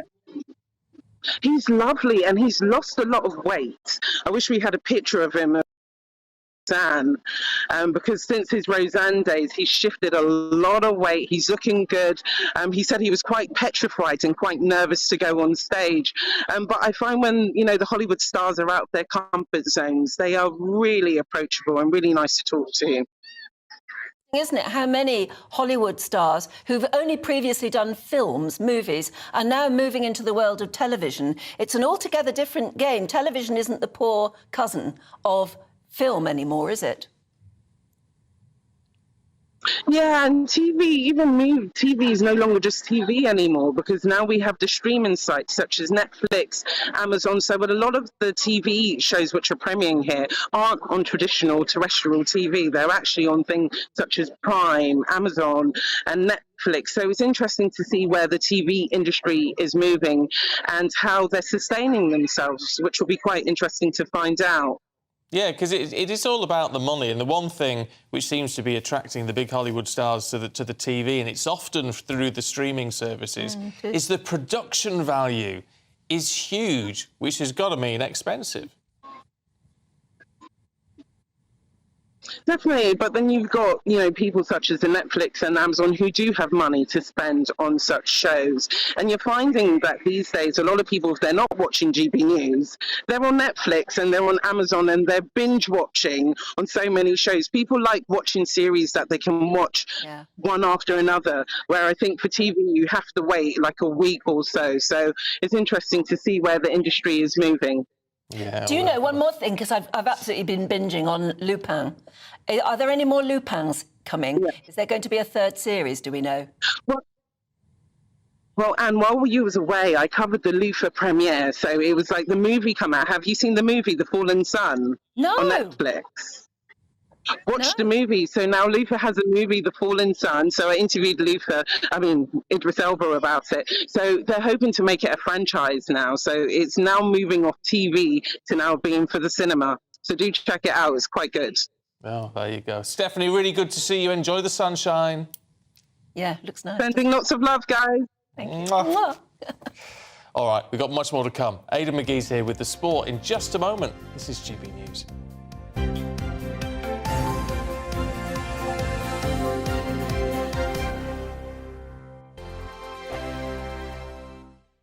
Like all families, we have arguments every now and then, but actually we agree on what the mission of GB News is, and that's the most fundamentally important thing. GB News provides the kind of platform that lets all voices be heard. We don't hold back. We're free to say what we really think. Just because some people who live in a tiny little Westminster bubble think that their particular story is important, that's not the most important story for me. And often they will be difficult stories that you won't find on the establishment media. Because what people think in the north of England may be very different to what they're thinking in the home counties. We're going to carry on telling the world what life is really like for households up and down the UK. We love to be in your car, in your kitchen as you're having your breakfast. Whatever you're doing, you are part of the show.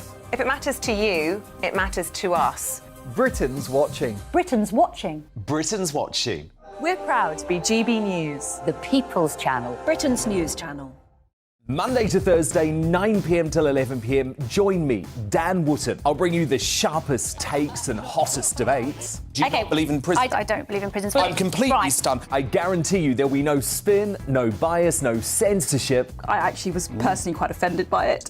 And no reason to go to bed. So I guess they've always been quite woke. That's Dan Wootton tonight on TV, radio and online. Monday to Thursday from 9 p.m. till 11 p.m. on GB News. The People's Channel. Britain's news channel. Nightmare commute. Kick it up a gear with me, Patrick Christie's, at drive time, 3 till 6 p.m, Monday to Friday on GB News Radio. You can listen online and on DAB+, on the smart speaker app and on the GB News app. And if you've got an Alexa, all you have to say is, Alexa, play GB News. We're also on TuneIn and the Radio Player apps. From the school run to rush hour, get revved up with me, Patrick Christie's, on GB News and GB News Radio.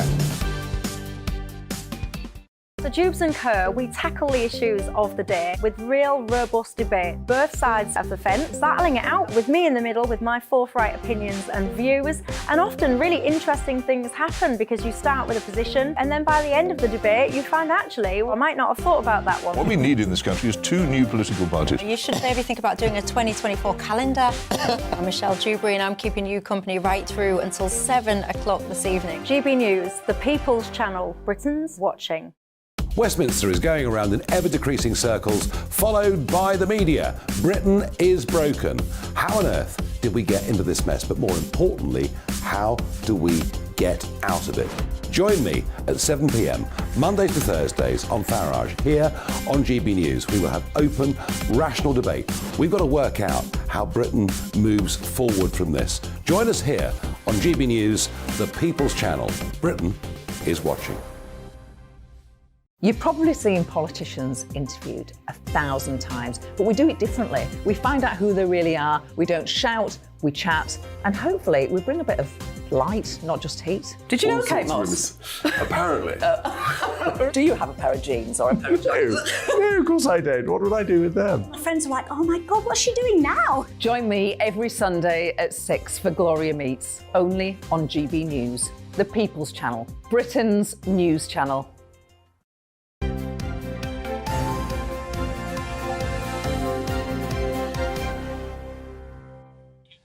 Good morning. You're watching and listening to Breakfast with Stephen and Anne.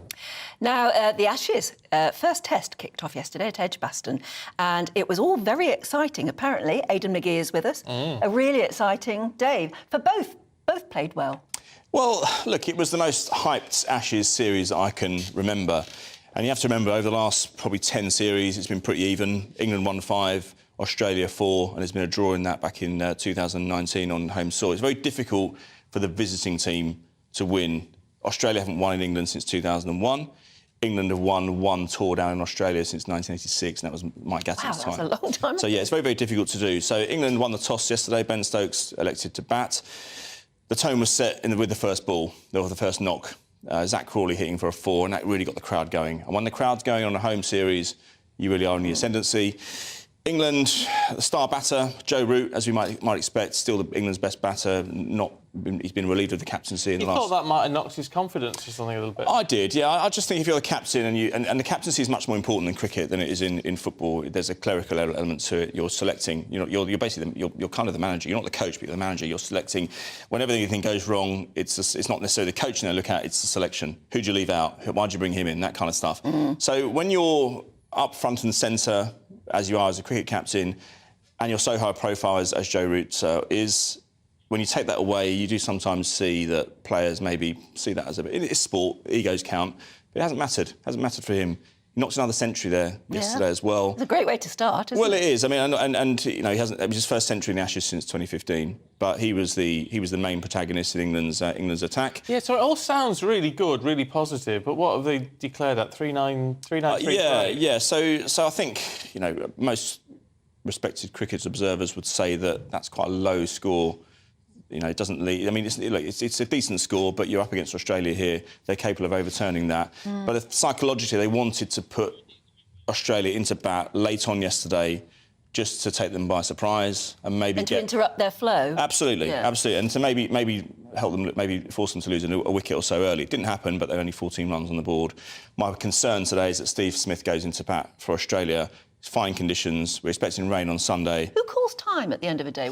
If England have declared and then Australia have to come in when they might not have really wanted to, who calls time on the end of the day? Well, no, there's set timings. It's to do with broadcasting comes into it quite a lot. Yeah. Sometimes it can be forced on you by weather. That wasn't an issue yesterday, but it's usually the broadcasters that call the time. But yeah, I spoke to people yesterday in and around the sport, and they said to me that they're not sure that 3-9-3 will be enough. But that's the New England. They will pose questions. They will play the psychological element of the game. And it's so much more expansive now, England's play. It's so much more exciting. They're probably the most exciting Test team in the world. You certainly wouldn't have said that 2 years ago. But trying to play tactics that way with Australia, Australia's not a team to play tactics with. Test cricket is, it's not T20. It's not a one-day thing. Tactics are very, very important in the Test game. There's a long way to go here. This could easily go to five Tests. It tours around the country, of course, as we know. We saw a brilliant crowd yesterday. You're going to see that all over the country. And that's why... And as I said yesterday, this is a really exciting England side. They've got a chance to showcase everything that they can do in a summer when there's no Olympics, there's no World Cup, there's no Euros. The football season is going to be starting after the Ashes finishes. So all the focus is on them? Yeah, it's the biggest... I would argue it's probably the biggest event of this summer. I mean, we think of Wimbledon, massive event, but it's not a great deal of British interest the way they would have been 4 or 5 years ago when Andy Murray was there. Rafa Nadal's not going to compete, Roger Federer's not there. So it's an opportunity for cricket to really be... a bit like that. It really is. Djokovic will be there, but he's not... He's never... He's not quite the same sexy pull that the others are. No, look, listen, fascinating, brilliant player, probably arguably the best ever. Now we know why you watch, Anne. That's my sporting analysis. Fair enough. I'll be out of a job soon. Can we talk football? Yeah. So England played against Malta last night. Malta are ranked 172 in the world. A few opportunities missed, I would argue, to play players to field players from the start, like Ebery, the former QPR midfielder, who I think probably should have started. However, Trent Alexander-Arnold, who had become a failing right-back in the last year or so, but has been moved into midfield as a playmaker, totally different. Yes, it's only Malta, but he's got a fantastic goal from 25 yards, not often England score from outside the box, especially not Liverpool players. So he impressed, and I think there might be a future of him going forward in midfield. It's interesting that Southgate has known about his prowess as a midfielder for quite some time, but he didn't put him there for England until Liverpool started doing it. And it shows that people say, well, form doesn't matter. Well, it clearly does to Southgate. But having said that, you look at the flip side of the coin and say, well, Henderson started last night. He's been on the England scene for 11, 12 years now. Harry Maguire, failing for Manchester United, will probably be moving out of there this summer, but he's never let England down, so why should Gareth Southgate necessarily drop him? The thing about this particular qualifying campaign, the hard work was done, I believe. I mean, famous last words, obviously, but they won in Italy last autumn 2-0 with the Harry Kane goal. So I think that never happens for England, going away to Italy and winning. Could have done with it happening in the Euros final a couple of years ago, of course, but I think the difficult work is done, and that's why... Malta are minnows in football terms. Maybe it would have been nice to see a couple of new faces from the start yesterday. But look, they got the job done. Yeah.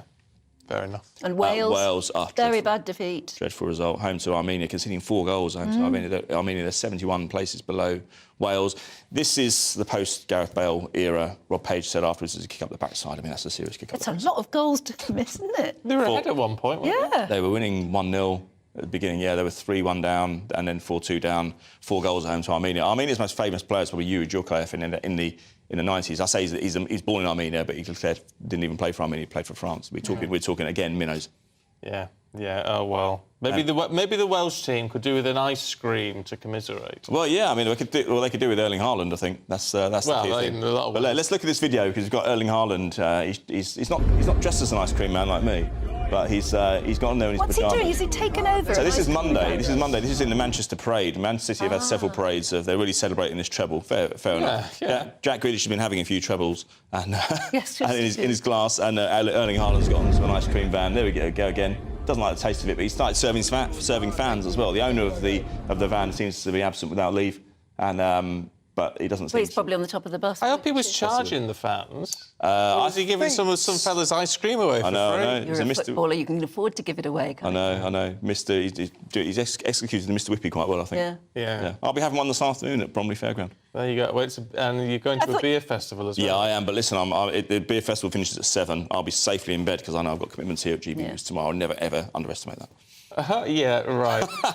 Yeah, right. What was that morning? We got a call saying, Aidan's still at home. Actually been out on the lash the night before. I don't know. That was just a bit of fatigue. You can't go to a beer festival. You can't go to a beer festival without sampling a few. Yeah, I'll sample a few, but there's moderation, Anne. That's what I built my life around. Is there? Yeah, I think so. Yeah. See, back in my drinking days, when I used to work at a radio station called Ram FM. Ram FM. Where was that? In Derby. Oh, 102.8 Ram FM. It's now Capital or something like that.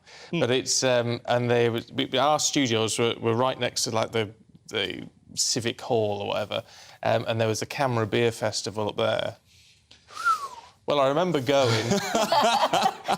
You don't know what happened next? I have no idea how, because I lived in Nottingham. So how I got from Derby We've got some to great Nottingham, local brewers in that area as well. Maybe that was why. Black Sheep, yeah. Maybe that's why Ram FM's no longer Ram FM. No, wait, Mansfield Bitter, of course, brewed in North Nottinghamshire. They probably would have been there if you could remember. Well, they probably were. I don't know. It was just... And it was all halves. That was the thing. They sort of served it in halves, so you could sample lots of things. Yeah, but if you're sampling, you don't need a half, Stephen. You know, well, you need a shot of beer. Well, yeah. I did all my newspaper and then early television training in Bristol and in Somerset, where you were expected to drink cider at lunchtime and then try and read the news. Honestly, it was difficult. Well, isn't it the funny old days? Because I remember at Trent, when I worked at Trent FM in Nottingham, which is a sister station to Ram FM. That was, again, there was a pub called the Royal Kids, which is right outside the studio, and we all went there at lunchtime and have 4 or 5 pints and then go and try and, write scripts in the afternoon. Yes, exactly. I mean, it was a nightmare. Yeah, but it was a sort of test you were put through in the television station I was working for. Oh, she's going to read the news tonight. We'll take her out for cider at lunchtime. The Daily Mirror, when I went there about 20 years ago, and it was the tail end of the booze culture era, but they told me in the old building at the Daily Mirror, which was in High Holborn, they had a restroom in the afternoon where people could go and just relax and sober up and get the paper out the door in the evening. Having edited it earlier in the day from the pub. Oh, honestly, those were the good old days, ladies and gents. Plenty to choose from Fleet Street, that's for sure. Aidan, thanks very much. Good to see you. Now, let's talk about the King's birthday honours, should we? Because a pioneering campaigner who almost died after contracting sepsis has been made an MBE in the birthday honours. Yeah, my goodness, when you hear her story.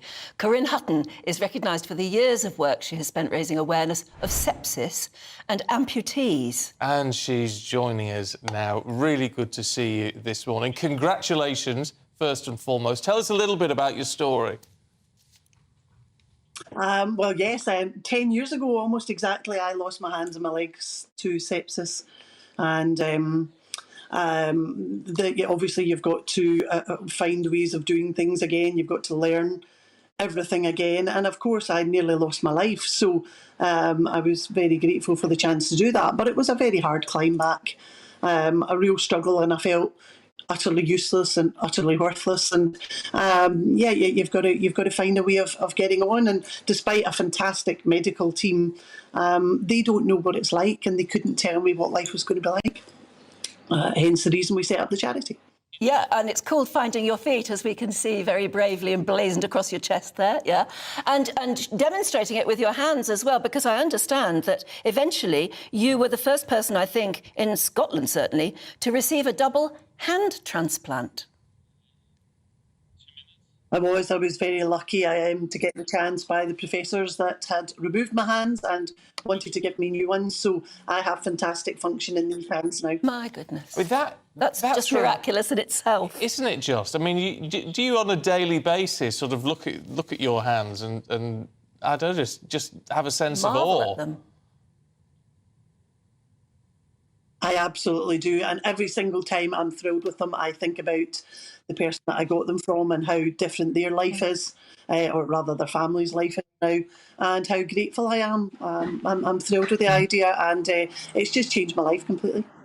You're a doctor, are you? Is that a medical doctor? No. I'm an honorary doctor. 3 times I've been given an award, which is great, and we just milk it as much as we can. Yeah. That's quite brilliant. right. Well, I know you've been Scotswoman of the Year as well, haven't you? Quite something. Tell us about what it means to get this MBE, to be recognised in this way, and especially what is an historic first birthday list. Yeah. Well, I was flattered, obviously, honoured. Of course, it's a big deal. But I know I'm only part of a very big team at Find Your Feet, and they all work so hard, much harder than me usually. And it seems a wee bit unfair that I get the credit for it. But do you know, I'm going to take this one for the team. That's how nice a person I am. Well, we know you're a great motivational speaker, and that's part of what you do with Finding Your Feet as well. Congratulations! It's a wonderful day for you. Wonderful. Thank you very much, it is. Thank you. Thank you. Oh, lovely lady. Yeah. And it's just, I'll tell you what, actually, to see someone with transplanted hands, actually, we hear about it, but you don't see it. No. What a miracle it is. It really is. Amazing stuff. We're back tomorrow morning at 6. It's Trooping the Colour Day today, so stay tuned, because Esther and Phil are going to be looking at it. Hello there, very good morning to you. I'm Jonathan Votri here with your GB News weather forecast provided by the Met Office. It is set to be a relatively unsettled weekend as we see heavy showers and some thunderstorms in the picture, all thanks to this area of low pressure that is moving its way in from the Atlantic and bringing these occluded fronts, and it's those that are helping to pep up those showers. We're already starting to see some of them into the far west. Has been quite a damp start for Northern Ireland first thing. Could see a few more showers, longer spells of rain pushing across southern areas of England as well. Generally, the further east you are, you will hold on to the drier conditions, but we're seeing a bit more wispy cloud push its way through today compared to recent days. So sunshine generally hazier, and that increase in cloud amounts will also hold our temperatures back a touch. Still feeling very warm if you do catch some of that sunshine, highs of 24, 26 degrees Celsius in places. As we head into Saturday evening, those showers in the west will continue on, particularly for parts of Northern Ireland, Western Scotland. Again, could be heavy at times with the odd rumble of thunder in the mixture as well. There is the chance that we see some cloud pushing in across coasts of eastern England and Scotland as well, so it could turn into quite a murky start on Sunday morning as well.